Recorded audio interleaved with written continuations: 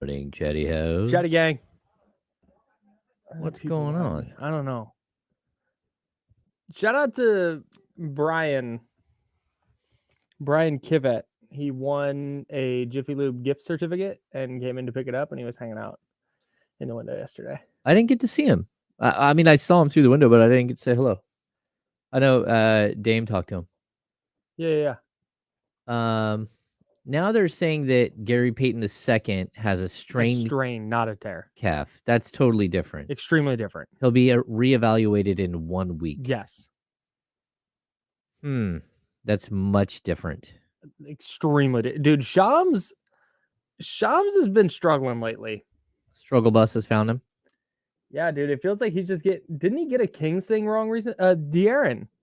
Oh, yeah, he did get that wrong. It's not serious. He could play as soon as Saturday. Yeah, and then he missed 6 games or whatever it was. And then he missed, another 10 days. Hey, look at that. We're live. My dude, no, appreciate you stopping by. You should have just stormed in and said hi right in the middle of the show. Oh, yeah. Shout out, Mac. Oh, yeah. What's in the box? Sorry, Bryce, we're not telling you yet. GP2 would be so popular if he played in Sacramento. Yeah. Okay, here we go. We're going live.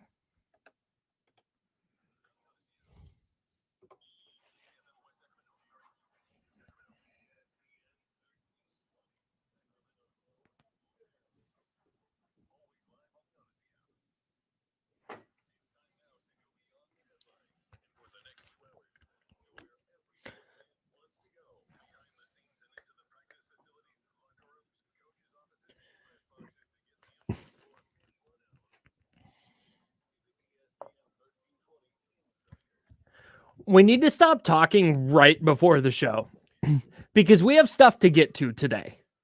I don't know, Kyle. Things to talk about. The 49ers and Eagles play on Sunday. That's a huge game, and we've talked a little bit about it here and there, but that is a massive game on the NFL schedule, not only this week, but for the 49ers, for the Eagles. It could have playoff implications. It could have Super Bowl implications. There's so much at stake. As we begin the Insiders, sponsored by Jiffy Lube. That's James. I'm Kyle. Yet, here we are before the show, and you brought up that Gary Payton II of the Golden State Warriors, who appeared to tear his calf against the Kings the other night, or it was originally reported that he tore his calf. It's now being reported the team came out and updated and said he strained his calf. He's going to be evaluated in 1 week. A calf tear is like possibly season ending. Yeah, a season ending 2 to 3 months. 2 to 3 months at a minimum. A calf strain could be a few weeks. Yeah, well, I mean, we just saw with Trey Lyles, a calf strain, depending on the grade of the calf strain. Right. Trey Lyles was out for a month. Right. So we were discussing that, and somebody in our YouTube chat, and you can please visit us on YouTube, youtube.com/ESPN1320. We are also live on Twitch. And when you're on YouTube, you'll notice the chat. That's the Chatty House. Shout out.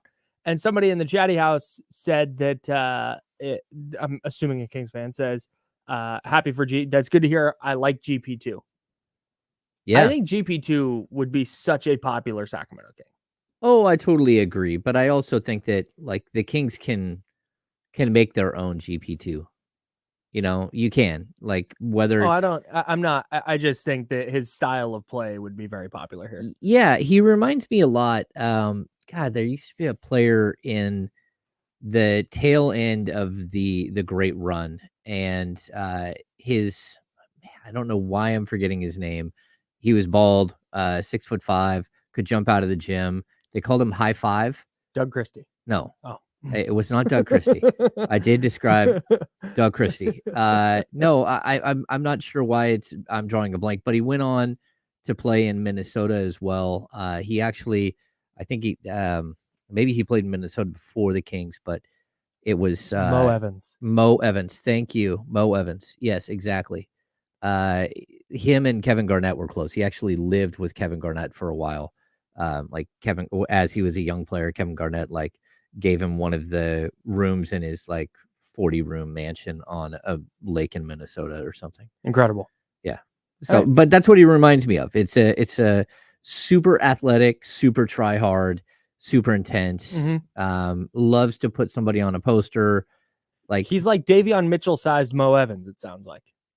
Yeah, like exactly. He's a little bit smaller. GP2 is. Then Davion? No, then That's Mo what I'm saying. Evans. He's a Then Mo Davion Evans. sized Mo Yeah, Evans. totally. Yeah, So okay. yeah, and like I was saying, like I think you can make Colby Jones into that type of player. You can make a Keon Ellis into that type of player. Sure. And that's that's what I think the Kings will do. That's what you use a G League for. It's what you use two-way contracts for. And yeah, second round picks. Yeah, a good asset to have though. Yeah, no doubt. All right, let's talk Niners Eagles. Huge game coming up on Sunday. So the 49ers, because of their 3-game losing skid, have turned this into, it drops the stakes a little. Okay. Because if the Eagles win, they're the 1 seed. It's basically over. Yes. If the 49ers win, they're still a game back. They still need to win out and get help with another Eagles loss if they win. So this just kind of keeps them in the race. It's not like, oh, hey, the 1 seed belongs to whoever wins. But still, it's a massive game. It comes back to a rematch of the NFC Championship game. And that's the thing that's so interesting to me with this matchup is I go into every week with a pretty good idea of what I think will happen. I have all these ideas of what could go wrong, what could go right. I just, with this Eagles game, I have no idea because the NFC title game was such an outlier, I think, performance from both teams because of the 49ers quarterback situation. Yeah, you just crumple that game up and throw it out the window. Right. And that's you burn the tape.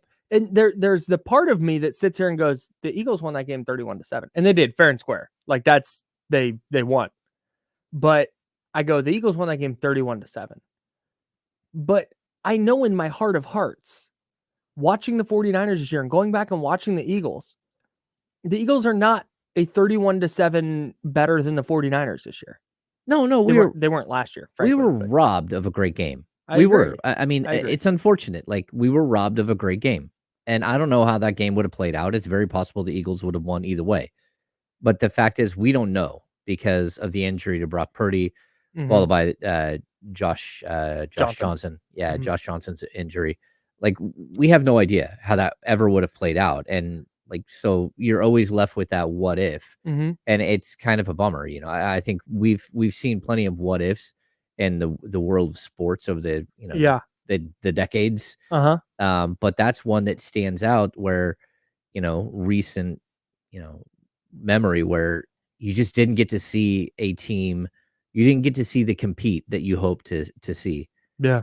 And so that game fizzled so quickly. And so I'm excited. I think this is a game that everyone should, like circle around your TV and everyone should be watching. That's why I think that this matters so much is, okay, hey, we finally get the answers that we didn't get last year. Yeah. And Philly last year in the scope of the 2022 season was better. They had the 1 seed. They went to the Super Bowl. They were a couple plays from winning the Super Bowl. They were a better team last year. But like I said, coming into this year, I don't think that's indicative of anything. So I'm really excited to get an answer. Well, I think for this season of, hey, what does this actually look like? And I think the cool thing is, Kyle, both teams are basically they're playing at their peak again. So we're actually getting to see like what could have been with that NFC Championship game. Like if one of these teams didn't have their quarterback or Christian McCaffrey was out or, DeAndre Swift or even AJ Brown. Even if Lane Johnson, the Eagles' right tackle, was out, that'd be a big deal. Yeah. So like we're getting to see the game we should have seen. And I think that it's rare that you actually get to see that. Yeah. So I don't know. I'm intrigued. Like I'm intrigued. I'm intrigued by that. I'm intrigued by the Denver Nuggets Sacramento Kings game this weekend. Michael Malone makes his annual trip to Sacramento where he gonna take pot shots at Sacramento. No, never. He takes pop shots of Vivek Ranadive. Okay, that's fair enough. No. He loves Sacramento. Yeah. He's got all hugs for media. He loves everyone that's inside. Like he's a good dude, except for when it comes to Vivek Ranadive, he does not want any part of that mess. Let's real quick visit this Thursday night game before we look ahead to the weekend, because you wrote down here in the rundown, I think it's a great point. Niners Eagles, where are the 49ers? We know they're right there with the Eagles. Yep. Are they better?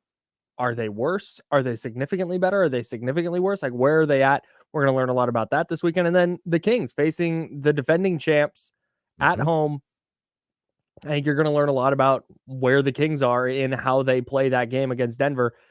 Notably, a Denver team on the back end of a road back-to-back, where if the Kings go into this game at home and just Handle kinda your business. You yeah, got 2 days to get yeah, ready for it.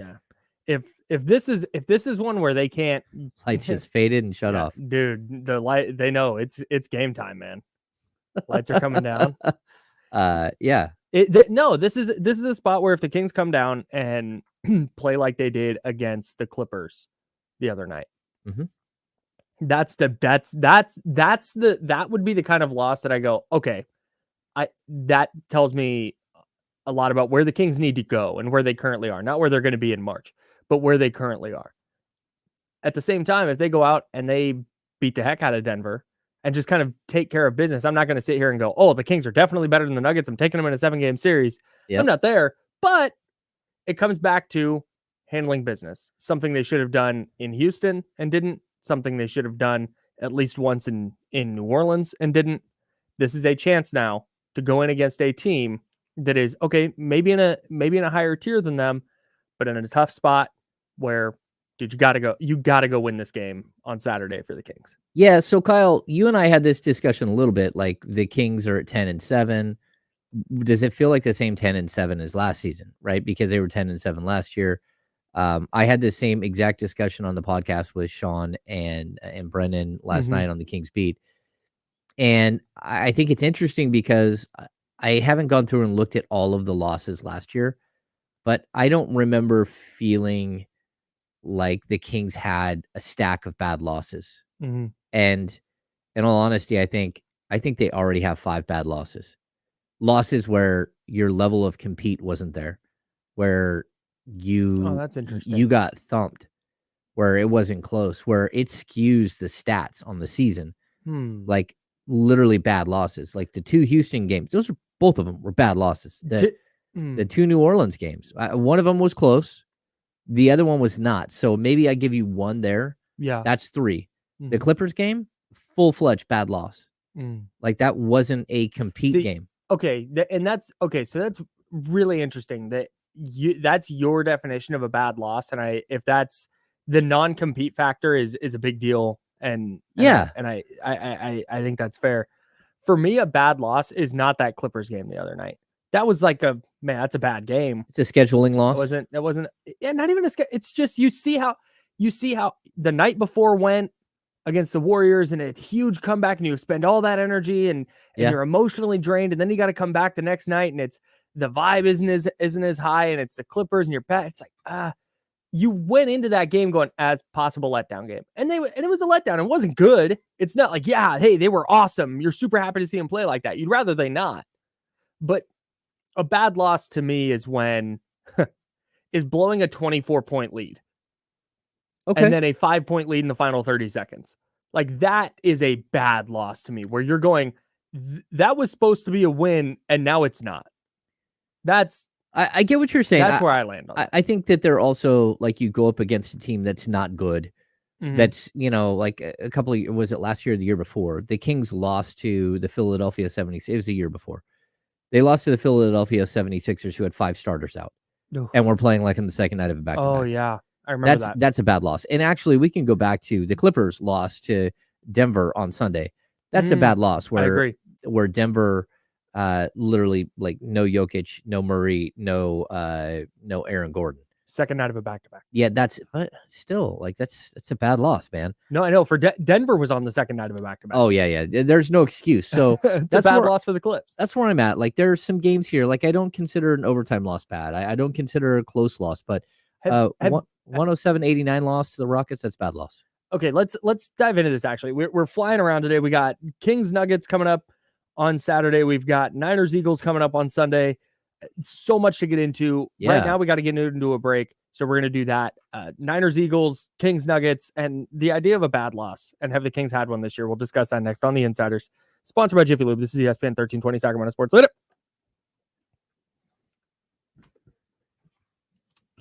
Yeah, man. I'm looking at last season. You know, I didn't even really think about this, and Nope, that was the wrong button. got a lot of busyness going on behind you today, Kyle. A lot going on behind me, you said? Mm-hmm. Sick. I love when that happens. It's like there's a party. Oh, there's Kevin the intern. He's always here for a good party. He's dancing around. Is that the entire... Oh, no, that's... Let's see, there's Complex. I see Complex. There's Kim. There's Karosh. Karosh is the homie, bro. I love Karosh. He's such a nice guy. We had a good conversation the other day. There's John is over there. John. Kelly. Katie from the Wake Up Call. There's Kelly. There's Danielle, new salesperson. Danielle doesn't sound right. I'm not sure. I feel like we're doing romper room here. Uh-oh. I see Jonathan with his John Bull. You are not over there. You are not invited to their party. John Bull is not in the building, and Lord help him if he was. Kyle would punch you in the face, right John Bull. Right in the kisser. Right in the kisser. I said John, the sales guy, not John, the guy I want to punch in the face. That's right. Very much the opposite. John, the sales guy, is terrific. It's a Donut Friday, so maybe they're just all hopped up on sugar. Maybe they're just fired up and they want to let you know, so they're standing in your sight line. Now there's even more. There's more people. Oh my God. This is chaos. Oh, there's Rich. Yep, I have to go admit to Kim that I did, in fact, help move the Christmas tree yesterday. Well, she caught you on video, Kyle. I know, that's the bit. I'm on video, so I'm going to go, hey, you know what? I lied. I moved the Christmas tree. I also made it very clear yesterday that I was lying. Yeah.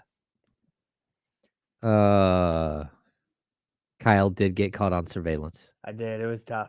They went back and looked at the tape. What a strange morning event where all these people are here. David understands. Was it deep fake Kyle?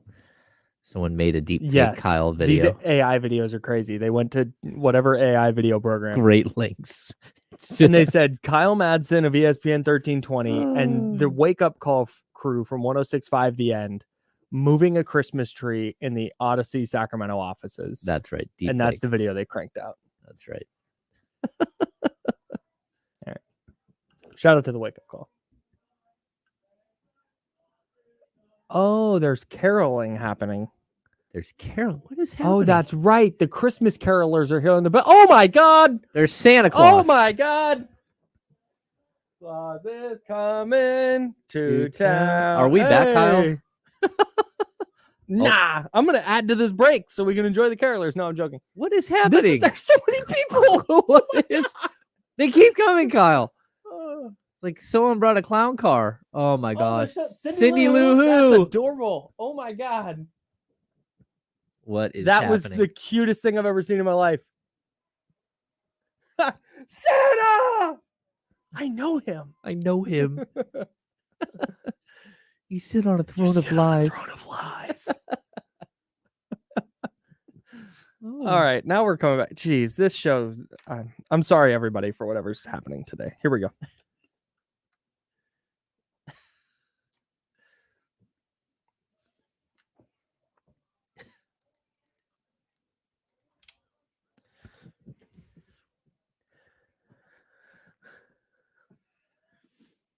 Should have just had the Christmas carolers that are walking around the office do the rejoin. They're right outside my window, and there are so many of them, Kyle. Dude, so we were talking at the break, and welcome back in. We appreciate everybody who is listening on ESPN 1320 or the free Odyssey app, or watching on YouTube, Twitch, wherever you're at. Shout out. At the break, we noticed behind me there were a bunch of our coworkers from the office just kind of hanging around in this spot. And it looked kind of weird. That doesn't typically happen. Well, then it turns out there's Christmas carolers coming. And the Christmas carolers, there was a Santa Claus. And then the carolers just started streaming in. And I was thinking, okay, there's going to be 4 or 5 people. It was more like, what do you think? Between 15 and 20? Yes, I would say at least. I mean, we might be able to count them as they go by. Okay. There is a lady dressed as Cindy Lou Who. course. No Grinch? 1, 2, 3, Okay, here we go. 4, Yeah. 5, 6, Is that 7. Max? Yep, there's a Max, the dog from the Grinch. Underrated, hilarious part of the original animated Grinch with Boris Karloff is Max the dog. I And we're counted still counting. There goes Charlie. I think 20, Kyle. Wow. Goodness gracious. That's a huge. Now they're going to go carol some more. Okay, hopefully they're still here when we get to the break, because I'm going to be like, can you guys come stand in this studio? And when I give you the cue, sing a song to bring us back. And that'll be the rejoin for the next segment. Oh. I'm going to try that. And now there's Charlie. I wonder if Charlie will sing to us. Charlie is our boss. Okay, anyways, sports. Let's get back to this. Sponsored by Jiffy Lube. That's James. I'm Kyle. So we've been talking about the Kings' schedule so far. Yeah. And this Nuggets game, and the Nuggets coming in on the back end of a road back-to-back. They play in Phoenix the night before on Friday, then come visit the Kings here in Sacramento. I think Jamal Murray is still out. I don't think he's returned at all. No, he came back and played, but I don't know if he's played again. So he did. He's on my fantasy basketball team. So there was a game where he showed up and I was able to take him off the IR. But then the next game he did not play. I'm going to guess he's not playing in back-to-backs, but that doesn't mean he's not going to play in the Kings. You know, that he could play. He could skip the first night of the back-to-back. Yeah, so he did play in against the Rockets, their last game out. He played 22 minutes. He was 4-14 from the field, scored 16 points. That was plus 14. Was that his first game back? Yes. Okay. 6 assists. He just came back. 6 rebounds. But I could have sworn he didn't play the next game. Maybe I'm wrong. Maybe I need to put him back in my fantasy basketball lineup. But we'll know more. We'll know more as we get closer. So we're rolling. So what we've been doing today, if you're just tuning in, and if you are, we appreciate you very much. We're talking Niners, Eagles. We're talking Kings, Nuggets, getting you ready for a big weekend. We've also got right here on ESPN 1320. There's a ton of stuff happening in college football as well. 10:30 a.m. on Saturday. Coverage begins for your Sacramento State Hornets FCS quarterfinals matchup at South Dakota against the hated University of South Dakota Coyotes. That throw the records out when these two teams play. So Sac State visiting South Dakota in the FCS playoff quarterfinals, and then the ACC championship game between Louisville and Florida State. Florida State does not have their starting quarterback. If they win, they very likely punch their ticket to the college football playoff. If they lose, they are very likely out. So a huge game there, and that begins at 4:00 right here on ESPN 1320. We've got that for you on Saturday. On Sunday, 2 key games for the 49ers. The Lions facing the New Orleans Saints. The Saints can knock off the Lions. That goes a long way toward helping the 49ers get into that number 2 seed. Yep. And then the Browns against the Rams. And the Rams losing is a key part of the 49ers clinching the NFC West and a playoff spot by the end of week 14. But we'll talk about that once they clear week 13. Okay. All right. They got a whole lot of help last night. Yeah, they did. They did. I mean, that was it. You know what? Like Thursday night football is usually trash. It is. Last night was nuts. That was a great game. It was riveting. It was a great game. Yeah. Like CeeDee Lamb becoming a star. Like really, really becoming a star. And of course, you know, the Seahawks have, you know, they're a little beat up, but you got to love their receivers too. Like it's just a really good high octane offensive game. You know, what was it? 73 points scored. 41-35 was the final. 41-30. Oh, yeah. Dallas kicked a field goal at the end. Oh, so, that's right. Okay, my bad. So 41-35 final. Given how the Seahawks offense looked against the 49ers on a Sunday. Oh, yeah. The previous Sunday. I'm looking at it. I'm going there. Or I'm sorry, the previous Thursday. Yeah. Excuse me. Yeah. I'm going, no. Previous. When did they play? Thursday. Yeah. Seattle played back-to-back Thursdays. Oh, that's weird. Huh. Boy, that. So anyways. And they got clubbed in both. Oh, huh. What an odd thing. Now they're going to have 10 days to prepare for the Niners rematch. So here goes our carolers. Okay, there they go. Yep. If you're watching on YouTube, you can see them in the background. If you're listening on the radio, you might be able to hear them. They are very loud. There's a Christmas tree. Shout out everybody waving. We're waving. Oh, look at that. See them waving. Shout out. Hey, spreading Christmas cheer. The best way to spread Christmas cheer. Sing loud for all to hear. That's right. The Seahawks. So yeah, so they played Thursday and played Thursday again. That's weird. So the 49ers beat the heck out of them on a Thursday. And you're going, there's no chance the Seahawks are going to be able to go in and hang with Dallas.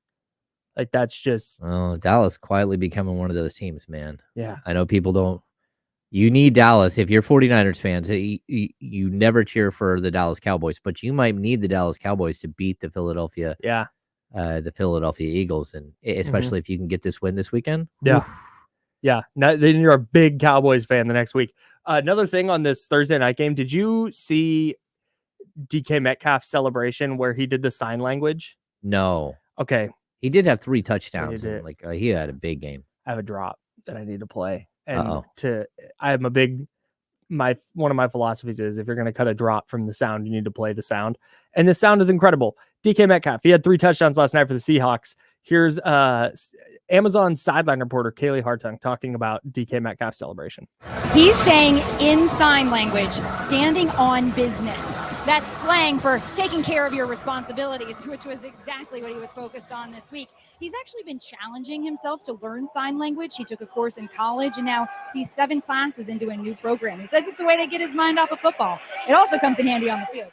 Yeah, it does. Say what? Thanks, Kaylee. I appreciate the explanation. Say what? Standing on business. Standing on business. Okay. It means taking care of your responsibilities. It was just great. I really, really enjoyed that clip from last night, and I really, really enjoyed that I get to have this now. Standing on business. Yeah, man. All right, so let's get back to the Kings. James Google's switching gears. Standing. Oh, please, yes. On business meaning. I think a fun thing to do this summer would be to have you read rap lyrics. Okay. You take care of your responsibilities, practice what you preach, or show that you mean what you say. You can back up your claims. I will buy you whatever Danish you want from the bakery you go to before the show. Okay. Sometimes. I'm not going to go with you because it's too far away for us to go before the show. Of course. But I will give you money when you get here to pay for whatever Danish or Danishes you want, if you can fit properly standing on business into an article on the Kings Beat. I would be so excited. Wow, this is a challenge. Challenge accepted, Kyle. Let's go. Come on.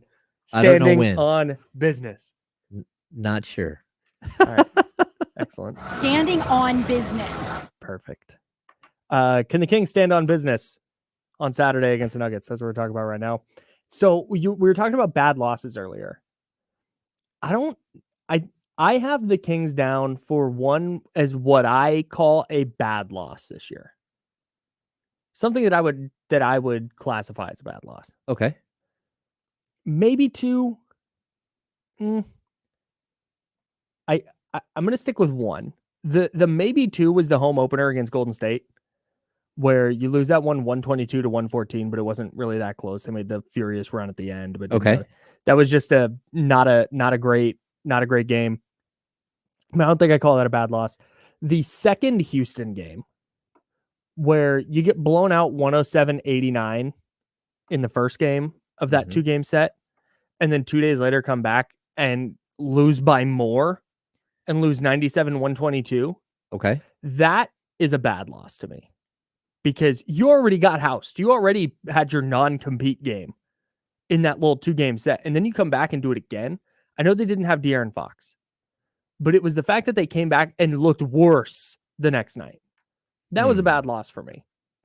But other than that, like the 2 losses to the Pelicans, okay, the first one was you get blown out. Okay, that happens sometimes. So I don't dock them for that. And then the next one, you were competitive and they won. That happened. It's just a loss. Okay. Like no loss is good. Okay, so I'm looking at their schedule from the previous season, the first 17 games. Hang on. We have to break. Oh, we do. Yeah. That went by quick. We were talking Christmas about carolers. I know. And then I got sidetracked at the Kaylee Hartung thing. Standing on business. Yeah. Standing on business. We're not Kyle. standing on business with our breaks today. We're not. Let's talk about the Kings last year. How many bad losses did they have through 17 games last year? I have them down for 1 this year. Let's see just what that looks like from last season, because I think it's going to help I believe they moved laterally. You pushed back on that, and I think this might help illustrate your point a little bit. That's James. I'm Kyle. We are the Insiders on ESPN 13. Ugh. God, get out, dude. Our segment disappeared. What happened? Like, I don't even know. I don't know how that happened. Oh, look at that. Devin Booker's out tonight versus the Nuggets. I, for one, find that shocking. Shocking. Wow. All right, back on track. Here we go. All right. Our day has been thrown for a loop. Yeah.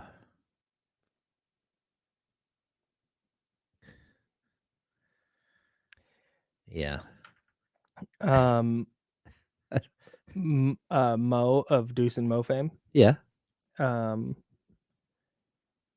Posted a video from their podcast, and the tweet with the video is, "Do you remember referees from your childhood? I sure do." And that's from their members only podcast.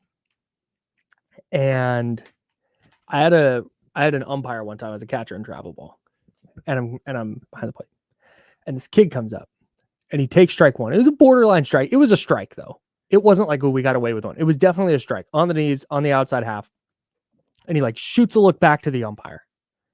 It's like, wow, all right. Next pitch comes in, a little more borderline, like definitely a borderline call. Like, we got one. Yeah. He tosses his head back, scoffs, like kicks the dirt, like looks at the ump. Just a real piece of work, this kid. We're like 15. And so the umpire, is the kid like steps out and he's got his shoulders all slumped. He's looking down at his coach for a sign. Umpire leans down into my ear and goes, "Watch this."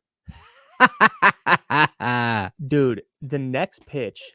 No, there was one that like missed. It missed a lot, because the next one definitely also missed, but like I had to pick it up off the dirt, dude. And it was a 1.5 feet outside. And this ump just goes, rings him up. Oh, I thought that kid was going to get tossed. Oh, he was furious. Awesome. It was great. But yeah, the watch this really got me. I had a kid who we never saw eye to eye. We were not good friends at all. Mm-hmm. Were you an official? No. As a coach? When I was playing, playing Little League. Yeah. And I didn't get to play Little League until I was older, because we lived too far away from town. So my mom let us play. Well, she chose one sport for us to play, which was soccer when I was young. So I didn't play Little League until I was 13. We have a minute. Okay, I'll be quick. Okay. So I was playing against this kid, and he was good, and he had a massive curveball. Okay. He threw it at my head, and it cut down, and it was still way inside, but the ump goes, "Take it for the team." And I look at him, I'm like, there's a bunch of bad blood here between me and him, and there's no way I'm going to let him hit me with a pitch. Are you kidding me? I'm going to Houdini my way. I'll do a backflip to avoid getting hit by a pitch. Don't tell me to take it. I'll take a walk. Take it for the team. Take it for the team. And I'm like, come on. I think Gary Dunger was the umpire. Oh. Yeah. Man. Big, tall guy. Here we go.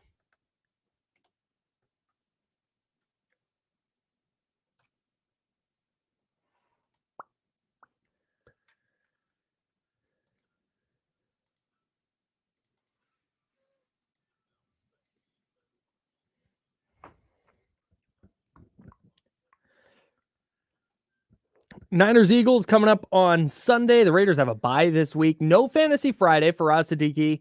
I had something come up and had to bail, so we will chat with him next week. We will definitely make sure he is on. Even if we have to move days, make sure that he is on in time to chat before the fantasy playoffs. Yeah, that's going to be vital. Yeah, we need Raz Siddiqui in our lives. We need more for Raz Siddiqui, not less for us. No, that's what I'm saying. Lives. So I'll hit him up. No Fantasy Friday today. That's typically every Friday here on the Insider, sponsored by Jiffy Lube. Fantasy Friday with Raz Siddiqui of Upper Hand Fantasy, an Odyssey original podcast. He could not join us this week, so no Fantasy Friday. We've been talking, and we'll have Niners Eagles for you, of course. Huge game this weekend out there at the Link. Looks like both teams going to be at least the stars will be healthy. Fletcher Cox has not practiced yet for the Eagles. Dallas Goedert has been out. He has a forearm injury. He is also not practicing for the Eagles. Linebacker Zach Cunningham, I believe, has also not practiced for the Eagles. Looks like he's going to be out. For the 49ers, Spencer Burford, their starting right guard, who missed the game in Seattle. He practiced in the bonus practice on Monday and then was limited the first 2 days this week, Wednesday and Thursday. My assumption is he's going to be a full participant today and then not on the injury report. Okay. That's just my educated guess. As for Eric Armstead, so Jordan Mason has been out with a hamstring injury at third string running back. If he can't go, Ty Davis Price would be active. If Ray-Ray McLeod can't go, he's been out with a rib injury. You'd likely see Ronnie Bell in that kick return spot. So that would put a rookie, a 7th round pick, in a pretty key role. Like starting quarterback in his rookie season. Yeah, kind of almost. Just saying. and then Eric Armstead, he's been dealing with a foot injury. He hasn't practiced. He told reporters yesterday that he expects to play.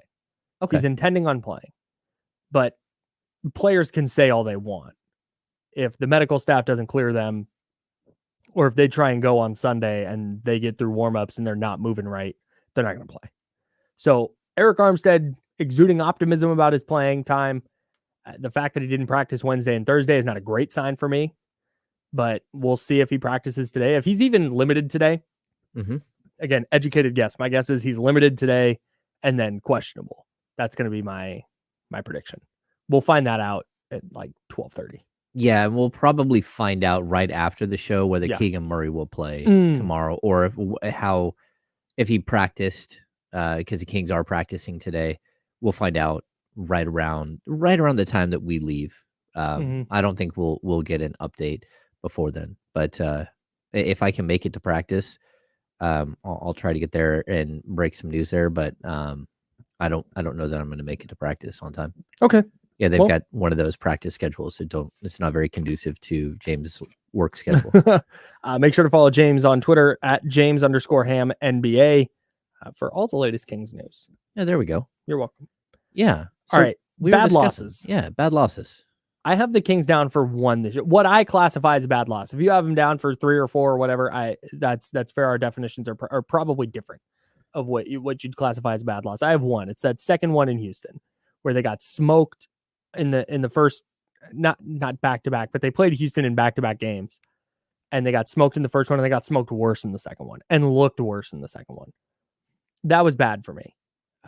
Okay, so my definition is going to be different than yours. Yeah. Mine is you walk into a game, and like from start to finish, like even if it's like coming out of the second half and you just get clubbed, if you don't look like you competed the right way, if you look like the other team was way better than you on one given night, and there was either a lack of preparation or a lack of like energy, whatever it is, like if you lose a game by 15, but the game was 20 most of the night, 20 plus, that's a bad loss to me.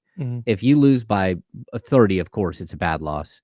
If I can give some exceptions for like a Clippers game where, again, emotionally empty. I understand that. But the 2 Houston games, no. Both of them to me are tremendously bad losses. That's not a good team, whether their record says it right now, whether they've beat a couple other teams. They're beating teams right now because they're not getting scouted properly. Because teams aren't coming in with the right mentality to beat them. They're still young. They're still mistake prone. They play hard, but the reason you lose to a team like that and you lose badly is because you walk in the door expecting to win. So for me, that's a bad loss. So I'm going to give the Kings quite a few bad losses. And I'm also going to point out, like last season, the first game of the season, the Kings lose to Portland 115-108. That's not a bad loss. They lose to the Clippers the next night. This is last year? Last year. They lose to the Clippers 111-109, a 2-point loss. That's not a bad loss. Golden State Warriors at Golden State 130-125, 5-point loss. That's not a bad loss. Even the Memphis game, where they started 0-4, they lose 125-110. That was a highly competitive game that the final score did not indicate what the actual game looked like. So I get to the Miami Heat loss, which is the 5th loss of the season last year. And I'm just going to look at the first 17 games like we're at right now. Yeah. They lose 110-107, 3-point loss. That's tough. The next game at Golden State, 3-point loss. Well, 2 games later, but they have an overtime game. They come back the next 2 days later. They lose to Golden State Warriors, 116-113, 3-point loss. That's fine, right? Then you go on the 7-game win streak. You come off the 7-game win streak, and I'm going to give an allowance here for they lose by 9, right? So they play the Atlanta Hawks. It's 115-106. But that's also the second game of a crazy back-to-back, and the back-to-back is in Memphis and then in Atlanta on back-to-backs, which is a weird trip. And odd. You'd already won 7 in a row. That I'm not giving you a bad loss your first game after a 7-game win streak, right? We get to game, and that's the first 17 games of the season. Yeah. You get to the next game, which is the Boston Celtics, 122-104. And let's be honest here. At that point in the history of both of these teams, the Boston Celtics were a much better team than the Sacramento Kings. A loss like that, a 122-104, that's not a bad loss. That's a loss to a better team. And in that game, the Kings were down 2 at the half. Yeah. And they outscored Boston 40-28 in the second quarter, but then they just got smoked in the second half. See, like the loss to the Warriors, the 116-113 loss, that's one that I would classify for me as bad. Okay. Because they lost by 3, but Golden State was not good last year. And they went into that game, the Warriors did it 3-7. The Kings were 2-6. So it's not like they were dramatically different. And the Kings were up 67-55 at halftime. And then got outscored by 15 in the second half. Yeah. That's one where it's like, man, you're up 12 at the half against a team that's not very good. I know you're on the road, but Kyle, that's the champs. They're coming off their. Yeah, no, they were exactly. You know what? You're right. Yeah, they're coming off their championship. Exact run. Same team for sure. Yeah, and so Nobody I get got what you're punched in saying. the face in the offseason. Yeah, so I don't think in the first 17 games of last season, I don't think the Kings had a game where they let go of the rope, where you saw them just like, okay. Now, I'm going to bring up a weird, like maybe I'm wrong here, but I think as teams get better, your losses on occasion become much worse because I agree. There is a moment where you're like, okay, we're not going to win this game. Let's go ahead and trick off the rest of this game and show up tomorrow. Sure. Right. We'll fix this tomorrow, but let's forget about this right now. Even if it's still the third quarter, if we don't really have a shot, let's just go. And I'm okay with that too, because I think as a team gets better, that does happen. But I also think this season, the Kings have way more lopsided wins than they did last season. Yeah. Way more lopsided wins. And so I don't know. It's just a different feel. And I think part of this definitely a different feel. Part of it's the injuries, man. It is. Like everyone wanted to act like that, that everyone in the national media is trash because they bring up the injuries. Like, look, the Kings are 10-7 right now instead of like 12-5. Yeah. Because of injury. Yeah. And so injuries do play a role, but the reason why the Kings were good last year was not only because of injuries. Yeah. So both things can 1,000%. be kind of true here. But at the same time, like you're seeing the Kings grind with, I think it did the math, and they've already missed I think it's 34 games due to injury. That's a lot. So yeah, because Alex Len is already at 8 games. Does that count the games that like Keegan Murray leaves at halftime? No, I think it was 34.5 is what I tracked with the Keegan Murray leaving at halftime. Okay. Yeah, so Keegan's missed 5. De'Aaron missed 5. Keon Ellis missed 3. Herder missed 1. You got 8 games for Alex Len already. Man. He's been out 8 games? Yes, it's been that long. Is that crazy? If you told me to guess, I would have said 4. I thought the same exact thing. I thought 4 games, maybe. No, it's 8. Wow. And then Trey Lyles misses 13. So yeah, it's way higher than you think already. And that's pretty crazy. So anyway, yeah, it's an interesting topic. I don't know, bad games, good games. I don't know. It leads us into like other discussions, right? Yeah, for sure. And that's why. So you don't necessarily base it based on spot, where like to me, and this ties into Niners Eagles too, I think a little bit. To me, losing to the Nuggets would be a tough L for the Kings to take on Saturday. And it depends on, game flow and things happen. And you got, every game is its own kind of I get thing that you have to, Yeah. but you got road back-to-back where Denver is a little banged up and they're playing in Phoenix the night before. Then they're coming up to Sacramento. It's not like that's a long trip, but still it's a road trip. It's a road back-to-back. And you're the Kings. You've had a couple days off. You're at home. You're regrouping after a loss to the Clippers where you were emotionally Emotionally empty. Empty. Yeah, emotionally empty was Sasha Vezenkov's wording.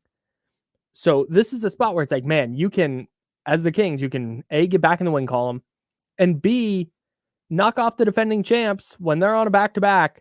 And if you want to be a team that's going to try to compete in the Western Conference, this is where you have to take advantage and beat the Nuggets. Because if you can't beat the Nuggets in this spot, I don't know how you feel great about beating the Nuggets in a 7-game series in April or May. No, I get that. I totally get that.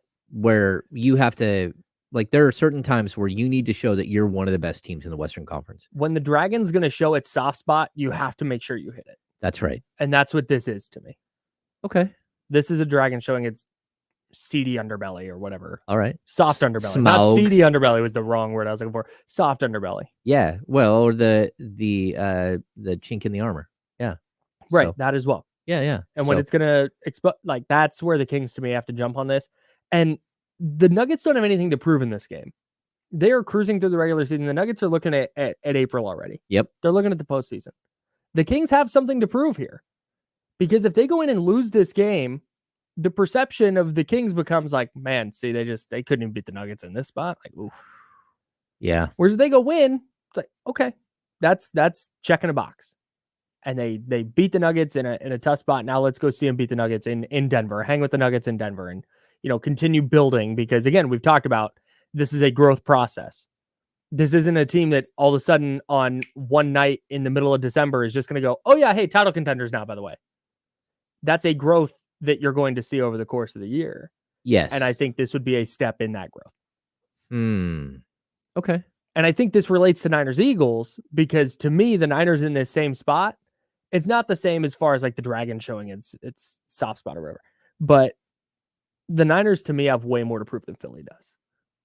Okay. I agree. The Niners do have way more to prove. Right now, I think everyone believes that the Eagles are the best team in the NFL. Yeah, you're 10-1, but the Niners are all these games. The Niners are right there. The Niners are the other team. Mm-hmm. And I would hope that someday that the Kings become either the Eagles in this scenario or the 49ers. Where you get to a point where it's you want it, we're talking about beating the best. If you want to be the best, you got to beat the best, right? So if you're the Kings, you need to look at the Denver Nuggets and say, we got to beat them, especially on the second night of back-to-back. We got to beat them. Yeah. Right? But you want this game to be a oh, hey, Western Conference Finals preview. Everybody tap in. Yes. It's just the question is whether you're there yet. Mm-hmm. And I'm not sure that the Kings are. I'm not sure. Right now, the Niners are there. Right. Okay, right. The Niners are there for sure. Yes. They've made 2 deep playoff runs. They're right there. Can you get over the hump? And honestly, if they lose against Philly on Sunday, I'm not going to sit here and go, well, they can't beat them if they meet them in the playoffs. That's not going to be the takeaway for me. Yeah. But and same thing with the Kings. If they lose to the Nuggets right now, I'm not going to say, well, they have no chance. Because the 49ers are 5 years into this where it's all right, what do you got? You got to figure it out at some point. Yeah. Whereas with Sacramento, the Kings today, I think are going to look dramatically different than the Kings in March. Oh, totally. So, like I said, if you go win tonight, it's okay, that's a good little step forward. But if you lose, I'm not going to sit here and say, well, they just have no shot. They are so far away. Yeah. That's just not it doesn't feel great and you don't love it because this is a winnable game against the defending champion. But I think they need to, they don't need to win. But for growth purposes and seeing them take those strides and become that team that, hey, year in and year out, you're going to say, hey, that's a team that's going to be a problem in the playoffs. They're going to make a deep playoff run, pencil them into the conference finals, whatever language you want to use. A step toward that, a step in that growth is winning a game like this. Yeah, you need to establish yourself as one of the contenders for the Western Conference. And that's what this is. It's a moment. And I will say right now, I would say, I don't want to say no shot. The Kings would have, because I genuinely think they can beat any team in the league, but I would put their chances as very low of beating the Denver Nuggets in a 7-game series right now, today on December 1st. They play them really well, but I don't know. But I need to see it. I need to see it. Go ahead. If the Kings make the strides that I think they're going to make, and I think a lot of people think they're going to make, and certainly they hope they're going to make, by April, that could certainly change. And that's kind of my big overarching point here. Yeah. Is whatever the Kings look like on December 1st, they're going to be ideally better than that on January 1, and then February 1, and March 1, and then into April. So while I think there's weight in this for the Kings in terms of A, just beating the defending champs, that's a good thing to do. And then B, doing it in a spot where, like, hey, this is advantageous for you. Like, this is a good spot for your team. That's just a good place. Forget the Nuggets aspect of it for a second. Just, this is a good spot to go grab a win. That's what it is. Well, that, and you need to find a way to get, to 4 games under 500, to 10 games under 500. If you want to be that team. Over. I'm sorry. Yeah. Over. Yeah. If you want to be that team, like, there has to come a point where, like, you break through. And right now, we're having that yo-yo thing again. They need to get to 4 games over 500 so they can get to 5, so they can get to 8, so they can get to 10. I would call it, if they lose to Denver on Saturday, I would call it a tough loss. I wouldn't call it a bad loss. Yeah. It's like, that's a tough one. Well, then I want some momentum. I want to see them play well. Yeah. So then that way, when you get to Monday and it's the in-season tournament against New Orleans, a team that's punked you twice, like, that should be a game where you walk in the door and you are so ready, but you're amped up. You had a good practice on Sunday. You're square. You're ready. Everyone's excited to play that game. That's what it should be about. Yeah. Whereas as I compare the Niners to this, and the more I compare it, I'm not really sure how close the comp is. Just the only comparison to me at this point is that the Kings and Niners both have more to prove than their opponents. But the Niners, I don't think there's any scenario where they lose against Philly and I go like, that's not a bad loss. That's a good way to lose. I don't, because if they look, they are ostensibly out of the race for the number 1 seed. Philly would be 3 games up and have the head-to-head tiebreaker. So the Niners would basically be 5 games back, 4 games back. Like, again, if they lose, then Philly's the best team in the NFL. And if somehow the Niners are going to beat them, they're going to have to find a way to get better between now and, like, the NFC Championship game. Yeah. That's it. And you might not even be able to make it you might have to play them in the second round because you lost this game. And that's where you have to see how the game plays out too, right? Because it may not be getting better. It may be like, dude, that fumble at the goal line, you can't have that kind of mistake against a team as good as Philadelphia. Well, but if you win, like that, you could send them down a spiral. You could, like, possibly. It could happen where all of a sudden you set yourself up as, people might think that they're the team with the best record. You're the better team. That's very possible. Yeah. So, I mean, that's what you want to get to. And that's, you want to put pressure on them to make them win out. So, to hold on to the number 1 seed. Like, I mean, it's really early to be talking about number 1 seeds. Doesn't it feel Yeah, but that's kind of, but at the same time, that's what's on the line here. Well, yeah, it's over. Do they stay in the race or do they not? And that's why I say, I don't think there's going to be a scenario where, okay, Niners lose a close one and the Eagles kick a field goal at the end to win it. Yeah. What play happened? Why couldn't you get that stop? What play happened at some point? Was there a bad turnover? Stupid penalty that extended the drive? So I can't in my mind conceive a way that the 49ers could lose that I would be like, they're fine. Like, that's okay. Yeah. That's a good way to lose. Whereas you know what? If the Kings go in against the Nuggets and Nikola Jokic goes for 38, 14, and 12, and you know what? De'Aaron Fox had a good game offensively, and Domantas Sabonis had a good game offensively, and the Kings lose 120 to 117. You know what? You played them tough. You know what? There's still steps to take to beat You're the not defending there, champs. but you got plenty of time to Right. get there. Yeah. Whereas with the Niners, like, if you lose, like, well, what are you going to do? Well, this thing's over. Fire everybody. Well, it's not over, but now it's like, can you be the number 2 seed? Can you fight back Yeah. into the race? Because Yeah. then you're going to be behind Detroit. Yeah, and that's where if you're the 2 seed, you get 2 home playoff games at least. Yeah. And you get a home playoff game. You're hosting the NFC Championship game if the Eagles get upset in the divisional round. And maybe more the 2 importantly, seed Kyle, could be big too. if you're the 2 seed, you do not face the Eagles until the Yeah. NFC Championship game. Yeah. And maybe neither one of you make it there, but you don't have to. There's no way to face each other until then. And I think that builds. That would be. That's the case that as would a build 3 each seed too, right? other. No. Yeah, because unless Don't they reseed now in the NFL? No. They don't? No. Okay. Yeah. I think you're right. But the fact remains, you want to be in that spot where, hey, if Philly gets knocked off, now you're top dog. Yeah, control your destiny. But I'm Best you can. Yeah, I can conceivably walk away from the Kings game Saturday if they lose and go, that's not great. That's a tough loss, but like that's fine. You know where you're at, and now you have X amount of months to maybe Keegan Murray doesn't play, and you go, you know what, man, Keegan would have done wonders against Michael Porter Jr. or whoever. I don't know. Yeah. But the Niners, boy, you can't lose that one. You can't lose that one and feel good about it. Like, they would still be in the mix for sure. That it wouldn't be like the season's over. But like I said, it'd be really hard to be like, oh yeah, they can go win in Philly. Yeah. It makes it all tough, man. It's a big weekend. And I also wonder if there's a mental hurdle. You know, we talked about that with the Kings and the Warriors, where there was just that mental, like, God, you couldn't even beat him in the preseason. Then you lose at home, and then you lose on the road with no De'Aaron, and then they overcame that, right? I wonder if the same mental hurdle would get put in front of the Niners if the Eagles win on Sunday. Where they're all of a sudden, the Niners have talked so much trash about how, you know, we were going to beat them if, you know, and we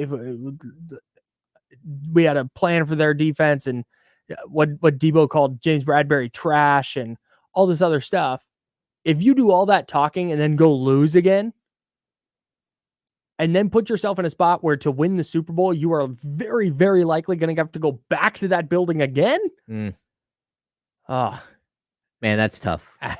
I'll say, like this is a game where Brock Purdy needs to step up and show that, you know, he's the guy, but also his teammates need to keep the Philadelphia Eagles off of their quarterback, so he can show what he can do. Yeah, we'll get to keys of the game later, because I think that's going to be a big one.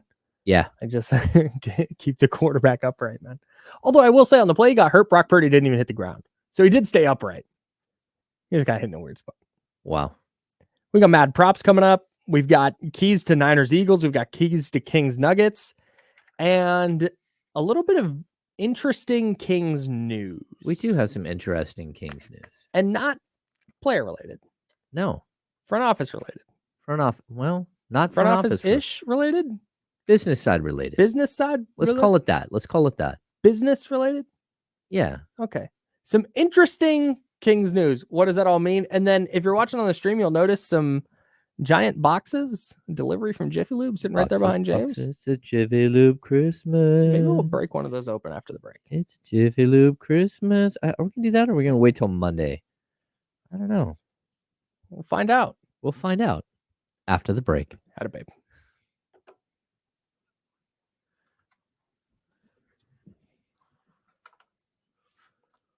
I am going to go use the restroom. Hey. Oh. Thank you. Okay, I'll be right back. Yep. Kyle is leaving. He will be back. There is there's something I wanted to. Someone asked a question, and I thought Thomas Lancaster asked a question earlier, and I'm going to pull it up right now. Did you want to enter the sources game, or did it come organically by being a beat writer, a reporter? Do you slowly add sources over time? This is a really good question, Thomas. I will say this. I don't like the term sources. Like, sure, I've got league sources, right? But those things, what they do is they add some sort of intrigue for people on the outside who are like, oh, he's got sources, right? Like again, like today, I have sources that tell me what's going on with the Vlade Divac situation. But I will also tell you that I knew about the Vlade Divac situation, which we're going to discuss after the break. But I knew about that, I don't know, 3 weeks ago, 2 weeks ago. But the team went on a long road trip, and nothing had actually, like, it was tough to like sit down and have conversation. That's not something that I want to like ask about in a crowded room, because then people who don't understand the situation might hear me ask a question of somebody, and the next thing you know, it's all over the place. So sources, I don't like the term sources as much as I do like that. If you're a good networker and you build trust with people, and I think sources are relationships, and I'm someone who builds good relationships. That's just kind of who I am. Kyle is the same. Like, we're both relationship people. We build relationships with people, right? We just like people. Yes. Yeah. So Kyle is back, but he's not in the stream yet. Oh, my bad. I'm answering, like, if you look at the chat, the starred chat, Thomas Lancaster asked a question. So it's kind of interesting. Yeah, like Alfonso Valdez says here, James doesn't have sources, he's got guys. Great way to put it. It is, because like my sources, like they are friends, they are people, and there is like a freeway of information that we share back and forth. And if that person got out of the hoops game entirely, yep, like you'd still be friends with them. It wouldn't just be like communication over. No, of course. Yeah. Like, not at all. Like, I keep in touch with people years and years after we no longer work together, or we no longer like share information like this. The flow of information is a byproduct of a friendship or relationship that gets built. Exactly. You don't go to a person and say, hey, do you want to be my source? Exactly. And it's also like, if you have, let's say 10. Oh, pause on this. Okay. Yeah, we'll get back to this. It's interesting.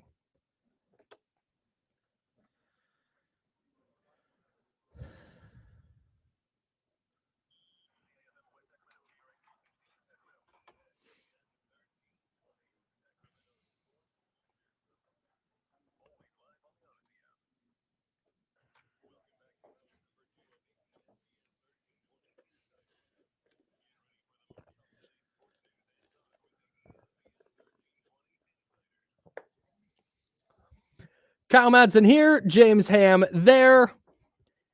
Hour number 2. Right now, we're taking you right up to noon, where D'Lo and KC will take over.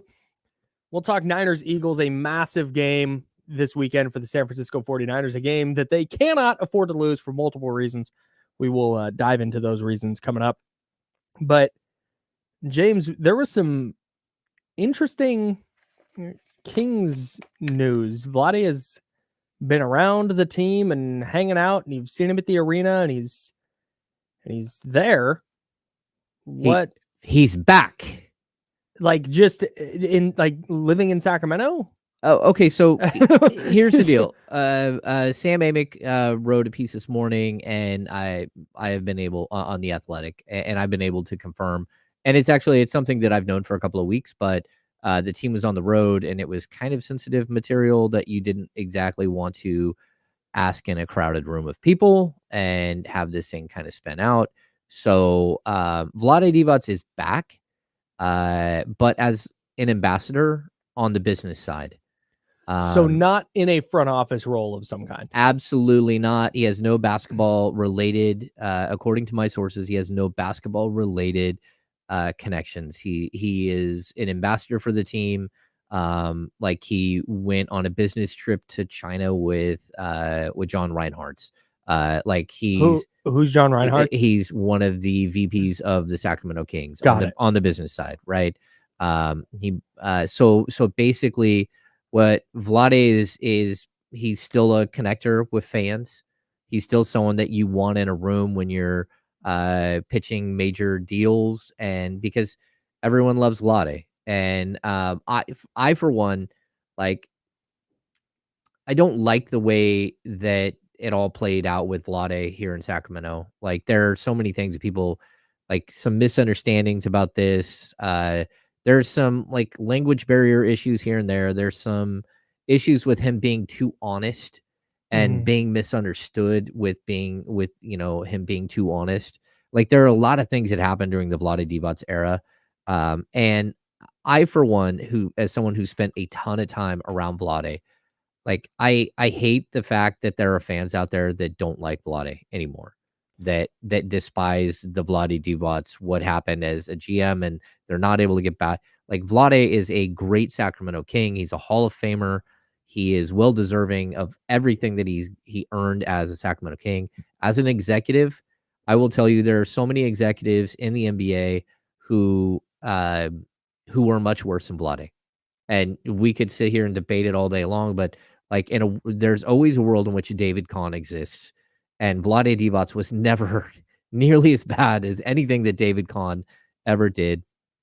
He found you your superstar. Did he botch the 2018 draft? Yes, he did. But so did the Phoenix Suns at number 1. So did the Atlanta Hawks. Go ahead. I know there's more to this, and I want to hear what you have to say on it, but I'm trying to get in the mind of a fan here that might hate Vlade, or not hate, but just have like a negative feeling. Yeah, they're no longer a fan of Vlade. How about that? Yeah, there you go. Right? So people who were fans and are fans of Vlade the player, but don't want him around the team now or whatever. I think it's because that 2018 draft represented the idea of like, okay, hey, change coming, or Luka, and they could.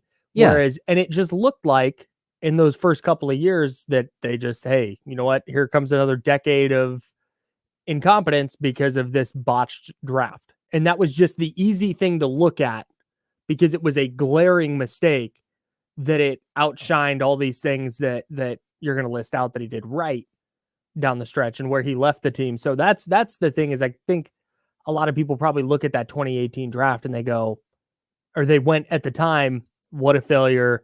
This team's not going to make the playoffs for another decade now. And it's all Vlade's fault. Yeah. I mean, we can start wherever you want to with the Vlade Divac era, but I would say 2016. And I had a better deal 2 days ago with stuff. Okay. So 2016, like, that's the trade deadline. Okay. When he trades DeMarcus Cousins, right?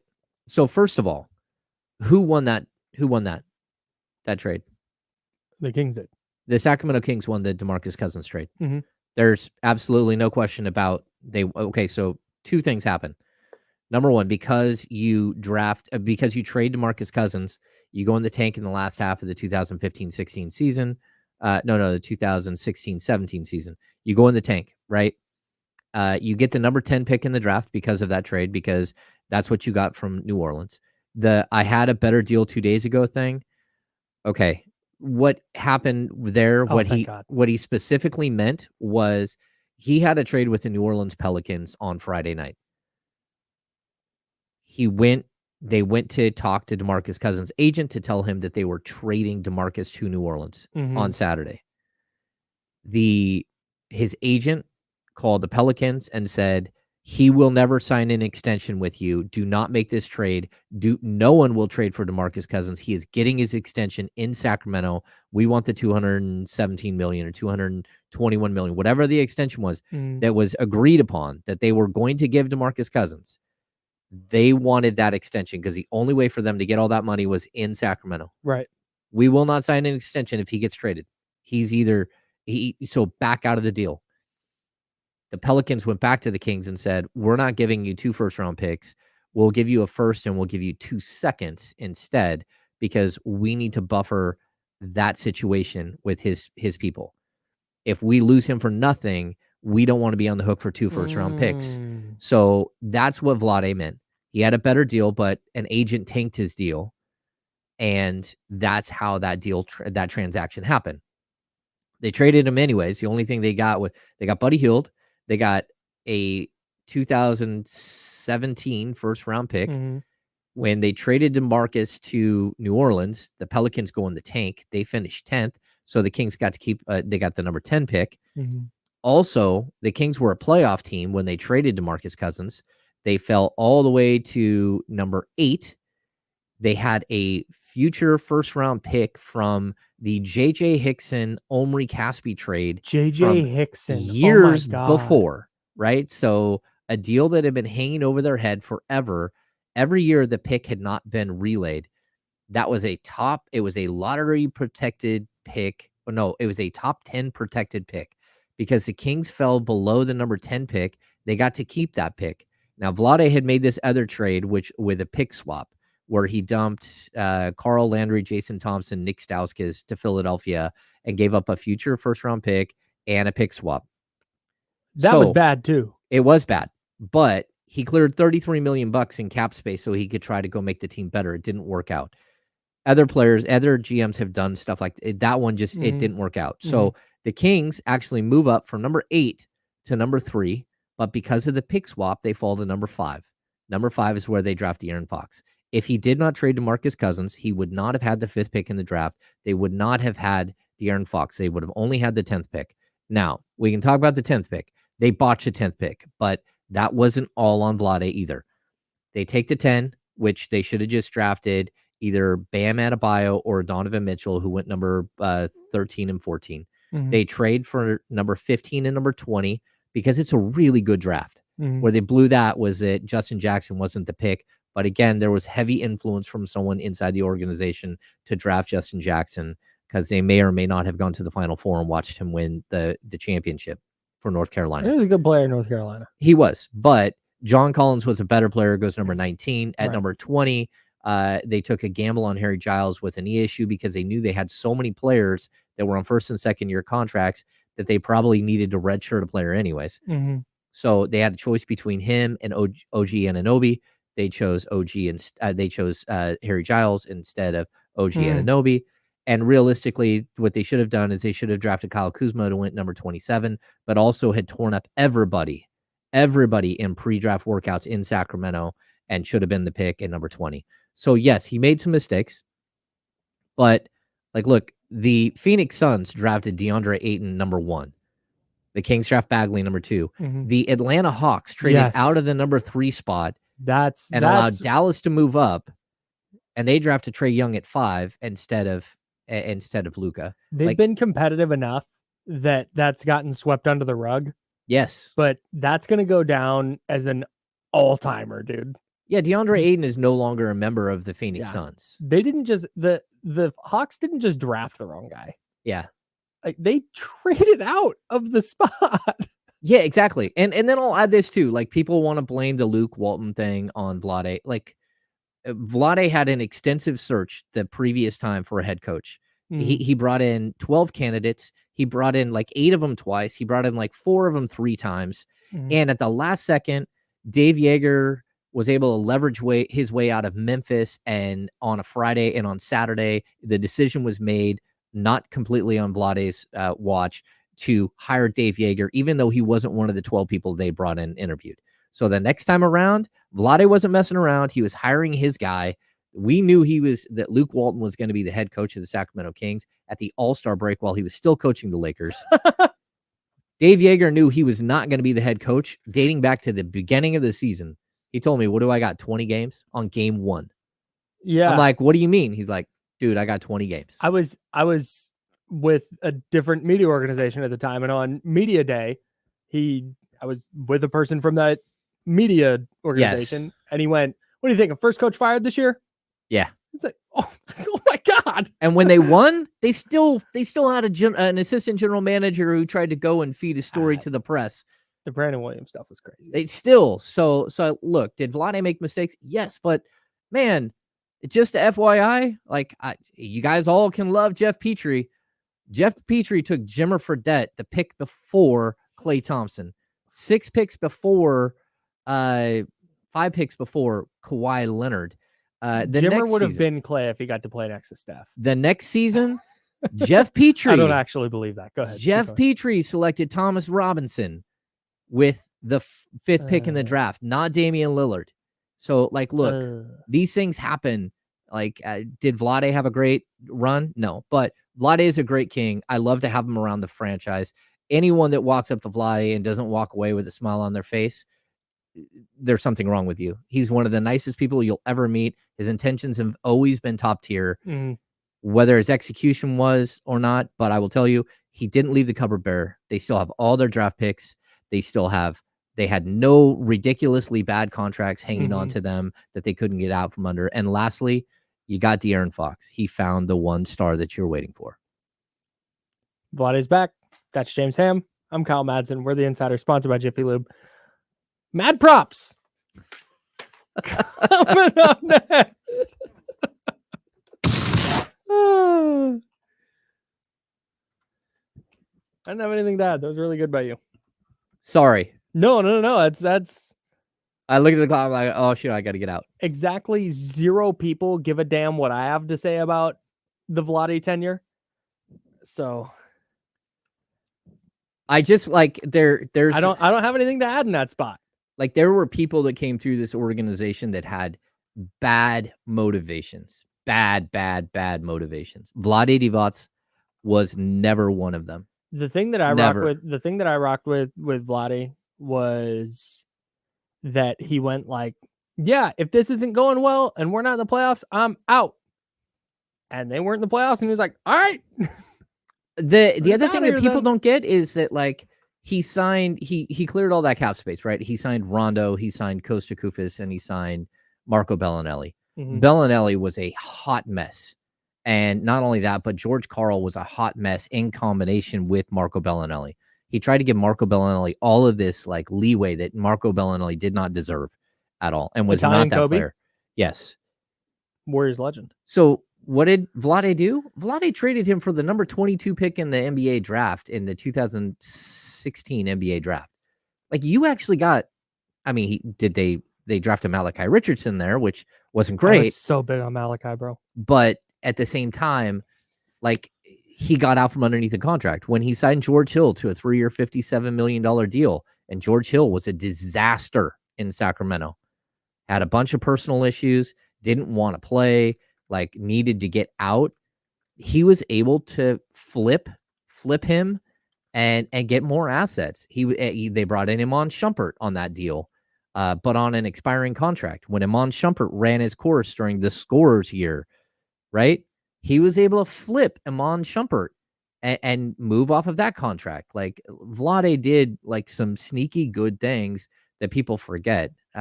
Drafting Yorgos Papagiannis, not great, but Marquise Chris was a number 9 pick in the draft that he traded number 9 for number 13 and number 28 and the draft rights to Bogdan Bogdanovic.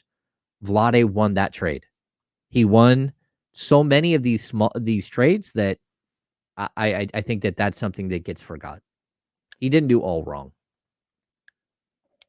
I was a big Malachi Richardson guy. Iman Shumpert for I don't have as many Malachi Richardson takes on the internet as I thought, but here's a tweet I did in 2017. Willie Cauley-Stein, 3rd year. Skal Labissiere, 2nd. Malachi Richardson, 2nd. Buddy Hield, 2nd. This is on draft night 2017. Yep. 3 top 20 picks tonight. The Kings, man. Well, 3 top 20 picks, and they drafted Frank Mason in the early 2nd round, and then they brought over Bogdan Bogdanovic in the offseason. Nice. And they had traded for Buddy, so they had 9 players on 1st and 2nd year deals. You can't win that way. So, yeah, Dave Yeager took over a team that was like nothing but veterans. And in year 2, he had 9 1st and 2nd year players.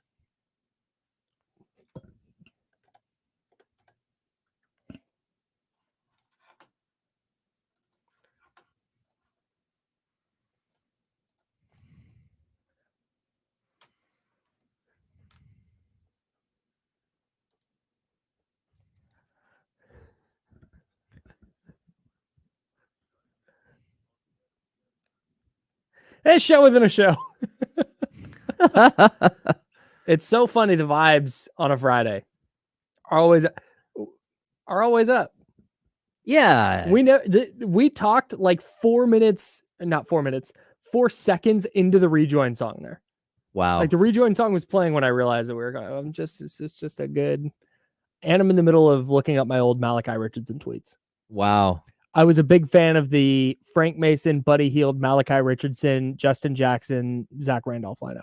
The Liddy committee, they called that. There you go. That's what they called themselves. Yeah. Yeah. Hell yeah. All right. Mad props. Get serious, James. Gosh. Let's do this thing. All Don't right. you know? Mad props. We're getting locked in. Mad props is something we do heading into every 49ers game. We take a look at the 49ers game and I pick some stats. And then we take a look at the Kings game from the weekend. This time we're picking the Friday game and we decide which stat between the two that we're comparing will be higher. And that's how Mad Props work. So the first one this week, we're going the Niners Eagles game, obviously, and then the Kings Nuggets contest. This should be fun. I'm excited, Kyle. Yeah, and I think I've got some good ones this week. Last week I had a couple of pretty bad misses, but I feel good about this week. We're starting off Brock Purdy pass attempts or Kings first quarter points. Kings first quarter points. I think the Kings are going to score a lot. Yeah, I put him at 36. So I think the Niners are going to probably have to throw it more than they'd like, but I think the rain is going to play a significant factor in how many pass attempts there are. I think Purdy probably lands like 27, 28. I think the Kings get to 30 plus. So I'm also going to go with the Kings there. What about Brandon Ayuk receiving yards or made field goals in Kings Nuggets? Oh, Brandon Ayuk receiving yards. Yeah. Keep in mind, Ayuk has gone like 100 plus yards, 50, 100 plus, 50-ish. And it's usually 80, on like 4 catches. Mm-hmm. And then he'll have it like. So he's alternated. I don't want to say bad game, but less productive game, more productive game, had a less productive game against Seattle. So I'm expecting a big game from Brandon Ayuk. However, because of the rain and that potentially throwing a wrench in the Niners game plan, as at least the Niners passing game, I'm going to go with Kings Nuggets. I think that game's going to get up and down a little bit, and I expect there to be a lot of made field goals in Kings Nuggets. So that's going to be my pick there. You're going to go made field goals? Yeah. Okay, I'm going to go Ayuk. Okay. Yeah, I'm pretty confident Ayuk's going to have a big game. I think just either way, I mean, he's at 881 yards. I could see him trying to get that 119 yards to get to 1,000 yards. Yeah, I think the one thing that's kind of surprising, he only has 45 catches on the year, but it kind of goes he's leading the league in yards per catch. Yeah, is it 19.6? Yeah. Dang, that's crazy. Yeah, I don't know if I believe that much in the Eagles secondary, but Ramsey in our YouTube chat at youtube.com/ESPN1320, Ramsey says made field goals. I believe Philadelphia's secondary holds Ayuk slightly in check. I don't know if it's their secondary or if I think it would be either the pass rush or, like I said, the weather. Because I don't think you can focus the necessary resources on Ayuk with Deebo Samuel and Christian McCaffrey and George Kittle. And I'm not totally sure how good Philly's secondary is. I'm not convinced. Okay. But I'm still taking made field goals. Christian McCaffrey touches, so catches and rushes, or Domantas Sabonis points and assists against Nikola Jokic. Well, I mean, against Denver, but points and assists versus. Okay, I'm going to say Sabonis. Okay. How come? I think Sabonis. First of all, Sabonis has had a rough stretch. I think 2 days off. I don't remember Sabonis having bad games last year, except for in the playoffs. Yeah, we're up to like 5 games where I think he's had a bad game. Really weird games. Yeah. Yeah. Like he did not have a good game against the Warriors or the Clippers, but he also he had that stinker in Houston too. He got smoked by Sengun a couple of times. Yeah. And like, I think that like he is not had the type of, even the New Orleans games did not have the type of impact that he typically has. Yeah. And he's in a bit of a rut. Like, this is a guy, I think he had 66 double-doubles last year. And I think he's already at like 5 games where he hasn't had a double-double this year. Man. Yeah, including 2 in a row, which is like very surprising. Like, he's always so consistently good. And I feel like teams are figuring out the Kings offense, and the first thing to do to try to limit the Kings offense is to try to limit Domantas Sabonis. And so he's having to fight through, and he's got to adjust his game. He's shooting 42.9% from 3. So he just keeps hoisting them. Shoot more. That's dude. Yes. Yeah, shoot I'm more. So with you. Yeah, shoot more, because I think that you need to prove that that's who you can be in order to space that floor again, and that's the counter, right? So again, let's see how many games. 1, 2, 3, 4 games this season without a double-double. Out of the first 17. And he had 16 all of last season. No, he didn't play 82 last year, right? He played 80 last year, and he had 66. So 14. I think that's what his total was. He's already at 4. Oof. Yeah. So 3 of the last 4 without a double-double. I'm also going to go Domas points and assists. I think he gets to the 18, 19 point range. I think he goes 8 or 9 assists. It's 27 or 28 on the points plus assists. Yeah. I think McCaffrey's probably looking at more like the 25 touch range. Even if they do go to the ground game, I think if it's like, hey, it's raining heavily, they're going to have to run it a ton. I think you're going to see Debo. I think you're going to see some more Elijah Mitchell. I don't think it's necessarily going to mean 35 carries for Christian McCaffrey. I think they're going to get more creative. Yeah. A couple of different wrinkles. And I think they're going to have to, because Philly's defensive line is so good, especially in the middle, that if you try and do that long developing weird run stuff, I was talking about this on Candlestick Chronicles with my co-host who remains nameless. My co-host Voldemort. Philly has the players inside to just wreck what the Niners want to do in the run game. And so I think you're going to see some different stuff with motion and different kind of handoffs to maybe you see a carry for George Kittle and a couple for Debo and maybe one for Ayuk. They haven't done a ton of that with Ayuk. So that's where I think the McCaffrey touches wind up getting depressed a little bit. George Kittle targets. So passes thrown at George Kittle or Trey Lyles field goal attempts. Okay. In my head, these numbers are both kind of around 8. Yes. Like that's the number that sticks out in my brain. You know what? I'm gonna say, this is a tough one. Yeah, it's a good one. Yeah, I'm really proud of this. It's a tough one because there's a possibility that JaVale McGee gets minutes here against a super tall.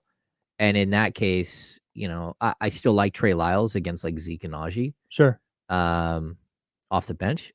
I'm gonna say Trey Lyles. Okay. I'm going with Kittle because I don't super believe in the Eagles linebackers in coverage, but B, I do believe in the Eagles pass rush. And I think that's going to mean a lot of play action rollout stuff, quick, easy throws, getting George Kittle involved, trying to get him in space where he can create some yards after the catch. I think they're going to target George Kittle a lot in this one. And if Philly's going to bring additional pressure, that's going to be the outlet is number 85. So Okay. I think Kittle gets in the 8 to 10 range. So I think Lyles is going to be about the same. I just think if one of them is going to have an outlier type of game where it's a 12, I think it would be Kittle more than Lyles. Okay. But ultimately, I think they wind up being pretty close. All right. 49ers sacks. Oh, we got to make this quick. 49ers sacks allowed. So sacks allowed by the 49ers offense or De'Aaron Fox made threes. Oh, that's a good one. Yeah. I'm going to go De'Aaron Fox. Okay. I think he's gonna have a nice shooting night. He's due for a big night, and I think the 49ers are going to game plan around not letting Brock Purdy get hit too often. So even if he gets sacked 2 or 3 times, I think you're going to see one of those like 4 or 5 made 3 nights from De'Aaron. He's due for a good one. Yeah, and I also think not having Bruce Brown there is a big deal. Like who's gonna stop? Like Kentavious Caldwell-Pope. Yeah. Throw KCP at him. 49 now sacks by the 49ers defense. So how many times do they get Jalen Hurts on the ground for a sack? Or Davion Mitchell made threes? Oh, 49ers, no question. I'm going to go Davion because I'm not totally certain that the Niners are going to sack Jalen Hurts. I think they're going to get him 5 times. Wow, that's a lot. Mark All right. it. Lock them in. We will revisit those on Monday. I promise we'll get to a Monday where we revisit those. I think we have a lot of them different this week. Yeah, I'm excited. Awesome. Can't wait. 2 super fun games. We will continue talking about them next on the Insiders. Keys to victory for the Kings. Keys to victory for the 49ers.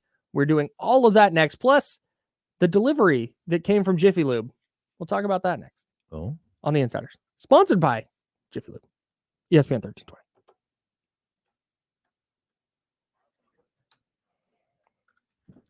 Stay sack alert.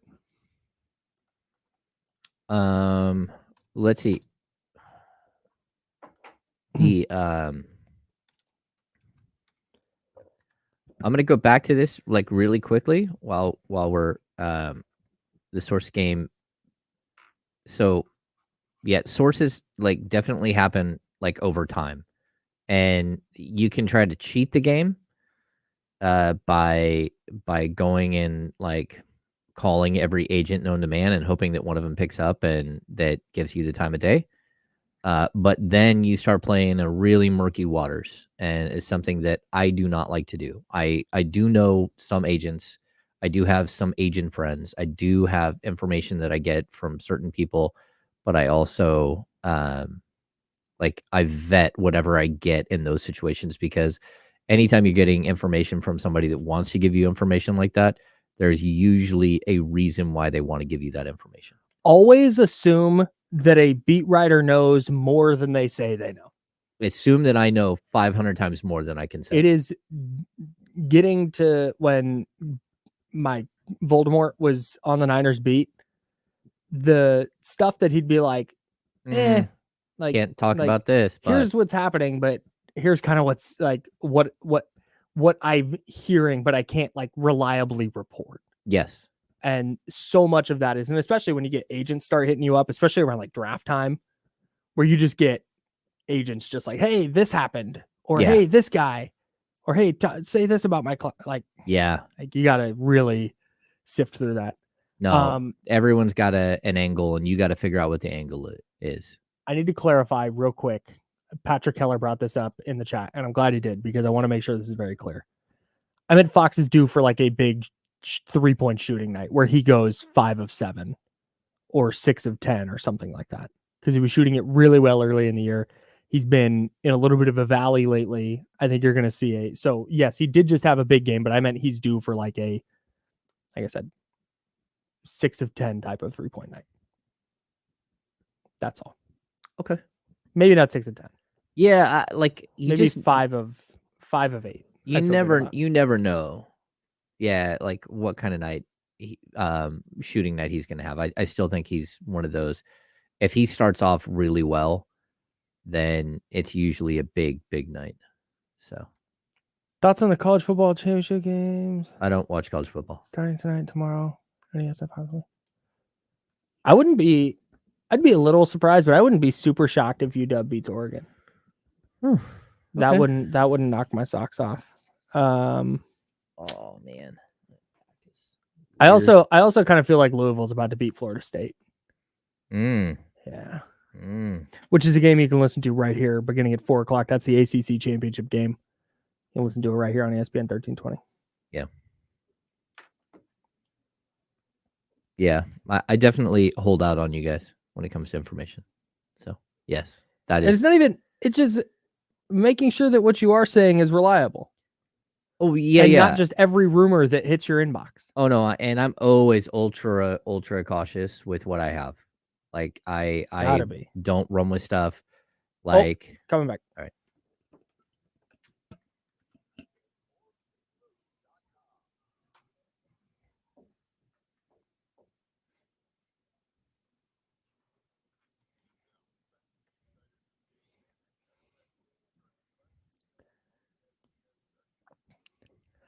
I cannot believe that it's taken me this long to let you know about this, James. I'm so thrilled. So we've talked about it the last couple of days. If you missed it, or if you're just tuning in, maybe you're tuning in for the first time. And if you are, hello, welcome. We appreciate you. We're the Insiders. That's James. I'm Kyle. We're sponsored by Jiffy Lube, and we are on ESPN 1320, Sacramento Sports Leader, every single day, Monday through Friday from 10 to noon, leading you right up to D-Lo and Casey. So we pulled up one day this week. It was Tuesday. And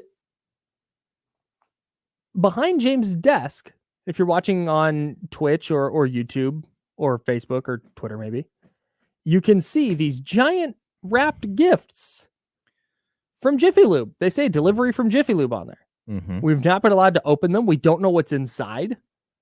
We just know we're giving them away at some point. What's in the box? We've got to open them at some point and let people know what they're going to be winning. Okay.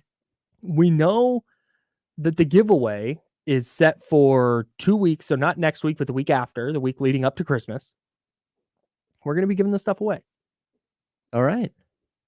So make sure to stay locked in to find out how you can win the mystery box. I feel like we're going to tell you what you'll know what it is next week. You're so close to like, we should just open one. I kind of want, like, I really want to, because you know what I'm sick of doing? What's in the box? What's in the box? What's in the box? So I was going to grab the whole clip, but then at one point he goes, what's in the effing box? I'm like, oh, nope, never mind. No. Yeah. But you know what? They said, do not open them this week. And you know what we do?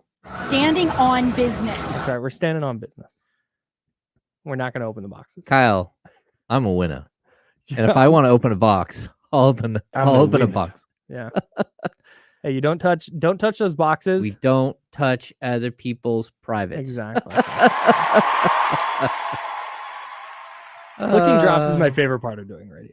I need to get, now that I have with my other job here at Odyssey and figuring out the workflow to upload sound, I figured out a way easier way for me to upload sound, a way more efficient way. Oh, yeah. So I'm going to start having drops, bro. All right. I can't wait. I'm so excited. What's in the box? I can't tell you, Brad. You can find out next week right here on the Insiders. What's in the box? What are we going to be giving away? Monday. We're gonna like Monday morning. Monday, just first thing. Yeah, first thing. We'll have football to talk about, but Monday we're talking about it. And again, we want to thank our friends at Jiffy Lube for whatever's in the boxes. Thank you for dropping them off. I don't know. If you have a guess, let us know. Hit us up on YouTube, Twitch, Twitter, whatever. All right. All right. We're excited, Kyle. I'm super amped. Legit. I don't even get to have what's inside. No. And I'm really excited to see what it is. Okay. Yeah. I am too. This is awesome. Yeah. Shout out. They did a nice job wrapping too. Good work. Good work wrapping. Ramsey says break open only in cases of emergency. I could just create an emergency right now. That way we could open one. That's true. Because what if it is something that could help with an emergency? The emergency could be that there it's a fire hose. There are people waiting for a bus right behind you. That could be the emergency. Oh. It just looks like they're waiting for a bus. Yeah. That's fascinating. It is. I wonder what are they doing? I don't know.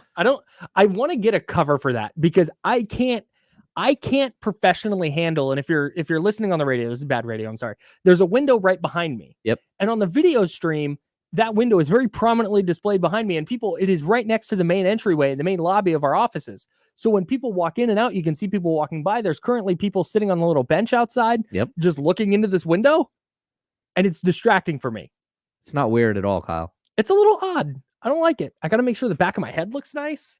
I got to make sure I'm like sitting up straight and not all slumped. We did not have somebody do like the scream mask for Halloween. No, thank God. I'm gonna sit sideways and make it awkward and look at these people while I talk. I'm gonna make them think I'm talking about them, but I'm not. We are kind of a human zoo. That's a good point here by Kyle Johnson in the chat. We are in like little glass containers. Yeah, and people can like look at us. I don't know if this makes me feel better or worse about going to zoos. I think worse because I'm not a big fan of this. It's just kind of strange because people are right behind you. I know. All right, Kyle. And they don't even notice. I was hoping they would look up and see. Nope, they're not. Oh my God, no, there's not. Okay, here we go. Let's get back to it. Niners, Eagles, Kings, Nuggets. Do you want to start with Kings or Niners? Up to you. We're gonna do keys to the game, keys to victory. Let's go Niners so we have plenty of time to talk about it. And if we don't get to Kings, we can go quick. Okay. Like what is let's alternate these. Usually we do 3 and 3. Let's alternate these. What is your first key? Get to Hurts. That's it. Get him. Chase him. He's mistake prone, man. He's got 11 interceptions and 6 fumbles or something. Like put pressure on this guy, make him make mistakes and win the game that way. Yeah, I think I think a 10 interceptions so far this year in 11 games. Yeah, and I think there's a small caveat to this for me, where you have to put pressure on him, but it also can't be an undisciplined rush. Like there's committing to your pass rush lanes, right? Mhm. The Niners are going to have a game plan on the defensive line. You can't have guys leaving their pass rush lanes where you're 3rd and 8. All right, great. You've gotten the Eagles to 3rd and 8. They can't use the tush push. They've lost 1st and 2nd down, and you've got them right where you want them. Get off the field, get the offense. And then all of a sudden, the Red Sea parts in the middle of the defensive line because Javon Hargrave went out of his rush lane. And now Jalen Hurts runs for 25 yards and a 1st down. Like, that's super demoralizing. So yeah, he needs to get and if you let him sit in the pocket, he's going to pick you apart. But if you speed up that process, maybe have him throw it earlier than he wants. I thought they did a really nice job of this last year in the NFC title game. Even after Brock Purdy and Josh Johnson got hurt, I thought they were pretty effective in rushing the passer, not letting him get outside the pocket and then collapsing the pocket around him. Like, that's going to be really, really crucial. Yeah. Because, okay, great. You beat the tackle, but then he spins out and he's either got time to look down the field and throw, or he's got all day to run, and he'll kill you with his legs. So yeah, I like that key very much. Okay. My first key is something I just brought up. Keep them out of 3rd and 4th and short. You're not going to stop the tush push or the brotherly shove or whatever they're calling it these days. Whatever the youths are calling it. The Utes? No, that's the way to stop it. And Steve Wilkes, the defensive coordinator, said this in his press conference yesterday. It's like, yeah, the way you stop it is you keep him out of that situation. You win 1st and 2nd down. That's because you can't. Kyle Shanahan said you don't practice it because that is just mayhem. He's like, we're going to rep it. He joked. He's like, we're going to rep it 10 times and then see who we have left. So you can't practice it. So you watch it on tape and you tell guys where to line up and you try and, like, philosophically, here's how we want to attack this play, but nobody's been able to stop it yet. I doubt the 49ers have the magic key to it. If the Eagles get to 3rd and 4th and 1, they're converting. Yes. So it's going to happen a couple times, but you've got to keep them out of that situation. Yeah. You have to avoid it. Yep. Yeah. Especially down there in the red zone, make them make plays in the red area. Yeah. I almost feel like it's, they're going to get it no matter what. Mm-hmm. Like, pull the chair. Just have everybody stand up. Yeah, just like step back. Let them all fall and then touch him. So that's, I think that's, and I don't know because I'm not on a defensive line, but low man wins. That's the thing in football, right? Low man wins. And that's what Jason Kelce and that offensive line, they just get low. And I think the problem is everybody tries to get lower than them. But when you try and get lower than that, you're just laying on the ground. Yeah. I think you take a step back and then be the high man and you jump on top and you flatten that pile out and you just make it too heavy to move. I say you just, again, pull the chair and then step over him and grab the quarterback. Pull the chair. I mean, it's like a great basketball move. Like, you cannot stop. There's nothing better. The future brother-in-law of Taylor Swift. No, Jason Kelce is just dynamite on that play. Oh, he is. Yeah. So that's, I don't have any, like, here's a definite way to stop that play, because if I had that answer, I would be getting paid millions of dollars. Yep. To give people that answer. So, but you'd also be standing on the sidelines while you did that. So, I would be a booth coach. I'd be a booth guy. You don't need to yell see somebody in the eye and yell at him, hit him on top of the helmet with your whistle. Nah, because that's not my energy, man. I'm way too chill to be on an NFL sideline. Plus I could look over at my QC, my quality control guy or somebody at a timeout and be like, "Hey, bro, run me a hot dog." That's right. Like, I know they got chicken strips in the press box right now. Go get me the chicken strips. Some C-strips, bro. Yeah. Okay. All right. What's your second key to a Niners victory? Will the real MVP stand up? What does this mean? This means I think this game is going to be won by the stars, and whoever stars shine brightest are not only going to, lead their team to victory, but they're going to take control of the MVP race right now. So whether that's Christian McCaffrey or it's Brock Purdy or it's Jalen Hurts, whoever does it, like the real MVPs need to stand up in this game and they need to shine. and the Niners have 2. So like 2 is more than 1. I heard it on a drug commercial one time, like a pharmaceutical commercial. 2 is greater than 1. 2 is Good greater than knowledge by 1. you. Yeah. So we can have the MVP discussion till the cows come home. Yep. But it is very narrative driven. And if Christian McCaffrey goes for 150 yards and 3 total touchdowns, then it's going to be, hey, what if this is in a Niners win? And it's, hey, what if this is the year a quarterback just doesn't win it? Like that's going to start to, I'm totally with you. And this is just, we get so far in the weeds talking about, and I say we, you, me, people watching and listening to this. Voldemort For sure. Where you just overanalyze things sometimes. And Fred Warner said this in a press conference. I think it was last year, it might have been 2 years ago. He's like, you need your A players to play like A players. And that is just like, you know what? Damn, you're right. Yeah. There's sometimes there's not that much more to it. Can your dudes beat their dudes? And I think you're spot on. In a game like this, God love the Elijah Mitchells and the Spencer Burfords of the world. You know, Dre Greenlaw, as good as he is, Travarius Ward, as good as he is, this is going to come down to Nick Bosa, Fred Warner, Trent Williams, Christian McCaffrey. Those are going to be your dudes. Yeah. Can your dudes Brock beat theirs? Purdy? Brock Purdy. Like even like it goes beyond a guy like Brandon Ayuk. Like he can be impactful. He can have a great game, but like Brock Purdy would get that. Yeah. We get the props for whatever happens there. So yeah, I think this is one of those games, man. If you want to be a defensive player of the year candidate, this is it for Fred Warner. You do it right here in this on the biggest stage. You get a pick 6. You chase down Jalen Hurts on an attempted run, like whatever it is. Like you stop a tush push. Yeah, you stop. You fly over the top and you pull out the chair and touch him and stop the tush push. There it is. My second one is don't lose all your quarterbacks. Oh. I think that's pretty right. Word. And if you keep, I don't even care if Brandon Allen, just keep all 3 quarterbacks healthy.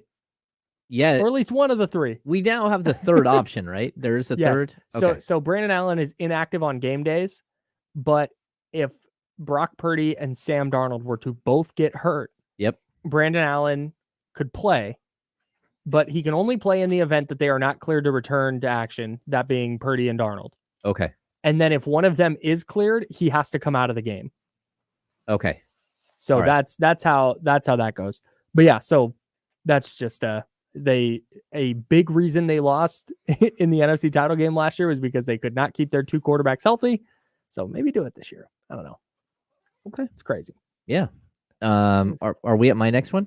Yeah. What's your third key to a 49ers victory? Yeah. Don't let it come down to one drive. Like just win this thing. Yeah. Like if you think you're going to beat the Eagles on the final drive of the game, there are a whole bunch of teams who are lined up to tell you you're not going to beat them in that situation. Yeah. So don't make it come down to that. Like end the game. Like make it a 10-point game with 4 minutes left and it's over. I believe the 49ers can win this game. I don't know if they will, but I definitely believe they can. If they are not better than the Eagles, they are right there in that class of team. All of that said, if there's 4 minutes left and Jalen Hurts has the ball down by 3, I don't love the Niners' chances. Nope. And that's so I'm. Well, he's that guy right now, and Brock Purdy isn't yet. Okay, and that's what. Okay, I was going to say, what about conversely? What if it's the Niners down 5 with 2.5 minutes left and 1 timeout? I think that's where you're like, this is a great learning opportunity. Go out there and do it. Like he needs those reps. Like there's again, I talked about it all last season for the Kings. There was so much value to tight 1 point, 2 point games, and the Kings won a bunch of them. There was so much value to that. Like blowout wins, they don't help you.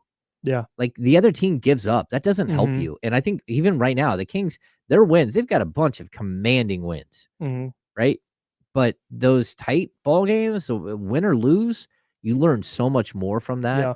And I wouldn't hate it if it was, okay, Brock Purdy, let's see what you got. Like if you want the legend of Brock Purdy to grow, then go out there and earn it. This is it. Go get one of those signature wins and put yourself in the conversation. The other problem with this is you don't want to line up Jake Moody for a game-winning field goal. Nope. Not even a little bit. I may have had to pick him up on fantasy football to no. start this weekend because I thought it was interesting in Prize Picks, his kicking points. So points, they say kicking points, so there can't be a weird thing where there's a blocked field goal, but he picks it up and runs it in. Oh, okay, got it. Yep. So kicking points is 6.5, which means Prize Picks believes there's going to be some touchdowns. Yeah. Because 6.5 is 2 field goals and an extra point. Or it's 3 field goals. Or 3, right. Yeah. Or 3 field goals. I think Prize Picks is of the mind that they're like 1 field goal and then 3 or 4 touchdowns. Yeah. That was interesting to me, but I would not trust Jake Moody in a game-winning spot. Well, I mean, he's only had 1 real one and missed. Yeah. But there's also been some times where he's been solid. He's really struggled from outside of 40. Inside of 40, he has been cash money. Yeah. Excellent.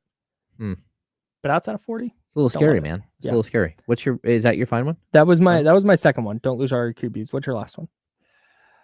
Oh no, that was your last one. No. This is my last one. Yeah. Let Brandon Ayuk cook, man. All right. This is where I think he is their best receiver, and in a big spot, you got to go to Ayuk. He stretches the field horizontally. He stretches the field vertically.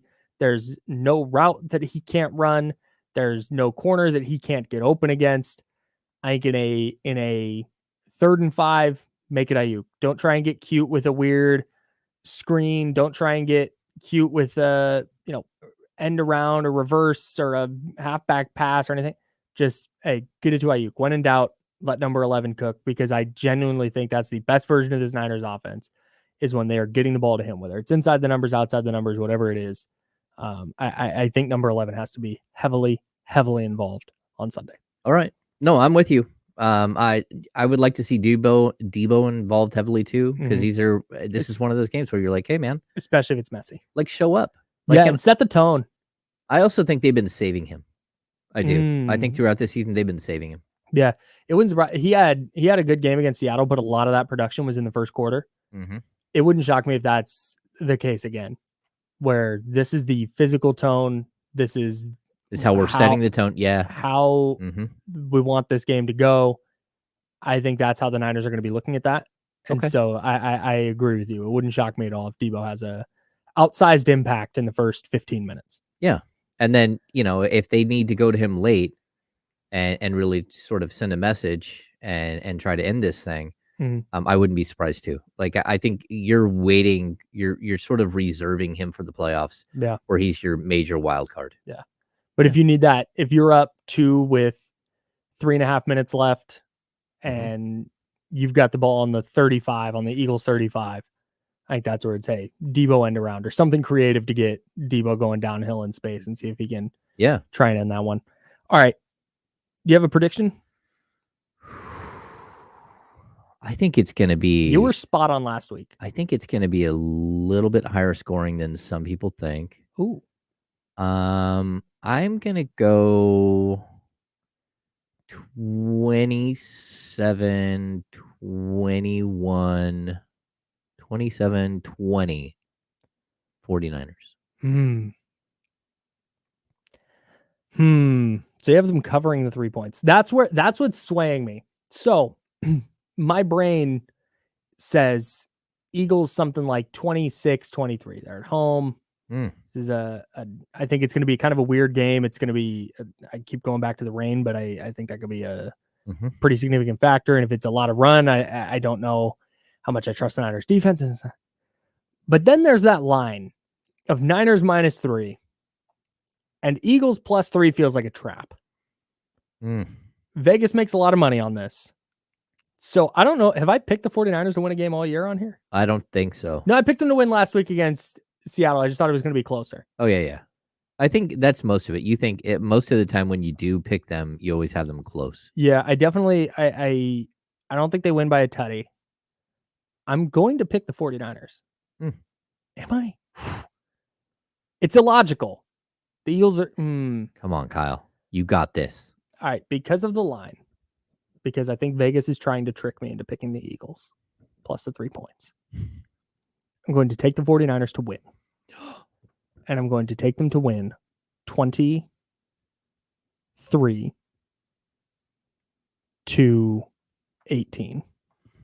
Oh, 23-18. all right. Now, it's not enough points for the Eagles. Hang on. 23. Now I'm sticking with it. All right. 23. 18 is really low scoring for Philly, though. They're going to score. Okay, I'm amending this. 28 for the 49ers. 27 for the 49ers. I've got prize picks at play here. Okay. I have Jake Moody to score more than 7 points. So I need a couple field goals in here. Okay.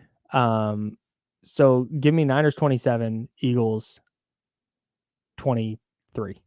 27-23. Niners cover. Okay, so I said 27-20. You said 27-23. 7-23. A little bit closer. Oh, all right. I feel like you're. I have no feel, dude. I have no feel for this game at all. Mm. I'm literally going based off the line. If it was a pick 'em, my prediction would be different. Oh. Yeah. All right. Real quick, let's rip through these Kings keys to the game before we hand this off to D'Lo and KC.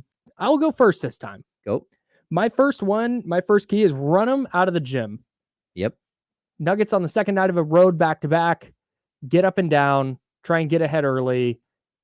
Get them, remember the Clippers the other night?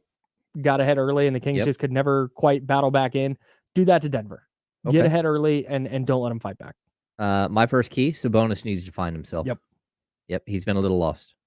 Yeah, and I think running and getting up and down would help him in doing that. I agree. I think you got to make Nikola Jokic work on defense. And I should have brought this up earlier, but I know this isn't the Kings offense, but I would throw him in some pick and roll. Yeah. I know that goes kind of against the whole movement offense, and it's something that Steve Kerr doesn't like to do, and Mike Brown was under Steve Kerr for those few years in Golden State. But man, I put Nikola Jokic in a pick and roll where he's got to defend De'Aaron. I'm going to trust Jordy to make the right decisions here on the defensive calls.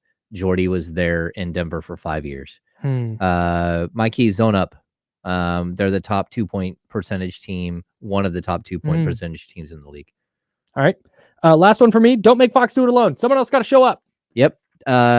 Number 3 for me, take notes. This is the team the Kings want to be. Yep. Go out there and play hard.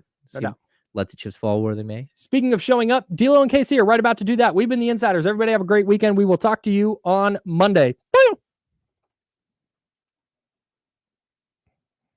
Got that close. Boy, did we. Got out a little bit late, but it's fine. All right, everybody. Have a phenomenal weekend. Chatty House was excellent this week. We appreciate all of y'all. And I said tutty. Thanks, guys. All right. Goodbye, everybody. Boom. What's up? You going to practice? What did that switch? Oh, did you just switch that? No, you did. No. Oh, I did. My bad. I was thinking the other thing. It's like it's right there. No, I know. You just told. I literally just did it. My brain was in this mode. Did Mrs. Ham make those treats out there? No. Oh, that looked like a Mrs. Ham creation. No, donuts. It's Donut Friday, so I brought donuts, but I didn't see if there's treats out there. We've had a lot of people come through. We had like 20 carolers come through. One of them was dressed as Cindy Lou Who, with like the crazy big tall hair. I don't remember what was happening. That big group that just left? Yeah, maybe. That was the Trans-Siberian Orchestra. No. Oh. No. Before that, we had the Trans-Siberian Orchestra was here. Yeah, I think that was them. Oh no, we had carolers like. I think they were. I don't know what that was. Like kept saying TSO. Oh, okay. Wild. Well, that's interesting. All right. Got a chaotic day. I think I'm ready to practice, but man, I don't know, because I'm gonna call Michael on my way and say, hey, are you guys gonna be in early or what? Because if that's the case, I ain't driving all the way down there for nothing. Right. So Hopefully. All right, dude. See you soon. Yes, sir. Yes, Well, sir. I like that jacket. I Thank like you, that man. jacket. Thank you. It's that time, baby. It's that time.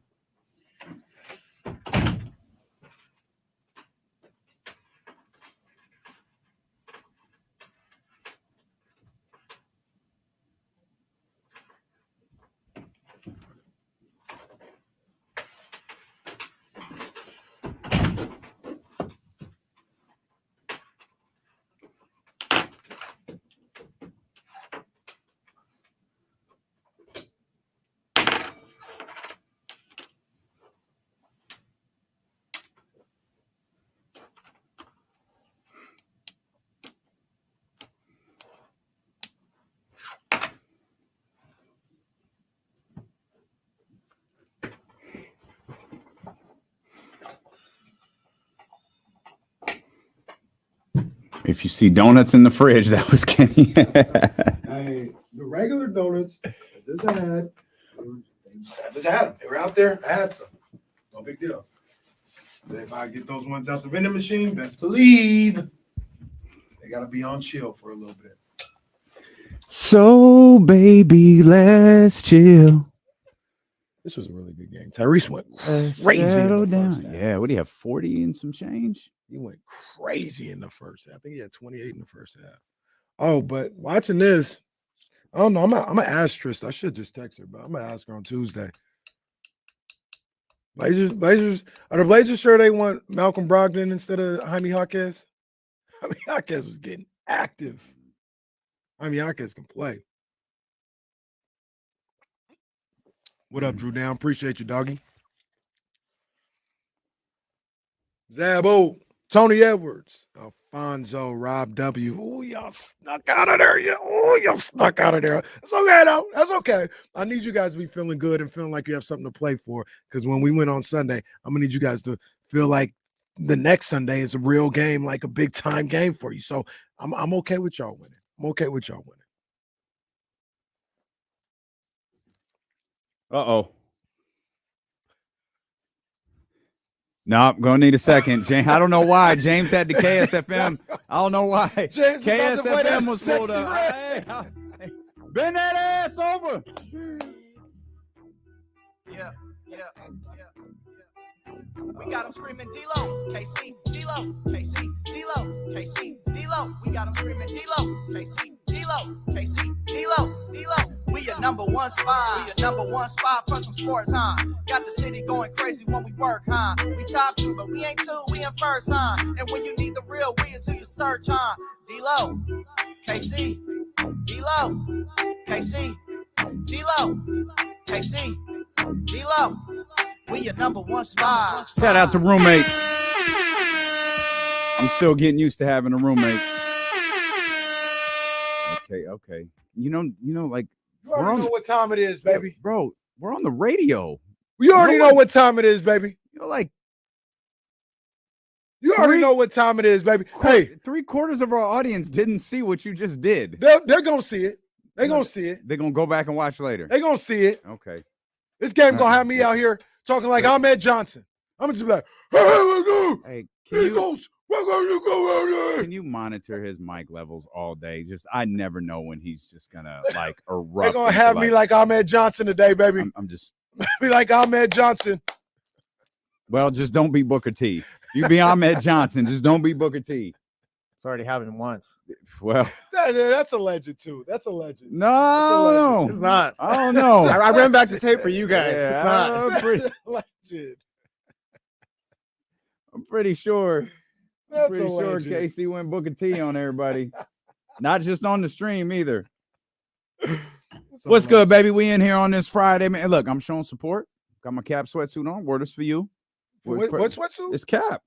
Oh, okay. Cabinet. I'm trying. Right. It's the closest thing I got. It's black. You know what I'm saying? So, it's a Colin Kaepernick there ain't sweatsuit. no red up in there, man. I appreciate it though. I appreciate it. You could have just said I appreciate it. Thank you. Okay. All right. Well. All right. The ultimate needle mover in God mode himself. He's Kenny Caraway. Yes, sir. Acknowledge me. Philly sucks. There's that too. We're happy that you're here with us. It'll be an eventful Friday for sure. It's a big game. I didn't recognize. You know what? This is a big game. It's a fun game, but it? that's all it really is. That's all it really is. We'll talk about it some more, but that's all it really is. It's just a fun game. Some for in the middle. It's almost like the NFL version of the in-season tournament. So I'm gonna ask you a question. Mm-hmm. 49ers win Friday. Come Monday. It's just a fun game. That's all it is. It's fun. I'm gonna talk my talk, but that does not win us what we want. We want a Super Bowl. That's all that matters this year. And I clearly understand. I'm gonna talk my talk. I'm gonna come up here, talking crazy about Sirianni and all this other stuff. I'm gonna talk my talk, but don't get it twisted. It doesn't get us the ultimate goal. That's all we want is a Super Bowl. That's all we want. We don't want no bragging rights. We don't want no revenge. I don't care if we ever see Philly. All right. I don't care if we got to go through damn Chicago in December or January. I don't care I don't care. All I want to be You ain't gonna have is to go in to Las Chicago. Vegas in the second or third week of February with Christian McCaffrey holding up that Super Bowl trophy, with Brock Purdy holding up that Super Bowl trophy with a backwards hat. That's all I want. That's all that matters. So this is fun. This is fun. We're going to have fun. We're going to have a good time. You know, and when we win, it's going to be fun. But it's not the ultimate goal. Are we allowed to listen to this? Yeah. No. Turn it off. God damn it, I said turn it Are off. we allowed to listen to this? God damn it, I said turn it off. Just asking. Broadcast journalists just trying to get the, the right. Not this week. Not this week. Maybe not for some months. Because Philly, I mean, we ain't cool. Regardless of what happens, we still ain't cool after this. So Meek's on restriction for months? Yeah, for till March. What about Boys to Men? Yeah. Well, we was listening to shout out Sean Stockman. Big ups. That boy could go. Big ups. Oh my gosh, that boy can go. Yeah, we was listening to slow jams before the show started. What's wrong with you? What you trying to say? What y'all know about that new Secret Garden, the remake of the Secret Garden? They don't know about I didn't even know. I didn't know about it till 30 minutes ago. I didn't know that record existed. Fire. Shout out Omar Wilson. Shout out Raheem Devon, Sean Stockman. Will Cisco. Will Come on, Smith Cisco. restriction? Yeah. I don't like the way that you said that. It bothers from me. Philly. Okay. All right. There ain't nobody from Philly getting no love right now. Especially Bernard Hopkins. This game is massive for the conference. I think it dictates the conference. 49ers could open this whole thing up for themselves, for the Cowboys especially, for the Detroit Lions. Man, the 49ers could set the tone for the rest of the season in that conference if they beat the Philadelphia Eagles this weekend. Like this, I know, I completely get it. It's fun. The goal is the Super Bowl. I get that. Eagles win. I think it's just everybody get to the end of the season, fight for your division, and we'll talk about that in a second. For the San Francisco 49ers, it's pretty much locked up for them. But 49ers get that victory. Boy, oh boy. Hey, oh man. And I'm not even talking about I'm not talking from a 49ers perspective. I'm talking from the top teams in the NFC. Yes. 4 teams have a shot at that number 1 seed. Yes, absolutely. And you look at a team that we've written off a lot, dismissed a lot. Yeah. They'll have new life if the 49ers win this game on Dallas Sunday. Cowboys, yep. Dallas Cowboys. They'll have new life because they'll look at it as a situation where, hey, they got that win. They're coming into Dallas. We can get this win. And I think that would put them 1 game behind the Eagles. And Dallas got to feel like, hey, we can run the table. Bro. You know, as long as we don't face the Niners, we run the table in the regular season. So they're just waiting for another Eagle slip up. Cowboys are 9-3. Or excuse me, they'd be tied. I said 1 game behind. They'd be tied. Cowboys are 9-3. Dak in the MVP conversation? Absolutely not. Absolutely not. What is all of this hand motion? I was just coming telling from the I was just telling Kyle right now, if the 49ers win this week and Dallas wins next week, Dak is the front runner for MVP. Are you Whoa. Are you out of your mind? Are you? No, I'm not. Are you at so the hell with what Brock Purdy just did? Co-sign this, Kyle Madson. The hell with Brock Purdy just did. You just said if the Niners win this week, to hell with that. He went into Philly, something Dak didn't do. He went into Philly and got that done. The hell with him, huh? My thoughts coming up in 8 minutes. That's a absolutely not. He is. You can't deny it. He is. He's up there. He's up there. You said front runner. I'm gonna put him front runner. Well, wait a second. Neutral corners. Let me at him. This ain't the day. I asked. You look at his glasses right here. I asked if Dakota was in the MVP conversation. You said absolutely not. He's laid out a scenario that said he's the front runner. You got mad at him, then said he's in the conversation. I'll ask this question again. If he did that. Only if he beats Philly. Only if he did that. He's not in the conversation absolutely right now. Not. And if he loses to Philly again, absolutely not. So in that Well, scenario, if he does that, yes, he's in the conversation, but he ain't the front runner. December 1st, 12:09. Mm-hmm. Dak's not in the MVP conversation? No, why would he be? I think you're wrong. Why would he be? That hype train is building Bro, right now. Why would he be? Bro, we've been over all of the numbers for all of these quarterbacks before. Dak's are there. Yeah, and he lost to the two that are ahead of him. I got one word for you, buddy. You're not going to like this. I got one word for you.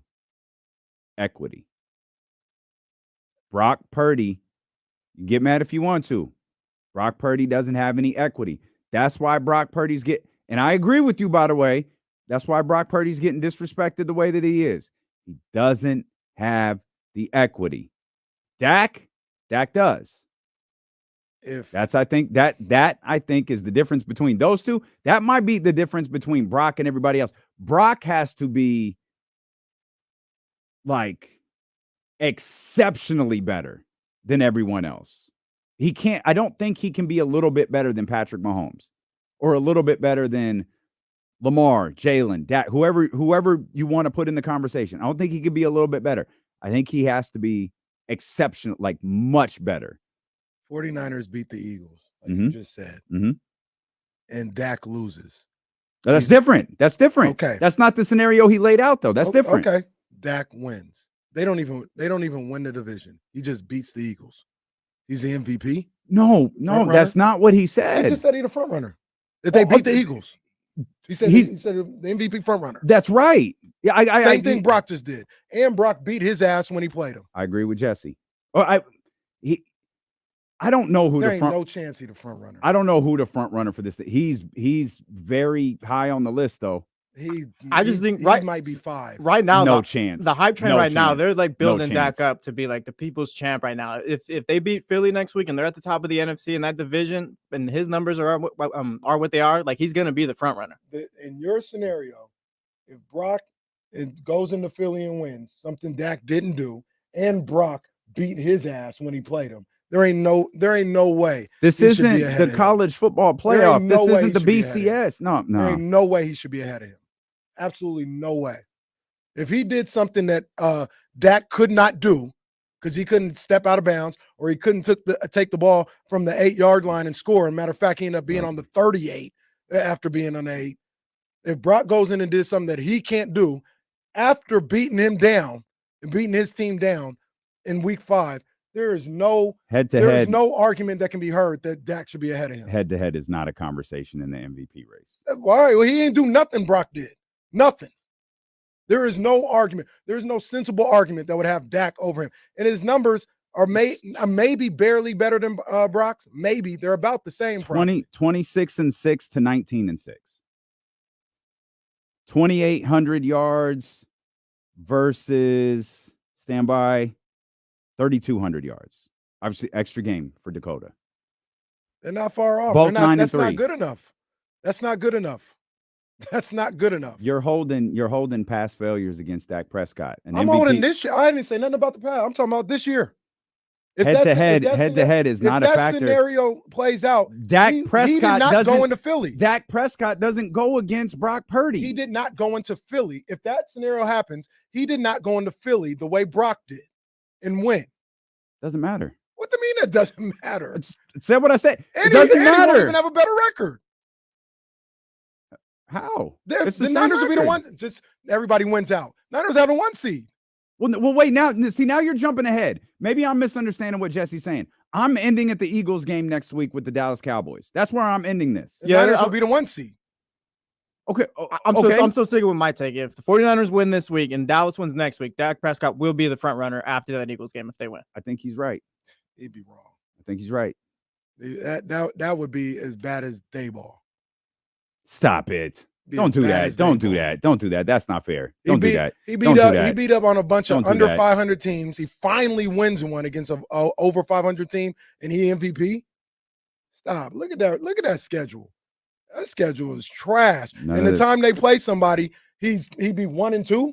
None of this stuff factors into MVP. There ain't no way he won. None of this stuff factors into MVP. Not saying he's going to win MVP. I'm saying if Jesse's scenario plays out a week from now, that noise is going to be very loud.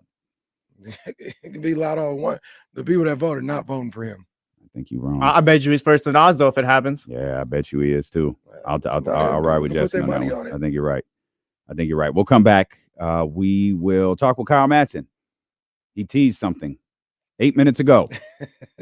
Kyle Madson pays off that tease. We'll talk about this Eagles 49ers game. We're going to talk a lot of NFL. Of course, we'll talk Sacramento Kings as well, as they are back at practice today. They got the Denver Nuggets coming up tomorrow, who, by the way, will be on the second night of a back-to-back, is they're in Phoenix tonight.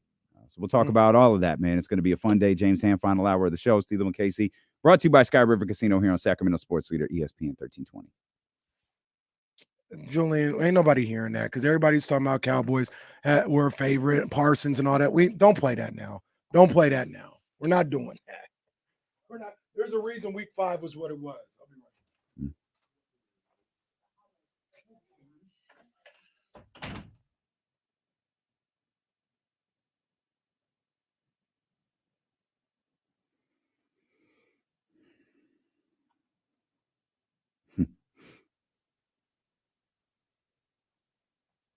I think you meant P-E-A-C-E, but I got you. Oh, man. Boy. I knew today was going to be testy. Know it. Oh, I got to log Kyle in. Guys, hang on. Don't go anywhere. Got to log Kyle in over here. Hang on.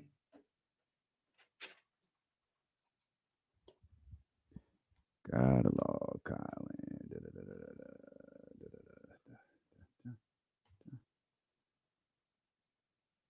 Hang on, guys. Don't go anywhere.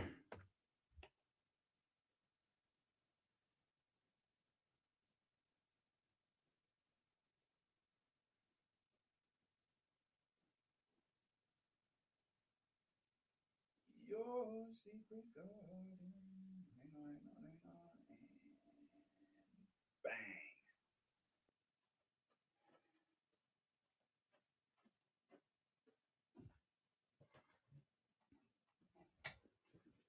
All right. I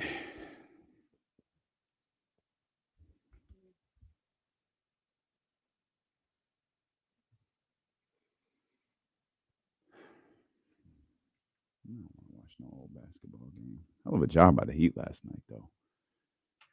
Hell of a job by the Heat last night. You ready to come around and join the squad here? Not the squad, but like the believers of the Heat. Jaime Jaquez is pretty good. Yeah, he really is. He really is good. Not yet. I'm not ready yet. Yeah, no, I'm ready. I got you. They're good. They're good enough. They're not winning a title. Yeah, They'll be enough. top 6 probably. Yeah, they're good enough. Yeah, that could definitely happen given how bad my take was on Brooklyn. I think I'm pretty out on Cleveland too.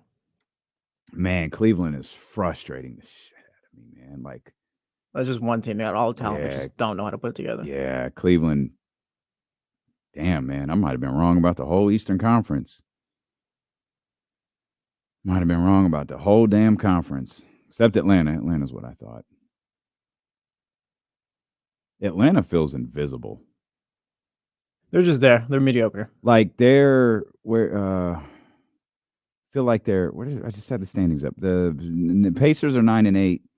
Atlanta's 9-9. I feel like the Pacers are really loud, right? Probably because of the score. I feel like Atlanta's invisible. John Posey went to the second coolest school in in LA. Kyle Madson. UCLA. Jaime Jaquez. Very good. Okay. Tilt the screen. I'm whispering tilt the screen like my mic's not hot. Kyle just tilt the screen this way? Yeah, no, more like shift. That's it. Oh yeah, there you go. You look great right there. Thanks. Okay, good. KC was apparently pissed at our conversation because he just bounced. He's gone. He did not appreciate our Dak Brock conversation, so he just left. That's totally fine. And if he wants to come back, then we can restart that conversation. Because I think it's fascinating. But I want to wait till he's here to talk about it. Did you see what Draymond Green said? I don't know that he's coming back. I saw a lot of Draymond Green, a lot more than I cared to.